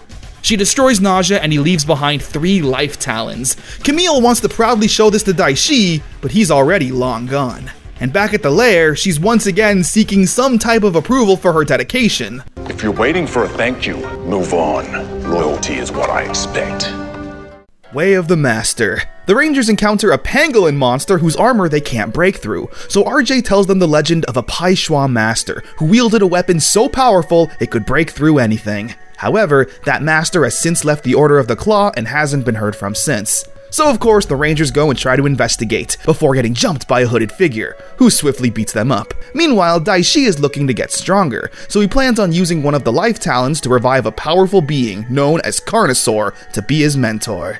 The Rangers eventually come across a decrepit home as well as an old man, who of course turns out to be the Master. Master Fant. He's a bitter old man who doesn't want to help. Casey and Theo lose their tempers pretty quickly. However, it's Lily that stays behind trying to win him over, not taking his insults to heart and even cleaning up his garden. Eventually, the Rinshi get the jump on Lily, and Master Fant comes around, saving her and beating them up with his jungle mace, his secret weapon. And yes, Master Fant wields the spirit of the elephant, taking Lily under his wing as his student. Luckily, Lily's a fast learner and comes through spitting around that mace like she's been doing it her whole life, taking out Camille and destroying the monster. When it grows big, however, the Rangers have another new weapon, the Elephant Zord. Combining with their Megazord, complete with the mace, they save the day. Jungle Mace! Spin attack! All right! The episode ends with Master Fant thanking Lily for teaching him how to be a happy guy again. Lily's heart, once again, truly is her greatest weapon. What's interesting though is that at one point, Theo says this about Master Fant. He's the only one that can help us, and all he does is sit around feeling sorry for himself. Which is very reminiscent of what Theo was going through not too long ago. So in a way, it kind of feels like this should have been Theo's mission, to hold a mirror up to what his future self could have been like. Good karma, bad karma. Daishi manages to revive Carnosaur, who says Daishi is a strong warrior, but still possesses the heart of a man. Meaning that, yeah, Jared himself still plays an influence on how strong Daishi will get. However, Carnosaur has a plan to fix this. The Ranger plot is kinda boring, honestly. We follow this poor kid who steals some money from JKP. Casey befriends him and tries to teach him that stealing is wrong. Anyway, Carnosaur is taking Jared to previous life events. It's here we see that Jared was an honorable kid who wanted to do the right thing. There was a time where a girl stole the answers to a test and Jared refused to look. Carnosaur is taking Jared to these important moments of doing good in his life and altering its history. There's a time when young Jared was getting picked on and he refused to fight back, saying it goes against their code to beat up people weaker than you. So Carnosaur changes that event, so Jared does end up beating the kids. It's very interesting, honestly. We seemingly have Jared in control here, not wanting the past to be altered because there's still some good in him. He sees that youthful do-gooder in his younger self. With these changes to Jared's life, he's seemingly more ruthless and one step closer to becoming almighty. Oh yeah, Casey's story. The kid ends up spending the money on a kite, making the wrong choice. However, he's of course a fan of the Power Rangers, and Casey says the Rangers wouldn't like him for stealing. With Casey's moral to the kid being, You can't have it both ways, Josh. Either you're a good guy or a bad guy. You're either a good guy or a bad guy. Despite this entire episode focusing on Jared's battle with good and evil. Good job, Case. Blind leading the blind. Theo is trying to multitask everything in his life, causing both his ranger duties and work life to be lacking. So RJ calls in a friend of his, Master Swoop, to take Theo under his wing and mentor him. Master Swoop is blind, also wielding the spirit of the bat. You get it? I said took Theo under his wing. Okay, he's trying to teach him the importance of concentration and focusing on one thing. Theo's saying that this is just how he was raised. Everyone always expected perfection out of him. So trying to balance everything to the best degree possible is just who he is. Master Swoop says he doesn't want Theo to change, but instead, sometimes take a step back and free your mind. Give yourself a mental break that you so desperately need. He passes the test, learns a cool trick, and gets the jungle fans as a new weapon, whooping the bad guy spectacularly. And of course, getting a new bat sword. Swoop attack! Pushed to the edge. Camille doesn't like the brutalness of Carnosaur's teaching, as well as this new ruthless attitude Daishi has adapted. So, she does like it when he bosses her around, just not when it's in such a mean way. So Camille takes on a civilian disguise to escape from all this for a bit. She heads to Jungle Karma Pizza and is very rude. Lily sees this and does what she does best, tries to be a good person and helps out this frustrated stranger. Camille is shocked to see that this is Lily and tries to leave, but when Lily asks what's wrong, Camille gives in, being vague and saying her new boss is calling her useless, as well as her friend betraying her. Lily gives some friendly advice, which inadvertently gives Camille an idea: to use a life talent to revive another powerful general, Jellica, asking her to instead be Daishi's new master. I guess the logic is that Jellica would be grateful to Camille and therefore train Daishi in a way Camille seems fit. Not as ruthless, I guess? I don't know, it doesn't work, and she instead demands to be Camille's mentor. Together they manage to capture the Rangers except Lily. She gets into a fight with Camille and loses, Jellica telling Camille to finish her off, but she can't do it. An enraged Jellica attacks Camille, but that's when Jared comes to her rescue, getting into a fight with Jellica, where she reveals this was all part of her plan, to see what Daishi was made of, and she's impressed, agreeing to become his mentor as well. Camille reveals to Lily that she was the blonde girl from earlier, taunting Lily and saying that her kind heart and wanting to help out a stranger helped revive Jellica and make the villains even stronger. The episode ends with Lily feeling terrible, that her kindness might actually be a weakness. But it's Theo who cheers her up, saying anyone would be lucky to have her as their friend, and that her ability to reach out to anyone to want to cheer them up is one of his favorite things about her. One master too many. Casey's wondering when he's gonna get a new master like his teammates, with RJ saying that he's already got one in him. However, Casey's adamant on wanting another one to learn another style, and RJ actually seems a bit hurt by this. During a fight, the Rangers are losing, but they get saved by a mysterious warrior. This is Master Finn, master of the shark style, and RJ's father. The two haven't talked in years, with Master Finn being very different from RJ. He's strict and serious, while his son isn't. He's decided to take Casey as his pupil, and Casey's excited, with RJ now feeling even worse than before. We learn that RJ didn't want to learn the shark style. He wanted to pursue his own animal spirit, the wolf. Master Finn was so disappointed in this that he never spoke to RJ for years after that. So now seeing Casey seemingly prefer Master Finn over his own teachings is hard on RJ. Eventually Casey catches on that he's being a bit of a jerk. The two have a talk and Casey learns all this, telling RJ that he was just excited to learn a new style, and that he still loves RJ as a mentor. Trying to tell Master Finn all of this as well, but they're interrupted by a monster. They get into a fight and Casey gets the shark sabers. Daishi also shows up to test his new abilities and strength, getting the upper hand on Master Finn, but RJ shows up to save his father, fighting Daishi and using his wolf spirit to send him fleeing.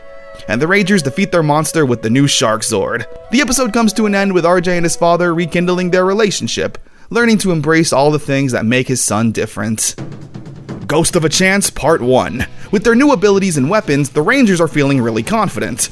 Borderline cocky, asking when they're gonna get their master status, with RJ wanting to reel them back to reality, telling them to practice their stances and to go back to basics. While the Rangers were feeling overconfident, Jared's been training intensely, with Jellica and Carnosaur believing he's been taught all they know. So they put it to the test. Jared calls out the Rangers and they get into a fight, with Daishi easily handling all three. It gets so bad that RJ needs to step in personally, but this was seemingly the plan all along, to kidnap RJ, his final words to the Rangers being, "You know what to do." Daishi has brought RJ as a gift to his masters, wanting to show off his newfound strength in a battle to the death with a Pai Shui master. Meanwhile, the Rangers are trying to figure out what RJ meant when he said, "You know what to do," with Casey remembering their last lesson being about going back to basics. So they head to the Pai Shui Academy and go to the crypt where Daishi was first released. It's here they learn of 3 other masters who passed away and live in the spirit realm, containing the animal spirit of the gorilla, antelope, and penguin. The ghost of Master Mao shows up and says they can only learn these abilities if they enter the spirit world, but it's dangerous and there's no promising they'll be able to come back. But with no other options, they're adamant on going. Once inside, they're greeted by the 3 masters, who challenge them to a fight without even saying a word. And, no surprise, they lose. Ghost of a Chance Part 2. This is Master Rilla, Master Lope, and Master Gwyn. Also, as a quick side note, Master Gwyn is played by Michelle Langstone, who also played Cat in SPD. So I feel like this was kind of a missed opportunity to make her the spirit of the cat instead, but whatever, I know, Sentai footage. They say in order to master their abilities, they all need to pass a test, confronting their darkest fears. Lily is afraid of spiders, Theo is afraid of singing in front of an audience, and Casey is afraid of his childhood monster in his closet. This is kind of a weird test. The 2-parter started off with the Rangers being insanely confident, and even though they lost RJ, they've never really lost that confidence to the point where it feels like this is the ultimate test. Like, maybe if the team were considering giving up and retiring as Power Rangers, it would make more sense as to why they need to conquer their fears. But as it stands, I don't see how karaoke helps Theo in this particular situation. However, they naturally passed the test and are ready to take their new skills to Daishi, who himself is busy beating up RJ in a Coliseum battle, just trying to survive until the Rangers show up. Back at JKP, Fran is a one-woman show. She overhears RJ's TV upstairs and decides to turn it off for him. But that's when she sees Casey, Lily, and Theo appear. They're Power Rangers? Daishi returns RJ since he refused to use his full power, and decides that the Rangers will do instead. The Rangers hold their own a bit more this time around, but still lose. But that's when they decide to show off their newfound strength. Jungle Master Mode!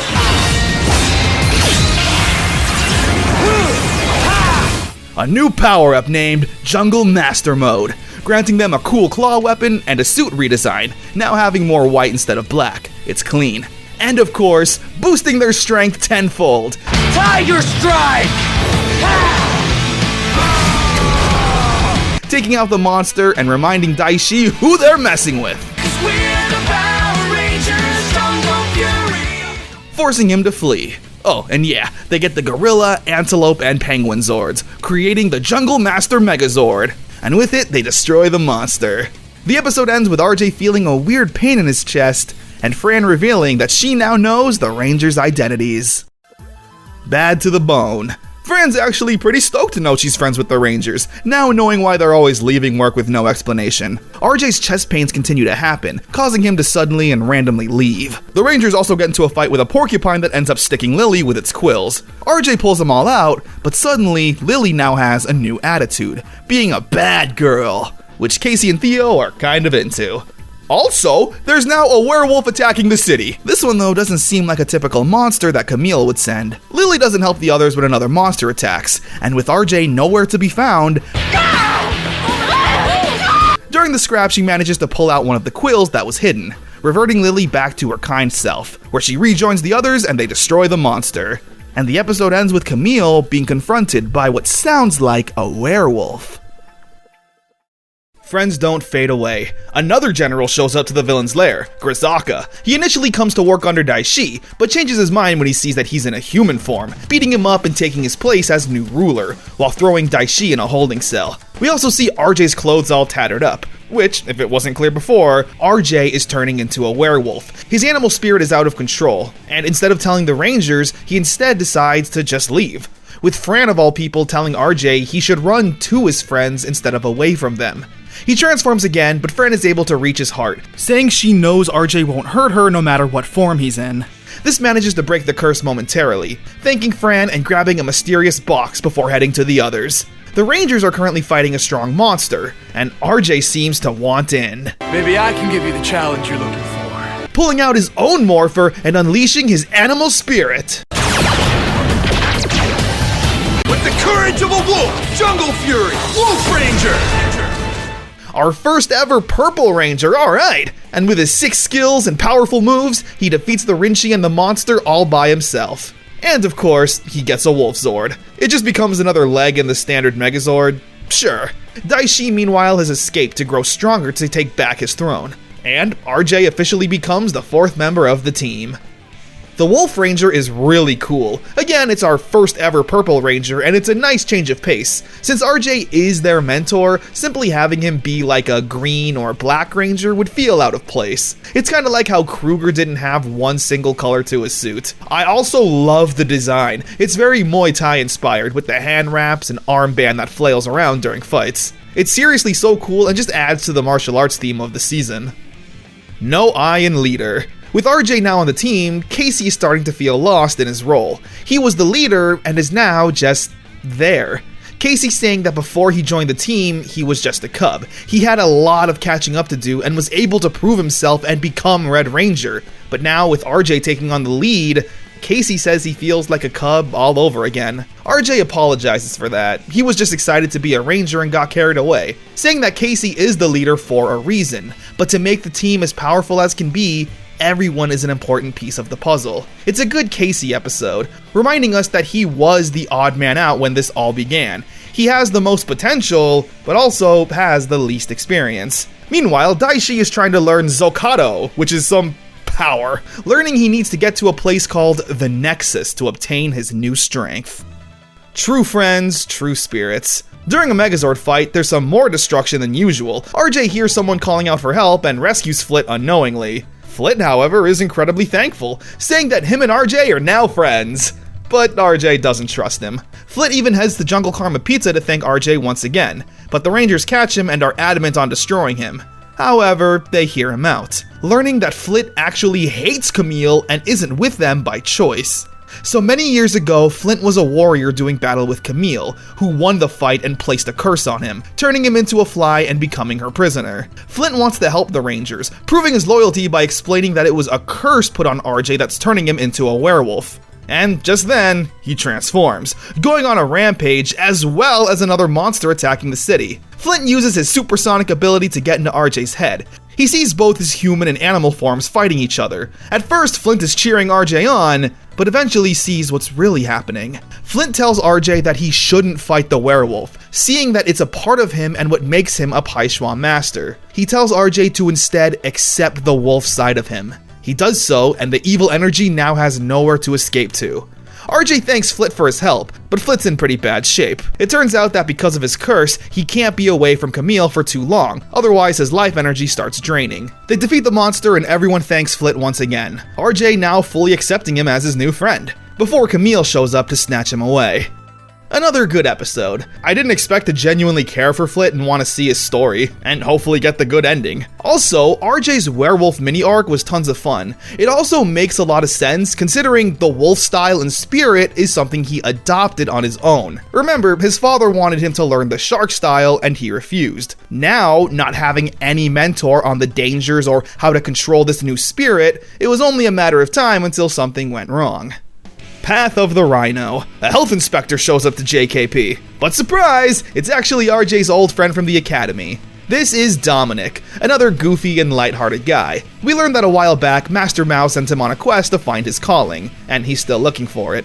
Eventually he learns that they're all Power Rangers, believing that this is his calling. But Casey, Lily, and Theo aren't impressed with his antics. He's always goofing around and never taking anything seriously. Fran's the only one who seems to like Dominic. He's caring, talks to her, and they can both relate on being bookworms. However, the Rangers get sick of Dominic and he can see that, realizing that he's not wanted here. The Rangers are pretty happy with their decision, saying they gave it a shot and it didn't work. But Fran stands up for Dominic, saying they never really did give him a chance. They simply just judged him on his lighthearted personality. The three realize they were jerks. They find Dominic, who ends up saving Fran. Casey apologizes and the two make up. Dominic joins in the fight and RJ hands him his bracelet morpher, leading to Dominic unleashing his animal spirit. With the power of a rhino! Rhino Ranger! The fifth member of the team. And with his rhino morpher in hand, he strikes down the bad guys one by one, saving the day, getting a job at Jungle Karma Pizza, making some friends, and seemingly finally finding his purpose. The Rhino Ranger suit is also very cool. The little dash of orange is a nice complementary color. I like the horn, and this suit is actually karate inspired. The suit itself being white also helps with that look. A karate gi and belt to go along with it. Dash for the dagger. So everyone wants to go to a place called the Rhino Nexus. The Rangers for a new weapon, Grisaka's team for power, and Daishi and Camille, now being their own separate team after being exiled, also want that power. To get there, you need the control dagger, which Master Mao gave Dominic for safekeeping. He goes with Theo to retrieve it, and when Theo sees that Dominic's just been hiding it at this random diner, Theo holds on to it himself, saying it's in safer hands this way. It's clear the Rangers are still a bit hesitant when it comes to placing their confidence in Dominic. However, the dagger ends up getting stolen by Camille in disguise, catching Theo when his guard was down. He apologizes to Dominic for not trusting him. Dominic then goes after Camille on his own, since Master Mao said the dagger was directly linked to his future. Meanwhile, the Rangers are fighting another powerful monster. The Rangers destroy the monster, but Camille managed to get away with the dagger, handing it to Daishi, who's now ready to plot his revenge and become even stronger. Race to the Nexus. Everyone's heading to the Nexus, but Jared and Camille are the ones with the actual dagger to harness the power. The entire episode is just a huge fight. Grisaka, Carnosaur, Angelica fighting the Rangers, then some of the Rangers splitting off to stop Jared and fight him and Camille. It's tons of fun, and there's too much action for me to commentate moment to moment. Eventually, Jared and Camille reach the tomb that requires the dagger, and Dominic shows up to fight for his destiny. He manages to get the dagger and harnesses the power for himself, where inside contains the power of the Rhino Zord. It's huge compared to the others, especially since it transforms into its own Megazord form, the Rhino Pride Megazord. And with it, Dominic is able to destroy Carnosaur, with Daishi being kinda happy that there's now one less obstacle in his way. Arise the Crystal Eyes. So the past few episodes, the villains have been looking for something called the Crystal Eyes, but it's never really been explained what they are until now. So many years ago, a group of monsters went by the name of the Phantom Beasts, and they were the baddest beasts around. There's 8 of them that are apparently all based on the Chinese zodiac. They were destroyed, but all that remained were their eyes. And if they're able to gather all the eyes, the Phantoms can be revived. Grisaka and Angelica plan on reviving them to serve as their soldiers. The villains already have a couple. Luckily though, an archaeologist has just announced in the newspaper that she's found several mysterious eyes. Casey goes to try and sweet-talk his way into handing them over. However, she doesn't budge. So Camille and Daishi take a more direct approach, simply attacking and stealing them. Meanwhile, Grisaka and Angelica show up, also wanting the eyes. A huge fight breaks out, with Grisaka growing giant. He's pretty powerful, but the Rangers combine all their Zords to create the Jungle Master Stampede. And with it, they destroy Grisaka. The Rangers retrieve the 5 eyes and bring them back to the archaeologist. With Grisaka now gone, Angelica is the only one left, taking the 3 eyes they've already found for her own deeds. Fear and the Phantoms. Angelica revives the 3 Phantom Beasts, saying they work for her, and their first orders are to destroy Daishi. However, the Phantom Beasts instead turn on Angelica and instantly and mercilessly destroy her. Yep, she's gone. The Phantom Beasts fought against Daishi back in the day. However, they were ultimately defeated, saying that if they instead followed him, they would have ruled the world. They don't want to make that same mistake again, so they now pledge their allegiance to Daishi, getting straight to work on their new plan. One by one, the Rangers' Master starts disappearing, starting with Master Swoop, then Master Finn, and lastly, Master Fant. The Rangers, meanwhile, are trying to figure out what's happening, all while needing to fight another monster. The rest of the episode has a plot with Lily teaching some girl how to dance and have her build up some confidence. we don't care about this. The Rangers destroy the monster, but enough time was stalled for the villains to reveal their true plan. A massive explosion strikes the Rangers, and we see a blue, green, and black Ranger.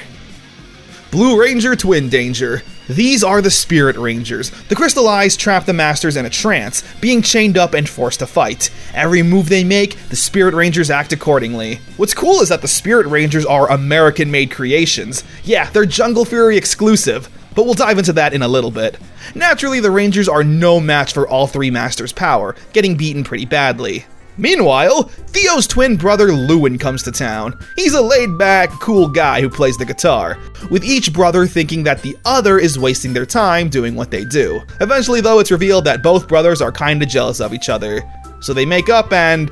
yeah, great. Aren't there Spirit Rangers to be dealing with? And the episode ends with Master Finn contacting RJ spiritually, telling him to take the risk, and RJ being confused on what exactly that means.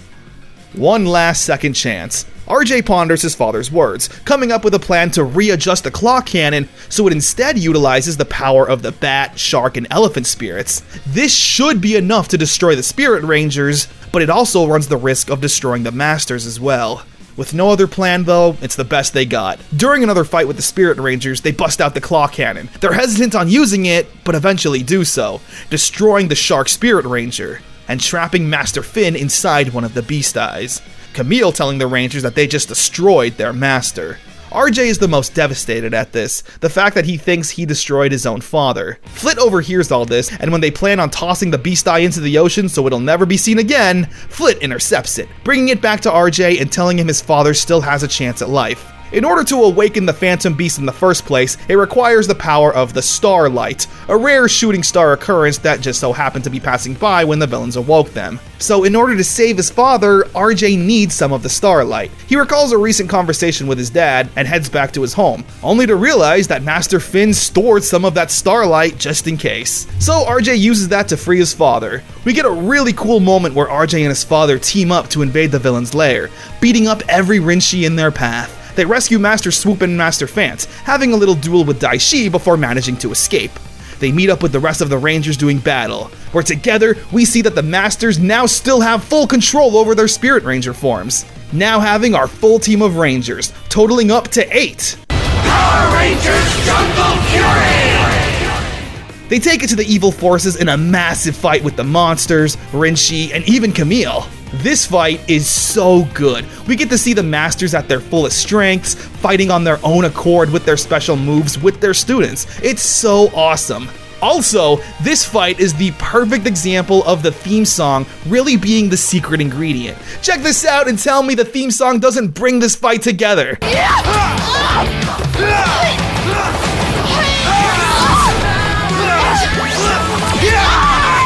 It's perfection, baby! Where together, the Rangers destroy the monster and send the bad guys fleeing. Camille wants to master the Phantom Beast power for herself, and the three Masters saying they've officially joined the team and will help out the Rangers whenever they need it. Jungle Fury! Alright, so we finally get a break here. It's been really story-heavy the past few episodes, lots of arcs and things actually happening. It's nice. But yeah, as I mentioned earlier, the Spirit Rangers are American-exclusive creations. And honestly, you'd never know unless someone told you, because I sure as hell never knew. They look official and really clean, especially with the suits being primarily their main color and white, reminiscent of the main team's Jungle Master modes. And it works because they're Masters. Their default should be the Jungle Master mode. So why were they created exactly? Similar to Lightspeed Rescue, where the Titanium Ranger was specifically created to fill that 6th Ranger spot that usually ends up being the most popular and beloved with kids, the answer is that it was made to sell more toys. Jackie Marchant, a writer and producer for the series, pitched the idea that the Masters should become Rangers, as opposed to getting the team motorcycles. I guess the gang were originally supposed to get Elephant, Bat, and Shark cycles? Yeah, thank goodness that didn't happen. You could even buy the Spirit Ranger Zords and create a toy-exclusive Megazord. Yeah, this thing only shows up in toy form right here. It's kinda ugly and lazy looking, but kids don't care. You get to create a Megazord, it's perfect. The toys even came with a little comic book that goes into the Spirit Ranger's backstory. This is so much, I have no idea why Jungle Fury specifically went crazy with the toys. It's always nice seeing homegrown Ranger creations, taking the source material and expanding it in our own cheesy Power Rangers way.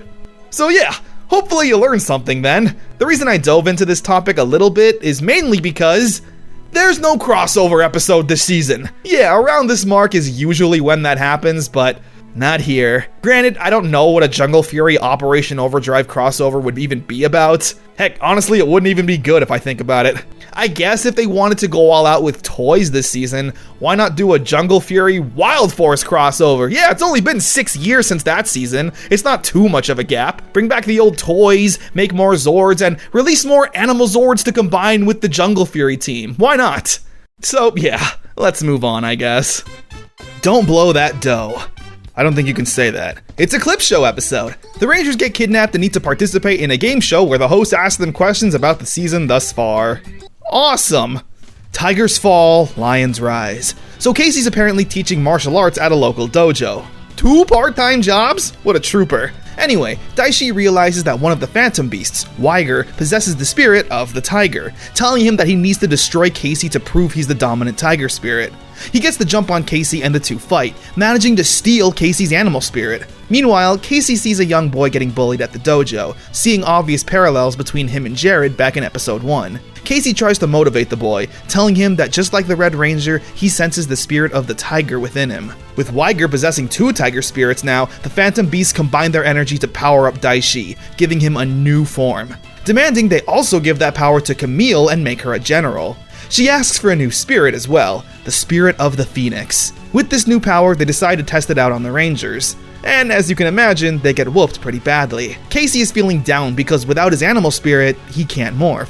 But RJ reminds him that it's not the animal spirit that gives him power, it's him that powers up his animal spirit. During another attack, Casey shows up, remembering RJ's words and managing to morph through pure determination and willpower. However, when they summon the claw cannon, Casey doesn't have enough tiger spirit. That little boy from the karate class shows up to help, saying he has the spirit of the tiger. And it works, hitting Weiger and the bad guys retreat. The episode ends with that kid getting some respect amongst his peer and bullies, but Casey still doesn't have his tiger spirit. The spirit of kindness. Daishi banishes Weiger for his failures, as well as stealing his powerful energy, with the other Phantom Beast angered with this decision. Casey, meanwhile, is still feeling down that he lost his animal spirit, but just then he gets a message from Weiger, telling Casey to meet up for a fight. Weiger's doing this as redemption. If he beats Casey, then maybe Daishi will let him come back. The two then fight for the spirit. Casey gets the upper hand and throws Weiger off a cliff, but without hesitation, grabs his arm to save him. Weiger's confused, saying it's a dishonor for his enemy to rescue him. But Casey says that's just how the Rangers are, simply taught to help people, even the bad ones. Before Casey gets called away to help the others, the Rangers are currently fighting some strong monsters summoned by the Phantom Beasts. They get captured and shrunk down, being prisoners in a box. Casey shows up to where the fight was, but he's too late. That's when Weiger shows up to explain everything, that his friends have been taken to Daishi's lair, and he will take Casey to them. Naturally, Casey is skeptical, but Weiger says he doesn't have many other options. He takes Casey to Daishi's lair and to where his friends are being held. They get jumped by the monster, and Weiger proves his loyalty, teaming up with Casey to fight him, as well as returning his tiger spirit to him. They fend off their foe, but that last attack drained Weiger of his energy, telling Casey that Daishi has proven to be his enemy, while Casey has proven to be his friend, before being destroyed and fading away. Casey frees the other Rangers, and together they finish the job, destroying the monster, while the Phantom Beasts are unhappy with Camille, saying she's unfit to be a general, especially after Daishi exiled a Phantom Beast, and are planning some revenge.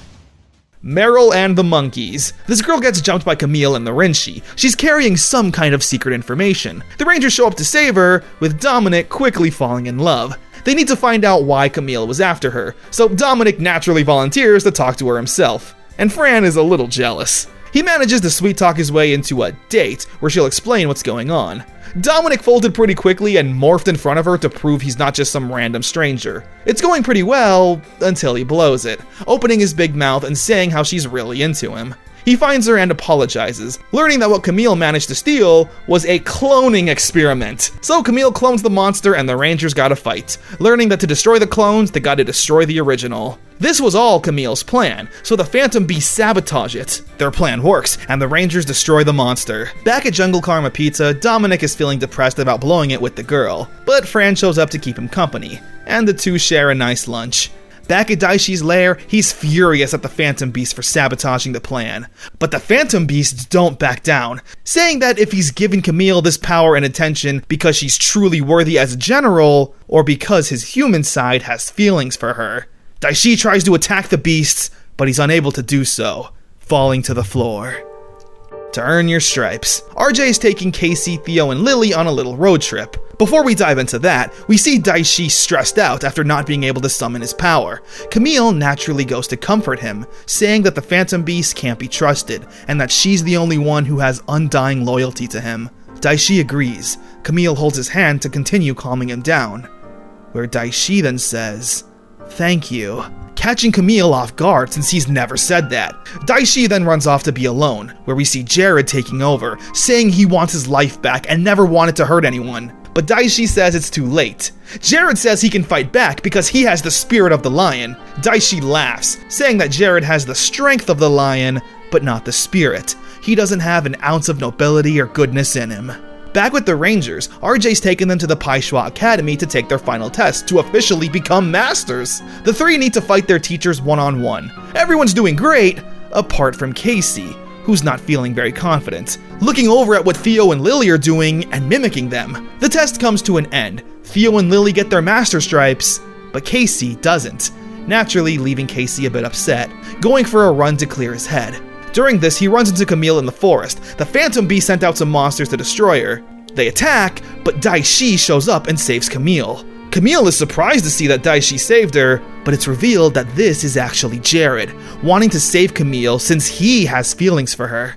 Meanwhile, Casey gets jumped by a Phantom Beast monster. He gets into a fight and calls the others for help, which includes the Spirit Rangers. It's once again tons of fun, loaded with non-stop action, where together, the Rangers combine their powers to destroy the monster. Casey tells Theo and Lily that he saw Jared save Camille, and that he might be able to be saved himself. But the two are adamant that Jared is long gone, and there isn't any goodness left in him. There's only Daishi. Casey starts to feel insecure, thinking that they're not believing him because he's not a master like them. Casey goes to RJ to ask why he failed, but RJ says he's already taught the Rangers everything he knows, and it's up to them to use that knowledge to figure things out for themselves. The episode ends with Daishi taking over Jared's body once again. Path of the Righteous, the penultimate episode. Casey talks to Dominic, asking about Jared at the academy since he knew him. Dominic says that he had a troubled childhood, but he believed that he wasn't a bad person. And before the conversation can continue, Casey's long gone. He's planning on walking straight into Daishi's lair alone, so he can save Jared. He's stopped by the ghost of Master Mao, saying that Jared is a lost cause. Even he couldn't put him on the path of good, adding that if Casey never showed up to the academy, then none of this would have ever happened. But Casey stands firm in his resolve. Everyone is telling him to not waste his time with Jared, but Casey doesn't listen. He plans on doing this, even if it means getting destroyed in the process, with Master Mao asking Casey this. Are you trying to save Jared or redeem yourself? Casey walks into the palace and swats away the Rinshi like they're nothing more than mosquitoes. He tells Daishi he's here to save Jared, but Daishi doesn't listen. The two get into a fight. The gang get word about Casey, but RJ stops them from helping, saying he needs to do this alone. Whose idea was this again? Alright, mine. The fight is intense, going through walls and destroying the palace with their immense powers. All the while, Casey is telling Jared that he still believes in him and that he can fight Daishi's influence. Casey has the chance to strike down Daishi and finish him off, but he instead says that he cares about Jared and won't do that, turning his back to Jared and saying, "If you are Daishi, then destroy me." Jared goes to strike, but stops himself, fighting off Daishi's influence and repelling his spirit from his body, with Casey, Jared, and Camille escaping together. It's not long until the Phantom Beasts catch up. Luckily, the rest of the Rangers now are here. Casey morphs, as well as Jared and Camille take on their animal forms, even joining in the roll call. With the spirit of the mighty lion! Together, they all take on the Phantom Beasts. Seeing Casey and Jared working together shows that Casey was right to follow his own instincts. They defeat the beasts, but they grow big. The Rangers summon their Zords, with Jared and Camille also joining in, giving them the Lion and Chameleon Zords. And with it, they destroy a Phantom Beast, leaving only one remaining. The gang celebrate, Casey even getting his master stripes. RJ saying that a true master leads and trusts his own instincts, which Casey didn't do at the exam, but is clearly done here. Jared apologizes and says he'll take any punishment Casey sees fit. Naturally, he's forgiven, instead asking Jared for his help to fight Daishi. Jared, though, feels guilty for what he's done, not wanting to join in the fight, fearing he'll only cause more damage. Bringing us to the final episode of Power Rangers Jungle Fury. Now the final fury. Camille tries to comfort Jared, saying that she's personally witnessed Jared's kindness when he was a part of Daishi, saying he is a good person. Meanwhile, Daishi doesn't waste any time. He opens up a portal from the spirit world and unleashes all the powerful generals the Rangers have defeated onto Earth, starting the Great Beast War. The Masters join the Rangers in this fight. The entire episode is a massive battle between good and evil, taking out hordes of Rinshi and fighting the powerful beasts while being outnumbered, with even Master Mao, Rilla, Lope, and Gwyn showing up, since Daishi opened the portal from the Spirit Realm, joining in the fight. The Spirit Realm Masters and Spirit Rangers take on their furry forms and destroy the beasts. Now all that's left to deal with is Daishi. Flit informs Jared and Camille about this, Camille choosing to fight by the Rangers' side, saying how Lily told her way back when that she was a good person, and is going to prove her right. Daishi has taken a new powerful form, a giant 8-headed dragon after absorbing the spirits of all the generals. The Rangers summon the Megazord, but it's no match, being quickly shut down and destroyed. Even with the help of the Masters, they're no match for Daishi, but that's when Jared finally shows up, confronting Daishi, saying how he told him that he didn't have the spirit of the lion, just the strength. So now he's gonna prove that he has the spirit. He takes on his lion spirit form and enters Daishi's body to fight and weaken him. But Master Mao says that only the 3 chosen warriors can truly defeat him. So Casey, Lily, and Theo focus. Harnessing all their animal spirit energy together, they create a giant energy ball and blast it at Daishi, destroying him in the process. Jared's body falls from the sky. Camille goes to check on him and asks if he's okay. I'm better than okay. I'm good. We wrap up things nicely. Jared and Camille have re-enrolled into the Paishwa Academy as beginners, befriending the Rangers and starting their new path of good. Flit returned to his human form and got a job at Jungle Karma Pizza with his best friend RJ. Dominic is going to continue traveling the world and asks Fran to join him, which she's obviously into. And lastly, Theo finally asks out Lily on a date, and she agrees, asking him what took so long.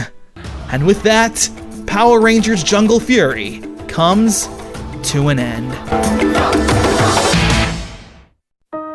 Jungle Fury was such a huge step up from Operation Overdrive in literally every way. But not only that, it's probably my favorite of the Disney era seasons so far. For me personally, I've always loved martial arts movies, so a season primarily focusing on a theme like that with training montages, mastering weapons and styles, spirits, it's all so great to see. It meshes with Power Rangers perfectly. This season easily had some of the best morphed and unmorphed fights in franchise history. Casey's rise from being a scared and timid beginner to leader of the Power Rangers and becoming one of the strongest and wisest warriors ever is such a great story to follow. We see him constantly struggling with his confidence as the leader. His will to want to save Jared when literally everyone was telling him not to, as well as risking his life for his own resolve, is Power Rangers in its most purest form. Theo was always a strong and confident character, but his weakness was always his ego. In the beginning of the series, you could easily peg him as unlikable, but as he learned humility, he quickly became actually likable. Sure, still confident, but like Master Swoop said, Theo didn't have to change who he was at his core, just alter a few things. Lily was kind, strong, and caring throughout. It's what truly made her the heart of the team. Despite her own challenges she faced, she always prioritized helping others. Her only conflict was accidentally helping Camille, but Lily's judge of character ultimately proved right, since Camille did turn out to be good deep down. RJ is a perfect Power Rangers mentor, probably the best in franchise history up to this point. He balanced the goofiness and serious teachings really well. For a group like this, he knew when to be serious and when to lighten up. He was also proof that no one is perfect. Despite being a Paisua master, he had plenty of his own problems to figure out himself. Dominic was there. Yeah, he sadly had the least to do. He found his purpose in the first episode he debuted in, so all he was really doing was fighting and making jokes. His romance with Fran was nice, I guess. Good to see she got a happy ending. Daishi and Camille were fantastic villains. The abusive relationship she had with Daishi was honestly heartbreaking at times. I wish we had a bit more of Jared's humanity peeking out though. For the most part, it was just Daishi until the last few episodes. But it was still tons of fun. I also love how when Camille gets the Phantom Beast power, she personally requests the spirit of the Phoenix. The Phoenix obviously being a symbol of rebirth, because from that moment on, you could see she was caring more for the humanity side of Daishi, aka Jared, over any kind of world domination. I seem to say this with every passing season, but Jungle Fury really did have some of the strongest and most consistent storytelling in Power Rangers history. I definitely recommend this season to anyone. It might be in my top 5. But sadly, our time with Power Rangers is about to come to an end. By 2009, Disney has owned Power Rangers for about 8 years and have proven they can make amazing shows. However, they apparently just had enough of it. Power Rangers has never really been Disney's top priority, and Power Rangers RPM would be the final Power Rangers season under the Disney umbrella, and the end of Power Rangers as a whole. So because of that, once again, they decided to go all out, creating what many people consider to be the best season of Power Rangers ever. Again, for the first time ever, having a more gritty and mature tone with the writing and setting. A Power Rangers show focusing on actual characters and drama. It really is such an experimental concept for Power Rangers, and with the franchise once again coming to an end, they had nothing to lose. The only obstacle being that the Sentai RPM is based off of, Engine Sentai Go-Onger, was a little more lighthearted and goofy in tone. Not an impossible obstacle by any means, but still something to keep in mind. So how did the new dark and edgy Power Rangers fare in my opinion? Let's find out. The Road to Corinth. We open up with a look at this world. A deadly computer virus named Venjix has infected the world, taking control of all communication, power, and defense systems. With that, he created an army and wiped out all of humanity. Well, not all of it, because the only safe haven from Venjix is in a dome city called Corinth, humanity's last beacon for survival. We open up on what this post-apocalyptic world looks like. Soldiers are doing their best to fight Venjix's forces and it's complete chaos. A school bus pulls up with a charming Scottish fella named Flynn. The man leading the charge is Colonel Truman. They put up a good fight, but eventually need to pull back. Truman telling Corinth to raise the defense shields, but he's calling out to Eagle 1 and Eagle 2 who are not responsive. As the shields raise and the doors shut, a motorcycle comes flying in. On it are a pretty blonde girl named Summer and Eagle 2, aka Scott. Truman asks what happened to Eagle 1, and Scott says that he didn't make it. Truman dismisses Scott before Scott calls him Dad. A soldier asks Truman, what if there's more people out there? And he responds with, Then heaven help them, because we can't. We cut to 1 year later, somewhere outside the dome. A lone vagrant is driving through the desert, presumably looking for Corinth. He's down to his last bit of water, but when he sees a flower, he chooses to water it. Just then, he gets jumped by the Grinders, Venjix's foot soldiers. We don't get to fully see the fight, but we do see the aftermath. While pulling off to the side, he gets distracted by his locket playing a song. That's when he gets ambushed by a stranger, demanding his car and any supplies he has. I'm the one holding the blaster here. Feels like a 4.5-inch outtake muffler. This is Ziggy, and he's not exactly a great thief. The man breaks it in half and Ziggy begs, saying he knows how to get to Corinth and they can team up. And the man hesitantly agrees. On the drive, Ziggy asks for the man's name, and he says he doesn't know. Or better, he doesn't remember anything. On the way to Corinth, Venjix's defense system starts attacking. We get a really cool action scene in the car, Dylan throwing bombs while Ziggy whimpers and cries. We can still turn back! With their lives in the balance, the man tells Ziggy that he can call him Dylan. Colonel Truman sees a car heading to Corinth and demands the gates to be open. However, the cooldown to shut them again will take a bit. They open it up and Dylan and Ziggy make it through. However, so does a monster and some grinders. We see a computer named Dr. K send down their team, where Scott, Flynn, and Summer show up. They take out their morphers and... RPM! Getting here! They morph into the Power Rangers. They then lay the smackdown on the grinders. The suits are really nice. Maybe a bit too Power Rangers-y for this kind of world, but I won't complain. I love the unique helmets and the big gold numbers on the chest, although the chest accessory resembling a seatbelt does look a little goofy for what we're going for here. There's also tires on the legs that can spin around and act as weapons. Clashing with the show's tone aside, I think these are really iconic and pretty costumes. And the episode ends with Ziggy fanboying out being able to finally see the Power Rangers. What's a Power Ranger? Fade to black. The Rangers bust out their weapons, the Street Saber, Turbo Cannon, and Zip Charger, and with them, destroy the monsters. However, with the force field still down, Venjix is able to continue the attack with his ships, so Dr. K sends out the Ranger Zords. Naturally, they're all some kind of car, some cuter than others. Eventually, they need to combine and they create the High-Octane Megazord. It's a cool design. I like the exhaust pipes on the side of the head, and it uses a car as a shield. I especially like the cute little anime eyes staring at you. They use the Super Saber, and with Dylan's help, they destroy the rest of the forces and get the force field back up. Summer goes to thank Dylan for his help, but they're quickly swarmed by the military, with Ziggy sticking by his new friend. Sir, he's an infiltrator. I don't even know this dude. They can scan and pick up some Venjix technology, landing the two in prison. Dr. K tells the Rangers that Venjix's forces are getting stronger, and the Megazord requires the Black Ranger and the Green Ranger, or as Dr. K calls it, Ranger Operator Series Black and Green. They don't know who's qualified, but Summer has an idea. We cut back to Dylan and Ziggy being interrogated, with Dylan being a smartass, and Ziggy keeping his mouth shut. Okay, you win. He trauma dumps on the guards who are so infatuated with his stories. It's honestly super charming. I had actually gone to school in my underwear. Dylan meanwhile says he doesn't remember much of anything, only looking for someone and that he was implanted with Venjix robotics, giving him super strength and abilities. Summer shows up to try and recruit Dylan, but he's not interested, instead planning on just breaking out of prison, with Ziggy thinking they're still a duo, and when he asks why on earth he'd bring Ziggy with him... Brilliant shadow puppets.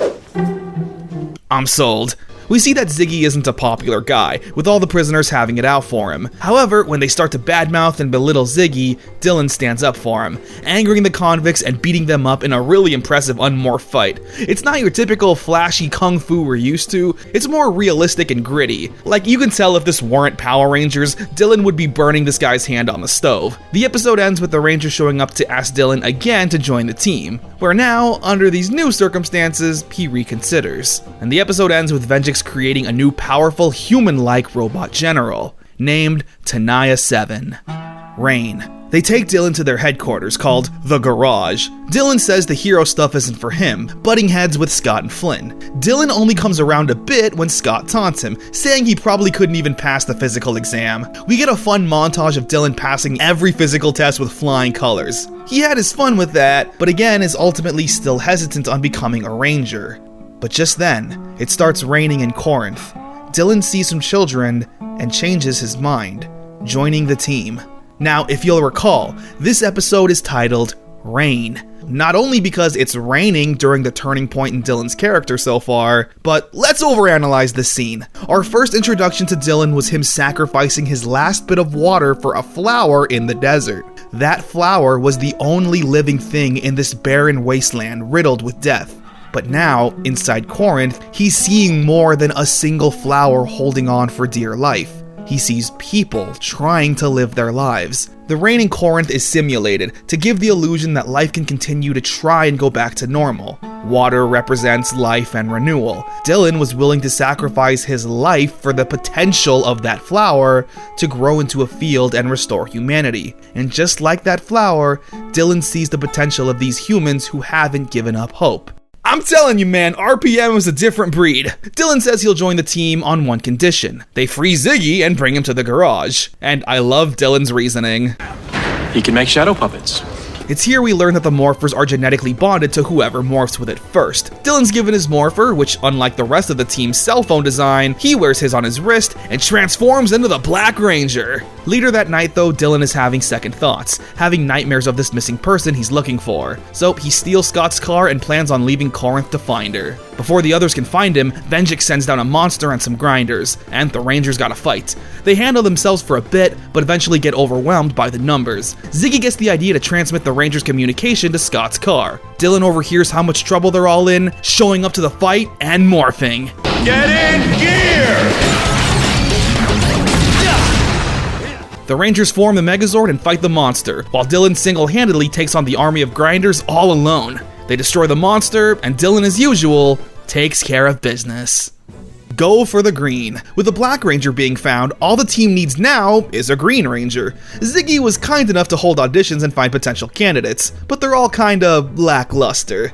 Ziggy runs into a man named Fresno Bob, a mafia guy who Ziggy is apparently in debt to. We don't know why yet. However, before they beat up Ziggy, a woman shows up and saves him by beating up the thugs. She says she's trying out for the Green Ranger, but Ziggy was so impressed by her that he automatically says she got the part. It turns out though, this is Tenaya 7. She beats up some security and Ziggy sees this, running away with the Morpher. The two get into another fight where Tenaya is trying to morph so the Green Ranger powers will be bonded with her. So to avoid that, Ziggy manages to strap the Morpher onto himself and morphs into the Green Ranger. I'm a Power Ranger! I don't want to be a Power Ranger! They meet up with the rest of the Rangers who are fighting a monster, where Ziggy reveals that he is the new Green Ranger, much to the shock and dismay of everyone. Just a few things about the rules about taking a uniform on dates.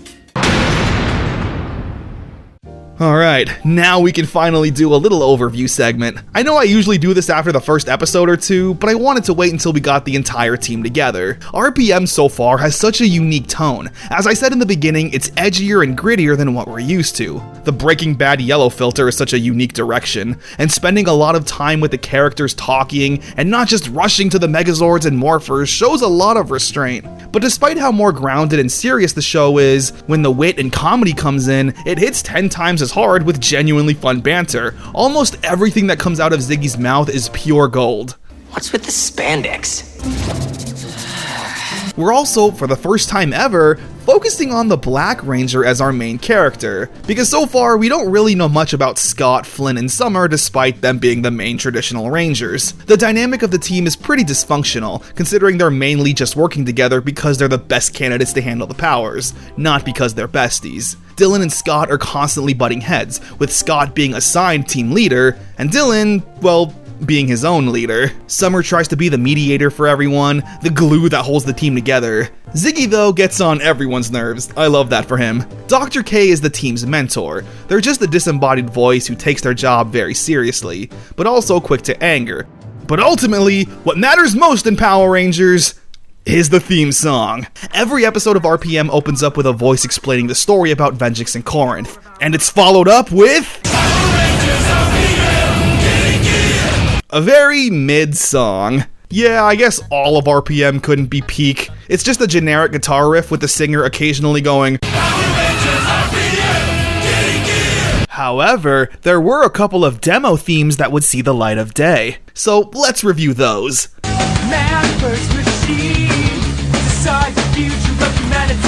The first song here is pretty underwhelming. It's got a lot of energy, but really doesn't fit with the tone of the show. Power Rangers, get it.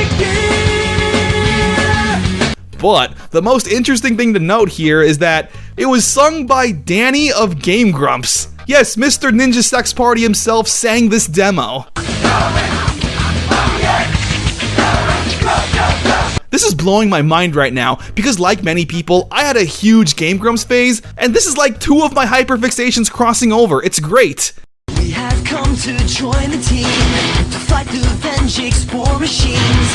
Demo number 2 is a bit better, but a bit too Digimon. If they try to take us, get in here.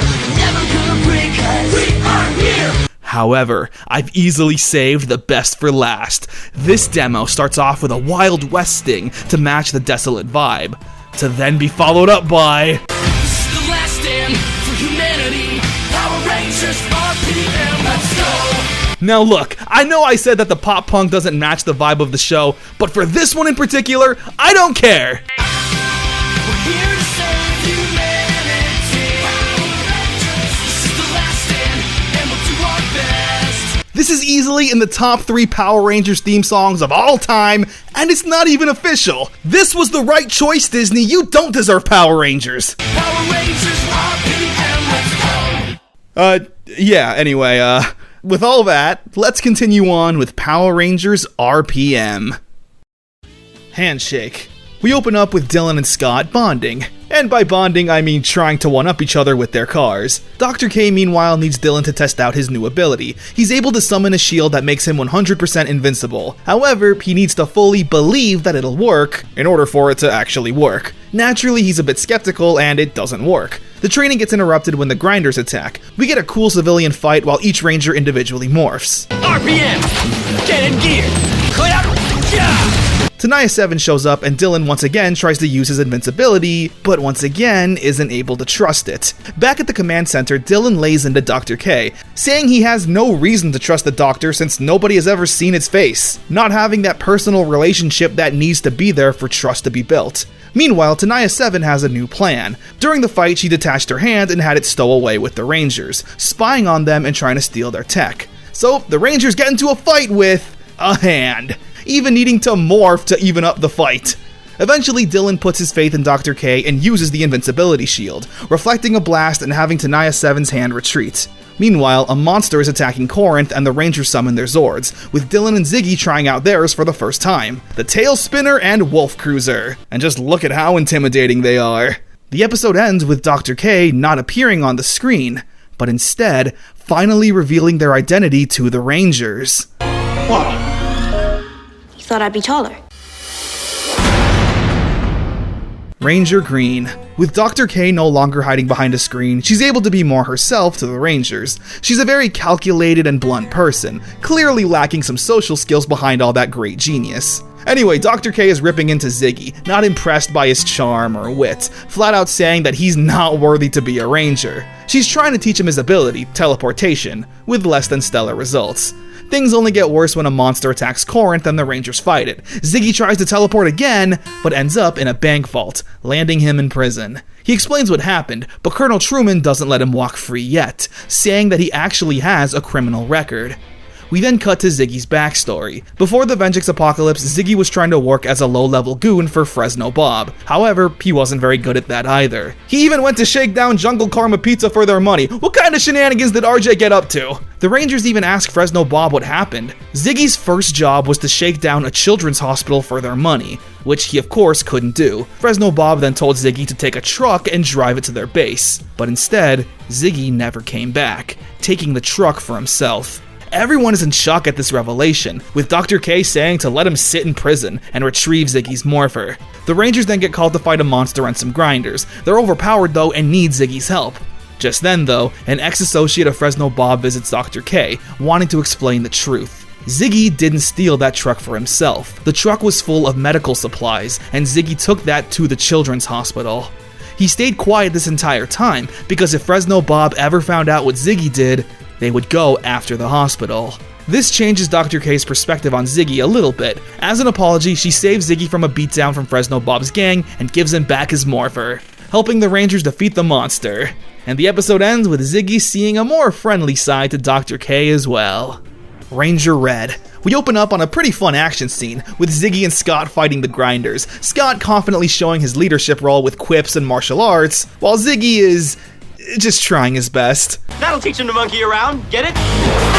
Ziggy compliments Scott's ability as a leader, and that's when we start the flashback. Scott was in the Air Force with his brother Marcus. Scott wasn't the greatest pilot, at least compared to Marcus, with Colonel Truman being especially tough on the boys. Marcus is the first rank, and Colonel Truman wants a letter of recommendation for his second in command by the end of the day. He does, keeping it in a red envelope. Just then, Vengeance's forces start attacking Corinth. Their forces were strong, and unfortunately Marcus was shot down, being KIA. Leading to the events of Episode 1, with Summer saving Scott on her motorcycle and getting to Corinth. The Rangers end up fighting a monster that's too powerful, so Dr. K says that they need a remote flux overthruster core reactor. And the only one in Corinth was on Marcus's plane, outside the dome in the wreckage. Scott asks his father for some military backup since the Rangers will be looking over the city, and he's denied it, saying it's too dangerous. So, with no other choice, Scott ventures outside the dome on his own. It's dangerous, and I really like this interaction between Dylan and Dr. K. Scott. His name is Scott. And this is relevant how? Finding the reactor, and Marcus's letter of recommendation. He gets jumped by the grinders, but Colonel Truman and some soldiers show up to help in the fight. And with the core, or reactor, or whatever this is in his hand, the Rangers can combine Dylan and Ziggy Zords to create the Valve Max Megazord, destroying the monster and saving Corinth once again. And of course, the episode ends with Colonel Truman reading Marcus's letter, seeing that Marcus recommended Scott as his second in command. Ranger Yellow Part 1. There's a school field trip at Dr. K's lab, where the kids ask the real questions about the Power Rangers. Where do you get your spandex? That is not spandex! The material is a self-assembling membrane. One girl asks about Summer and compliments her for being nice, asking if she's always been this way. Starting her flashback cutscene. She's riding on a dirt bike in her backyard, but we quickly see that she's actually a spoiled rich girl, with her parents not really being around, and instead has the company of her butler, Andrews. The flashback gets interrupted by a monster attack, needing to fight while the kids watch from the command center. Dr. K, do you think I could be a Power Ranger someday? I highly doubt it. They defeat the monster, and when they return back to the garage, a snobby rich couple is hanging out, insulting everyone and everything for looking poor. And yup, it's revealed that these are Summer's parents. They're here to take her away from this poor person Ranger stuff so she could fulfill a promise she made. This leads to another flashback, where at her birthday party they didn't show up, but instead gave her a family heirloom, the Lansdowne Diamond, which Tenaya 7 is trying to steal so Vengeance can use it as an energy source. Summer's final flashback for Part 1 has her and her friends trying to hitch a ride to Corinth. Now, they take on everyone except Summer since they're at capacity. But I think given the circumstances you could make an exception, leaving her stranded to fend for herself. And fueled by this anger and PTSD, she takes it out on Tenaya 7, causing Tenaya to retreat. The episode ends with Dylan telling Summer's parents that they don't own her, but Scott says it's none of their business, whatever it may be, whether it be Summer needing to go back to school or Get married? I promised him I'd get married. Ranger Yellow Part 2. The opening of the episode is fun. The Rangers are fighting the grinders while casually talking about how shocked they are that Summer promised her parents to get married. It turns out Summer's family is now broke, so they want her to marry the son of another rich family so they can be rich again, with Summer not wanting to go through with this, and instead telling her parents to get a job. Summer's flashback continues, waving around her money and realizing it's no good. Just then, Andrews pulls up to save her. Even during the apocalypse, Summer treats Andrews terribly, eventually coming to this realization herself and asking him why he's still putting up with it. I'm waiting for you to show me who you really are. He believes that this isn't the real her, that Summer has something more to prove in her life. Summer says she doesn't know who she is, and Andrews says that's okay, and he'll continue waiting. The grinders attack, and Summer finally steps up, getting a hold of a blaster and shooting them down. However, Andrews was badly wounded trying to protect her, saying he'll always watch over her, before passing away. Summer eventually making it to Corinth. She's also going through with the wedding for her family's sake. However, she sees Tenaya 7 scheming with the grinders and leading to a wedding fight. Now this is a cool scene, the Rangers in their fancy tuxedos kicking butt, complete with Flynn's kilt, and Summer fighting Tenaya in her wedding dress. They grab the diamond and retreat. So it's time to get in gear! Summer, you look, Alright, now it's time! Get in gear! They destroy the monster, and Summer's parents apologize, telling the rich family to eat rocks, and that they'll even get Ranger Blue. The Rangers and Dr. K are having a meeting, where the Rangers are also asking some very important questions. Such as, why do the Zords have eyes? They're optical field scanning sensors for your cockpit's A2D display. It's a cute scene, giving some lore to the Power Ranger shenanigans that we all just kinda accept as the norm. Sometimes when I morph, I can't help but notice this gigantic explosion right behind me. Before this can continue though, the Rangers gotta fight some grinders invading the city, before needing to morph. There! See that explosion? There's honestly so many iconic and hilarious moments in this episode. Tenaya 7 shows up and gets into a fight with Flynn, leading to this. So what are you supposed to be? I'm Scottish! During the fight though, Flynn is hit with a blast that freezes him solid. This is where we start getting his flashback. Ever since he was a kid, Flynn just wanted to be a superhero. However, it never really worked out. He wasn't able to stand up to bullies in grade school, and when he graduated, he wasn't fit for work. Flynn wanted nothing more in life than to be a hero, but unfortunately, the world didn't need him as one. Until the Venjix attack. Him and his father were shuttled to Corinth, but when he overhears a woman saying there's more survivors, Flynn commandeers the bus for himself to save them, fighting through grinders and all kinds of danger, eventually making it back to Corinth with everyone safe and sound. And Flynn's father saying he's proud of his son, since his father has constantly told him that heroes don't exist in the real world. Eventually, they're able to get Flynn moving again, but the power fried his morpher. But he gives Dr. K the idea to reverse the polarity, essentially to supercharge the morpher at the risk of it being destroyed. But if it works, it'll create a giant explosion like Ziggy's mentioned. So he morphs and... That's an explosion! Supercharged with confidence and his flashbacks, he single-handedly and excitedly whoops the villains. The episode ends with Flynn checking on his dad, and seeing that he has a scrapbook with newspaper clippings of all of his son's heroic deeds. Dr. K. As you might have guessed, this is where we learn about Dr. K's backstory. We open up with her playing the violin intensely, almost as if it's a form of therapy. We see that Dr. K was a child prodigy, solving equations like it was nothing. However, she was then taken in by a government agency known as Alphabet Soup, using her brains to solve equations. What for exactly, though, we're never told. This was just her new life, all the way up into adulthood. Every birthday she asks to go outside, but she's constantly told that she has a life-threatening allergy to the sun. This has gone on for so long that Dr. K can't even remember her own name. While in Alphabet Soup, Dr. K was developing the Ranger technology, but she didn't do it alone, having the help of two other brilliant kids who were captured and forced into the program, Jem and Gemma, an upbeat and quirky brother-sister duo. Unlike Dr. K, they're super energetic and finish each other's sandwiches. And they're super happy to be friends with Dr. K. You two should know I don't even like you. Eventually though, Dr. K learns that she doesn't have a sun allergy, and that she's been lied to this entire time. A corrupt government agency that stole her childhood and used her knowledge for God knows what. Telling Jem and Gemma that this was all a lie and she's going to break them all out. How so exactly? Dr. K created a small computer virus that will infect Alphabet Soup, and she named it Project Venjix. She started to upload it to Alphabet Soup systems, but the agents detected it and took them away. However, she was unable to stop the upload, warning them that the virus is too powerful and it will spread to the outside world. Which it quickly did. Venjix infected the entire world in a matter of seconds. Dr. K then sent out the warning about Corinth and Venjix's danger. She grabs the Ranger technology and tries to leave, but the agents stop her, saying that word can't get out that Venjix originated from here. Jem and Gemma then save Dr. K, sacrificing themselves so she can be free. And the episode ends with Dr. K looking over at these gold and silver ribbons that she keeps as a memento for her friends who sacrificed themselves to save her.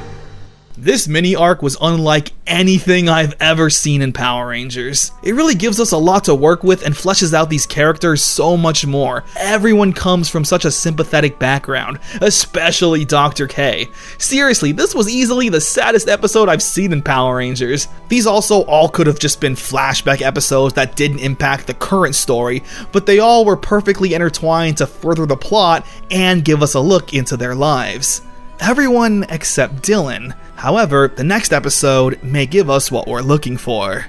Blitz. We open up on Dylan attempting to recall his memory. Flashes of events are happening before his eyes. He's running, trying to escape with a girl, but is ultimately unable to save her, before waking up in a cold sweat. The Rangers get called to fight a monster. It's a really long and intense fight, being about 90% of the episode. It's awesome. Eventually, Dylan runs into a monster he recognizes, one that steals memories and puts it on his database, with the monster revealing it has Dylan's too. Naturally, Dylan doesn't want to destroy it. There's a moment where Dylan pleads with Scott as team leader to not destroy him, but Scott makes the difficult choice and says there's no other way, with Dylan eventually coming around to destroy the monster, saying he'll get his memories back one way or another. The episode ends with Dr. K running some tests on Dylan, and makes a terrifying discovery. The Venjix technology that's inside Dylan is starting to activate, and it will soon take over his entire mind and body.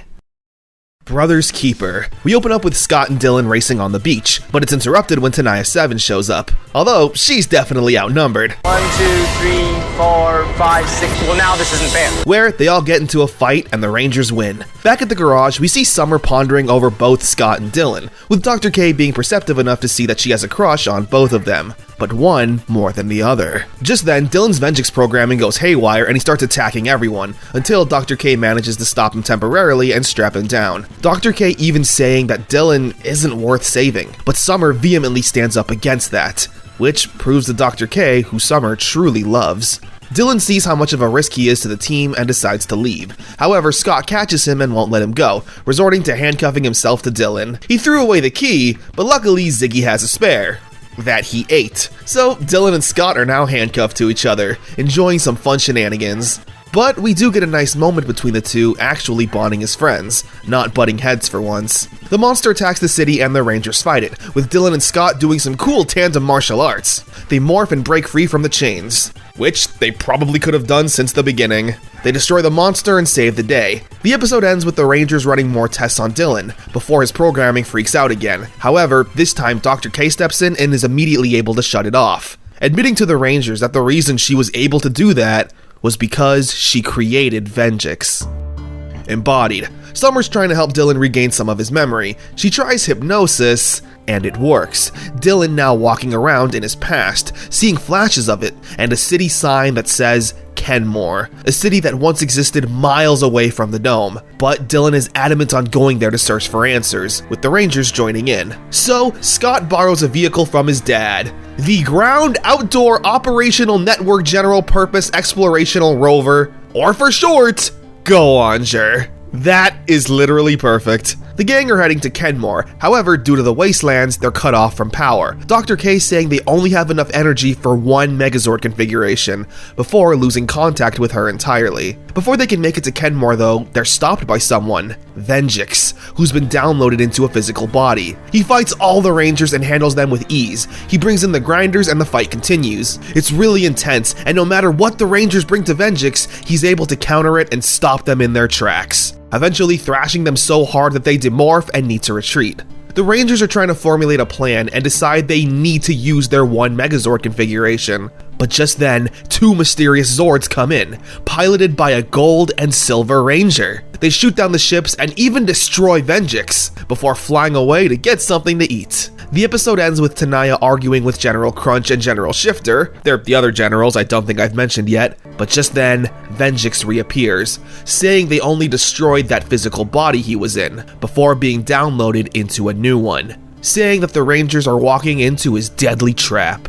Ghosts. The Rangers eventually make it to Kenmore. They walk around, but Dylan says nothing looks familiar, but Summer urges him to keep searching. Meanwhile, Dr. K does some research and realizes that all of this is a trap set up by Vengeance, that Dylan's memory about Kenmore was a false memory downloaded into him by the Vengeance programming. She manages to make contact with Ziggy and Flint to inform them so they can leave, with Ziggy quickly telling Dr. K about the other two Zords that saved them, much to her surprise. The Rangers rendezvous, and Dylan realizes that these memories are fake, but it's too late. Vengeance's army ambush the Rangers. They fight, but once again are overpowered. Luckily though, they're saved by the mysterious gold and silver Rangers. They excitedly beat down every grinder in sight, allowing the Rangers to retreat. However, they're stopped by Vengeance and a monster, who destroy the Go-Onger. How could you? So, as you might have guessed, all the Rangers, including Gold and Silver, team up and fight to destroy the monster and have Vengeance flee. The episode ends with the Rangers taking the Gold and Silver Rangers to the garage, revealing their identities, Gem and Gemma. Hello, Dr. K. We've missed you. In or out. With this heartwarming reunion between old friends, we get another nice moment. Gem and Gemma had a conversation with Dr. K, saying she might be too cold, considering she doesn't even call the Rangers by their real names. So, in an attempt to fix that, she goes around the room giving compliments to each Ranger, awkwardly, but heartwarmingly showing appreciation. Everyone except Ziggy, which kinda hurts my heart, honestly. This episode is mainly a look at Gem and Gemma as characters. Vengeance attacks the city and damages the oxygen regeneration plant, which is how Corinth is able to have oxygen. They beat up the villains and send them fleeing, but it's all another trap. The plan is to suck out all the oxygen in Corinth and make everyone suffocate to death. Anyway, Jem and Gemma have the idea to just head to a nearby outpost and start blasting. They get warned of the possible consequences of that plan, such as everyone dying, but they don't care, or really seem to understand. So Scott follows them outside the dome to keep an eye on them. They find the outpost and Scott forces them to go along with the real plan. They find the vacuum monster that was going to suck out all the oxygen and fight it. Also being able to combine Jem and Gemma Zords to create the high-octane Megazord with Falcon, Chopper, and Tiger Jet. It's not a great name. They destroy the monster, save Corinth, and Jem and Gemma don't really learn their lesson. Jem and Gemma are really interesting characters. Just like Dr. K, they're geniuses, but also lack social skills. Just instead of being cold and closed off, they're energetic and hyper. Kinda like big kids. They have a lot of energy, but don't listen to authority, doing whatever they want and having a dependency on each other. They're also the only people Dr. K seems to show real emotion towards, almost to a fault, not being as strict on them as she would be on the other Rangers for their recklessness. Prisoners. Jem and Gemma explain that there's a Vengeance factory nearby that houses human prisoners, and they naturally want to blow it up. They get told no, but later that day, Dylan overhears the two humming a tune. It's the same tune that plays out of his locket. He confronts them on why they know it. Jem and Gemma were prisoners in that factory, with the next cell over being a blind girl who would sing that tune. They say she was nice, but never saw her face or learned her name. So, with that lead, Dylan naturally wants to investigate. It's dangerous and he gets told no, so he sabotages the other cars and heads out of Corinth, with Ziggy tagging along.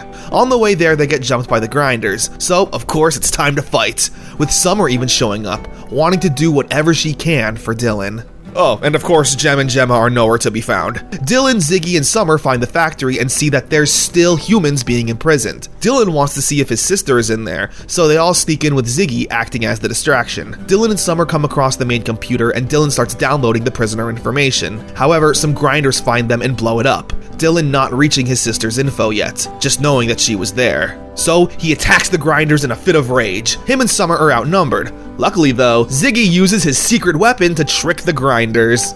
Shadow puppets.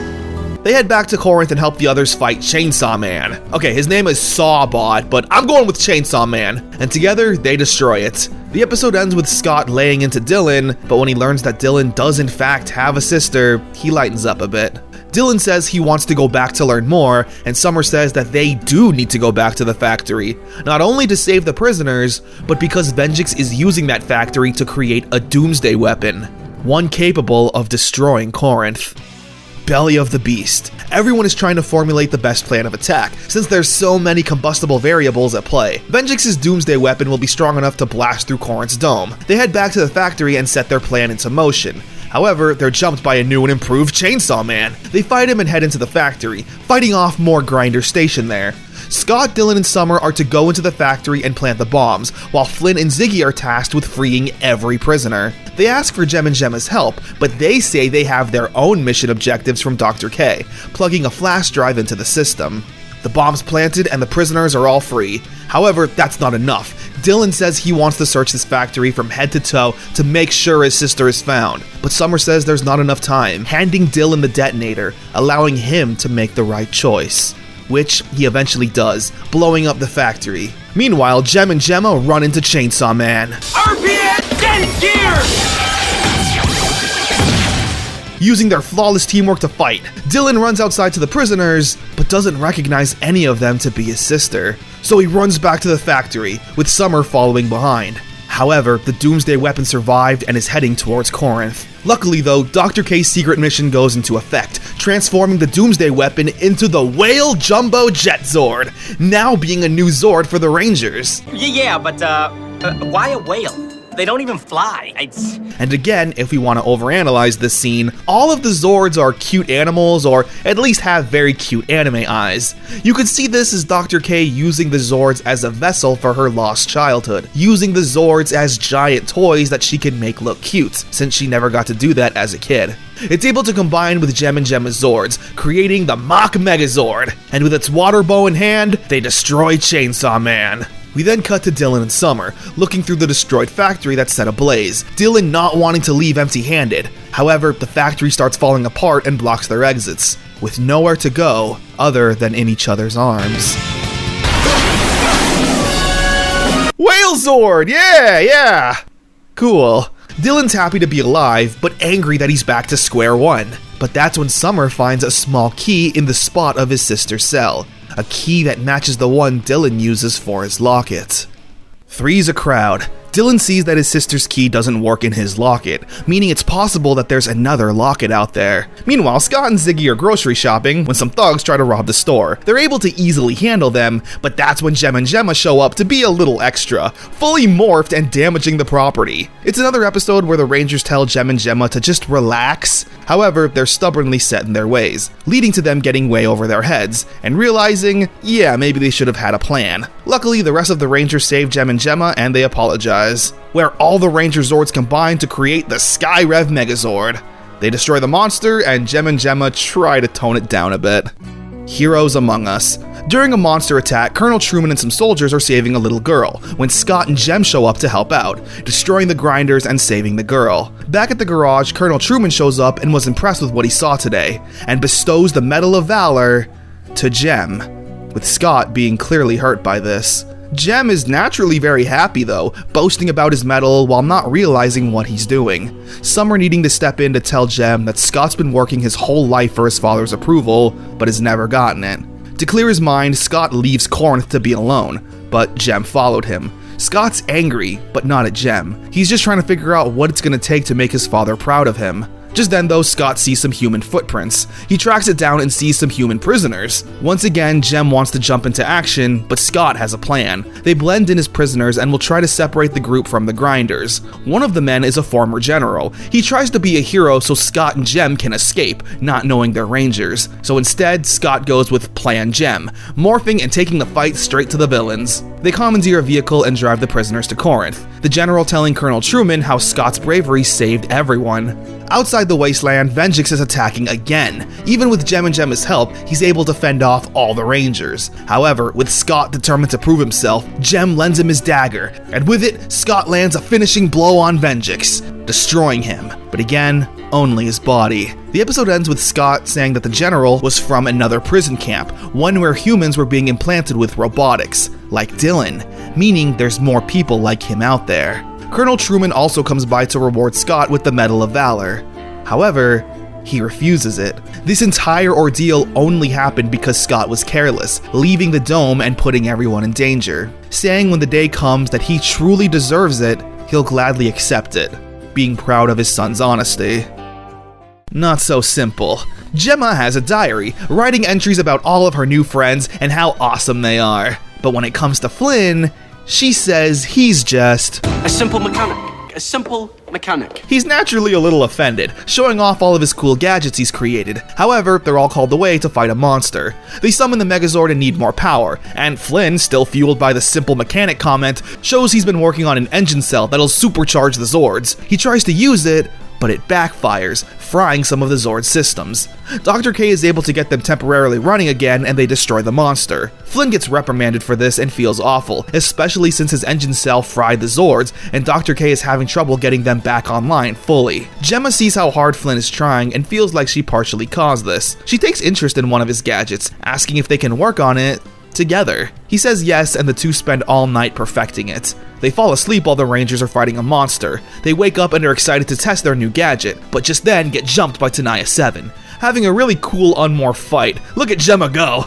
So what exactly were they working on? A self-deploying combat weapon called the Road Attack Zord, a giant wheel that operates as its own Zord, and with it, destroy the monster. And Gemma writes in her diary once again, saying how all of her friends are great, but thinks Flynn is much more fascinating than the rest. The Dome Doll. One of Venjix's favorite generals returns to base, Kilobyte. He's devious and immediately butts heads with Tenaya, setting himself up as next in command. Venjix sends down a monster to put some toxins through Corinth's vents. However, it's a toxin that only affects the men, putting them all asleep. Well, everyone except for Ziggy, of course. I think it's because I'm so physically conditioned, There it is. So, it's time for some girl power to save the day. Summer and Gemma fight Tanaya while Dr. K works on an antidote. She makes it and wakes up the Rangers, who join Summer and Gemma to destroy the monster. The episode ends with Kilobyte stirring the pot, saying Tanaya has failed one too many times, but asks Venjix if she knows the truth about herself, with Venjix saying no, and to make sure she never finds out. And action. This is a bit of a weird one, but weird in a good way. The entire episode is a behind-the-scenes look at Power Rangers RPM. Bloopers, the sets, actors, all of it. It's like a bonus DVD feature that found its way into an official episode of the show. In this shot, Dylan is lifted up by a wire, but we don't want you to see that. So we paint over it using the computer. But what's weird is that it's like an in-universe behind the scenes. Like, all the characters are still referred to as their characters' names. Like you guys haven't made a mistake before. Believe me, they have. A lot. Whatever, I'll take it. It's a fun episode, and I give him kudos for trying something unique. Ancient history. Tanaya goes to the old Alphabet Soup Lab to find any useful technology. Colonel Truman gets wind of this and sends down some soldiers as well. Dr. K tells Truman that they won't find anything, just junk. However, she immediately tells the Rangers to rush to Alphabet Soup and destroy anything that remotely looks useful. They run into Tanaya and a monster and get into a fight, with Tanaya finding something. The Paleozord, a giant train that's now running wild, leading to everyone retreating. However, the villains aren't the only ones who found something. Colonel Truman came across a hard drive. He plugs it in and sees that it's a video document of Dr. K creating Venjix. With this new information, he sends the military to arrest Dr. K. However, she foresaw this, and the Dr. K in the lab right now is a hologram. She tells the Rangers they need to find the Paleozord before it falls into Venjix's hands. Dr. K can reprogram it, but unfortunately, with her being a wanted woman, she needs to evade the law and access a computer. The Rangers get into a fight with a monster while Dr. K is working to reprogram the Paleozord, but she's found by Colonel Truman, who plans on taking her in. Dr. K says she's sorry, and when she sees Truman looking at a picture of Marcus, she relates to him, saying we've all lost so much and have regrets about the past, but the only thing we can truly do now is work for a better future. Truman forgives Dr. K and she's no longer wanted. Not only that, but she's able to reprogram the Paleozord and is able to create the Paleo Max Megazord, and with it they destroy the monster and save the day. And the episode ends with Ziggy making sure that Dr. K isn't a hologram. Boo! Key to the past. During a ceremony, Dylan gets the idea to combine him and his sister's keys together. But before he can put it in the locket, a monster attacks Corinth, so the Rangers gotta morph. RPM! Get in gear! They get into a fight, with Dylan fighting Tanaya, where she drops these absolute bars. When I get damaged, it's just a simple repair. But when you get damaged, you bleed. Before retreating, back at the garage, Dylan sees that his new key fits in the locket. It plays a tune, and Dylan seemingly gets some of his memory back, before rushing out of Corinth not saying a word. This was to lure out Tanaya, but when she shows up, Dylan doesn't fight, and instead plays the song from the locket that Tanaya seems to recognize, which means... You're my sister. Yeah. You're Corone, my sister. Tanaya doesn't want to believe this, so out of frustration and rejecting the idea, she fights Dylan, who's now hesitant to fight back, until just retreating. Dylan heads back to the garage, but doesn't tell anyone about his sister. Back in Venjix's headquarters, though, Tanaya accesses the database and learns that Dylan was telling the truth. She is his sister. However, Kilobyte shows up to mock Tanaya, saying that since she knows the truth now, she's now weak and compromised, but Tanaya is adamant that nothing has changed. They attack Corinth and get into a fight, Dylan still trying to reach Tanaya, and when the Rangers summon the Road Blaster and shoot Tanaya, Dylan jumps in to save her. She gets knocked off the highway though and is holding on for dear life, a mirror of how they initially got separated all that time ago. Dylan reaches out for his sister, and she reaches back, telling Dylan to not let her go. He saves her and finally tells the Rangers the truth. However, they can't celebrate yet. They need to summon the Megazord to fight the monster. They destroy it, and when Dylan comes back, Tanaya's nowhere to be found. The Rangers promise they'll keep looking for her, but just then, she shows up at the garage, saying that she believes Dylan. And I want to help. Beyond a doubt, the Rangers are naturally a bit skeptical of working with Tanaya, saying she might be acting as a spy. However, Dr. K tells everyone that Venjix's robot has learned the city's readings and can destroy any area of Corinth at will. so the plan is to stop it from the inside. Dylan will pretend he was kidnapped by Tenaya, while Tenaya accesses the main computer to stop the robot, downloading some extra information. However, Kilobyte notices how Dylan didn't even have on his morpher, or seem to have been in any kind of struggle. Kilobyte plans on destroying Tenaya right then and there. However, Dylan breaks out of his cell and saves her, heading back to Corinth. Meanwhile, Venjix has exiled General Shifter for his many failures, now acting on his own and fighting one-on-one with Scott. Meanwhile, a monster grows big and Shifter uses that opportunity to run away. They summon the Zords, but it's not enough. But just then, Tenaya gives Dr. K a flash drive, and with it, she's able to make a new discovery: that the Rangers can combine all of their Zords. Yes, every single Zord they have can combine to create the RPM Ultra Zord. This thing is massive, and with it, they destroy the monster. The Rangers are about to regroup with Tenaya, but just then, she's hit with a blast by Kilobyte, and she's taken away. Control-Alt-Delete. The Rangers are searching for Tenaya, however Scott starts to feel ill. They run some tests on him but can't figure out what's wrong. Just then, General Shifter returns and shows that he's in control of Scott. During their last fight, he was injected with a key that now puts him under Shifter's control. But that's not the only surprise. Venjix has a new creation, revealing the new and improved Tenaya 15. They brainwashed her. She's Astronema again, seemingly losing all traces of her humanity before retreating. The Rangers manage to knock the key out of Scott and free him. Shifter grows big and the Rangers summon the Ultra Zord, and with it, land the finishing blow. However, it wasn't enough. Shrinking Shifter down to normal size, Scott shows up and plans to finish the job himself, fighting Shifter one-on-one, and with his street saber in hand, cuts down Shifter, while also losing his helmet, destroying him. Doing so, he dropped his last key. Dr. K is able to rework this into a blaster that gives you one shot. It's able to incapacitate anyone, so they plan on using it on Tenaya so they can bring her back to the lab and hopefully fix her brainwashing. However, another robot attacks Corinth and the Rangers gotta fight. This one is super powerful though, and the Rangers can't seem to get the upper hand. So, Dylan, with the blaster in hand, makes a difficult choice, using its one shot to save his friends and destroy the robot, allowing Tenaya to walk away. The episode ends with Dylan having more tests run on him, but the news isn't good. The Venjix robotics have spread to 40% of his body, and once it reaches 50%, he'll succumb to the will of Venjix, with no way of stopping it. Run, Ziggy, run.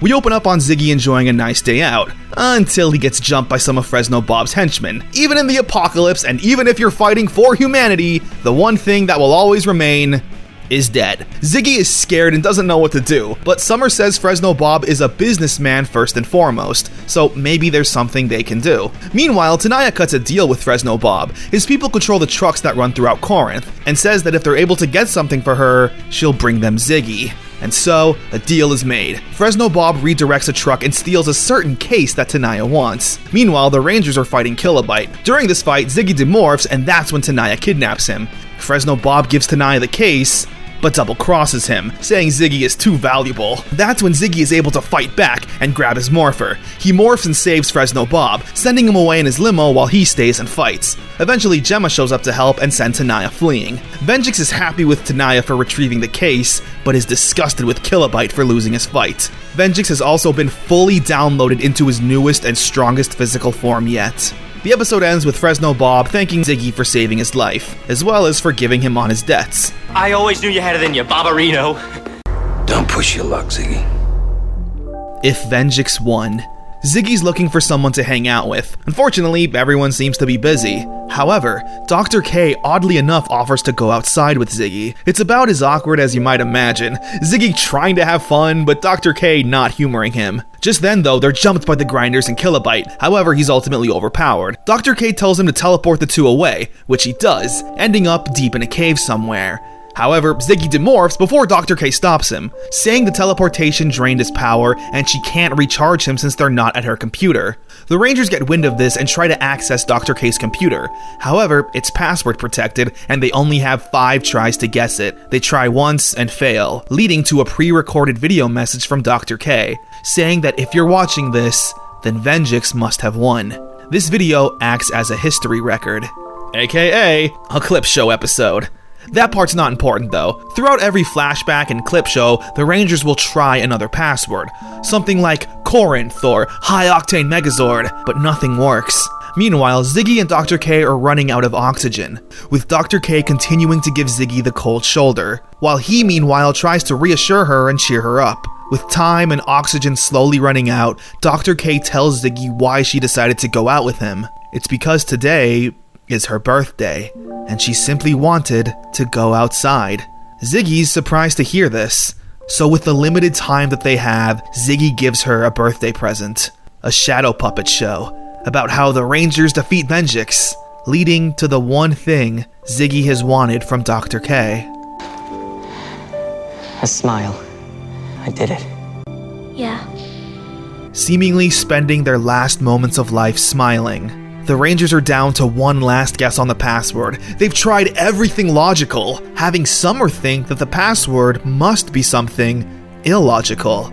Summer heads to the computer and types in the word Ziggy, recharging his suit and using his powers to teleport them out of the cave. The episode ends with Ziggy complimenting Dr. K's strength, and Dr. K smiling.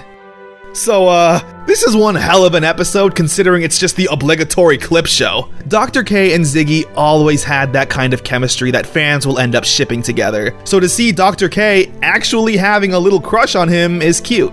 Mainly for the obvious reasons. Dr. K never had a childhood, and being around Ziggy, who's a big child at heart, is exactly what Dr. K needs in her life. A+ episode. Maybe the best episode of Power Rangers ever, I don't know. Endgame. Jem and Gemma reprogrammed a grinder with a camera, sending it back to Venjix's lair so the Rangers can learn where it is. Meanwhile, Dr. K runs some more tests on Dylan, and has bad news. The virus has infected Dylan over 51%, meaning Venjix can now take over Dylan's thoughts and actions whenever he wants. Just then, Venjix, Tenaya 15, General Crunch, and a robot invade Corinth. Everyone gets into a huge battle for the city's safety, giving it their all and blasting them with everything they've got, which was apparently enough to have Venjix retreat. Meanwhile, Kilobyte is planning his revenge, since he overheard Venjix tell Tenaya to destroy him for being obsolete. Dr. K informs everyone that she's working on an antidote for Dylan, one that will remove the Venjix virus from his body. However, it's untested and needs more experimenting. In its current state, it will either fully heal him or fully destroy him. Jem and Gemma's grinder went to Venjix's lair, and now the Rangers know where it is. So Scott tells his father that all of Corinth's forces need to attack it, but Colonel Truman says no, it's too dangerous. Just then though, a soldier shoots at Truman and Scott saves him. It turns out Dylan isn't the only human-robot hybrid in Corinth. Hundreds of civilians are infected, and the virus has reached over 50%, meaning Venjix can turn them on to do his bidding, an attack from the inside. With this new information, Colonel Truman changes his mind. Everyone is about to leave the dome for an all-out attack. But just then, a magnetic wave goes off, shutting down the systems and activating the sleeper agents. All robot-human hybrids are now under Venjix's control, with Dylan fighting it off. The episode ends with Venjix himself walking into the military headquarters, saying that Truman works for him now. And with that, brings us to the finale of Power Rangers RPM. Danger and Destiny Part 1. Corinth's now under Venjix's control. Ziggy, however, realizes that Dr. K is alone in the lab, so he rushes there to make sure she's safe. The other Rangers try to keep up, but are met with a monster. So together, RPM, get in gear! Everyone morphs except Dylan, who's in too much pain trying to fight off the virus so he doesn't become a slave too. This monster is incredibly powerful and the Rangers are giving it their all. Meanwhile, Ziggy is rushing towards Dr. K when Venjix, Tenaya, and the Grinders break into the lab. We get a bit of a mother and son moment with Dr. K and Venjix. Complete with devastating flaws. If I have flaws, it is only because of your programming. Just then, Ziggy shows up and dives headfirst into a fight. Clearly outnumbered and overpowered, but he doesn't care. He just wants to make sure Dr. K is safe. He's taken captive and Venjix then starts his plan. He's downloading all of the Rangers' biofield information to weaponize it, before destroying the lab and leaving with Dr. K and Ziggy. Dylan shows up to fight, but can't muster enough strength to even stand. So, in an act of desperation, he finds the experimental antidote and uses it. It's incredibly painful and looks like it's failing, but it works. The Rangers meanwhile destroy the monster with their Megazord, but that's when Venjix shows up, and with the information of the Rangers' biofields, he deletes the Paleomax Megazord from existence. destroying it completely. Scott, in a fit of rage, tries to fight Venjix on his own, but he's no match, completely knocking him out of his powers. Venjix then targets the high-octane Megazord with Summer and Flynn inside, but Gem and Gemma use their Megazord to take the hit, destroying the mock Megazord, as well as Gem and Gemma, since the powers are a part of the biofield. Gem's last words being, "We would have kept fighting," and Gemma's being, "Never give up," before the two disappear. Ziggy manages to free themselves from the handcuffs. They sneak out of the car and see Kilobyte and Tanaya arguing. Kilobyte has had enough and plans on destroying Tanaya. They fight, but Dylan shows up to save his sister. He then grabs and injects her with the antidote, before getting hit with a blast from Kilobyte. The antidote works and removes the Venjix programming. However, Dylan is left completely unconscious. The Rangers eventually find Kilobyte and destroy him. The news only gets worse when Dr. K says that the Rangers can't even morph anymore, because if they do, they'll be tied to the biofield that Venjix is in control of, and they can be deleted like Gem and Gemma. The Rangers come to the conclusion that the only way to stop a virus is with another virus. They need to put one into Venjix's systems, and the only one who can do that is Tanaya. However, she's scared. She doesn't even know who she is anymore. All she knows is that she wants to make sure Dylan is okay, but Flynn then hits Tanaya with some reality. The only way to save Dylan is to destroy Venjix. If she wants to help him, she has to help the Rangers. Danger and Destiny Part 2. Dr. K downloads this new virus into Tanaya, where then Scott gets Morse code on his morpher from his dad, revealing him and everyone's location, since the whole city was taken as prisoners. So, Scott, Summer, and Flynn head to free the prisoners and fight the Grinder army head-on, with no powers. They free the prisoners and are confronted by Venjix. He offers them to become his slaves. However, they reject it and stand up to him, completely powerless and not backing down. Tanaya uploads the virus into the system, and Dr. K is able to access Venjix's database, allowing the Rangers to morph and fight. Meanwhile, Ziggy stayed behind to protect Dr. K. It's all-out war, with the Rangers striking down every single Grinder that gets in their way. Eventually, Tanaya accesses some more information, with Dr. K reversing the biofield, so when Venjix tries to erase the Rangers, he instead destroys his own army. Venjix senses tampering and blasts the tower where the main computer is located at. Slowly being destroyed, Tanaya then gets confronted by General Crunch, but she manages to fight him off. Scott, Summer, and Flynn now just have to deal with Venjix. They fight him, but he's still incredibly powerful, even knocking the helmets off the Rangers. Dr. K is also able to use the biofield energy to do something amazing. She's able to revive Gem and Gemma. Dylan, meanwhile, has climbed to the top of the tower to save Tanaya. Everything then comes to a head here. The Rangers are standing their ground against Venjix. Gem and Gemma then come flying in to blast the tower to drop it on Venjix. Dylan and Tanaya jump out of the window. The tower comes crashing down on Venjix and leaves everything in its path in a smoldering inferno. We wrap things up nicely. Scott has been promoted to leader of Eagle Squad, as his brother's recommendation. Not only that, but Gem and Gemma have become their newest recruits. Flynn is opening up a garage with his dad. Dr. K is opening up a new school for children with Ziggy. And Dylan, Summer, and Tanaya are going to see the world. They have no past. Their present was pretty messed up, but now they can freely look towards a better future. The Rangers hand in their morphers to Dr. K. Dylan's driving into the wastelands, but stops to water another flower.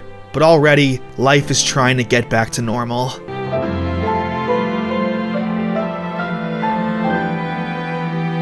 But we do end on an ominous note. The Venjix virus seems to still be alive in Scott's morpher, before being taken away by Dr. K.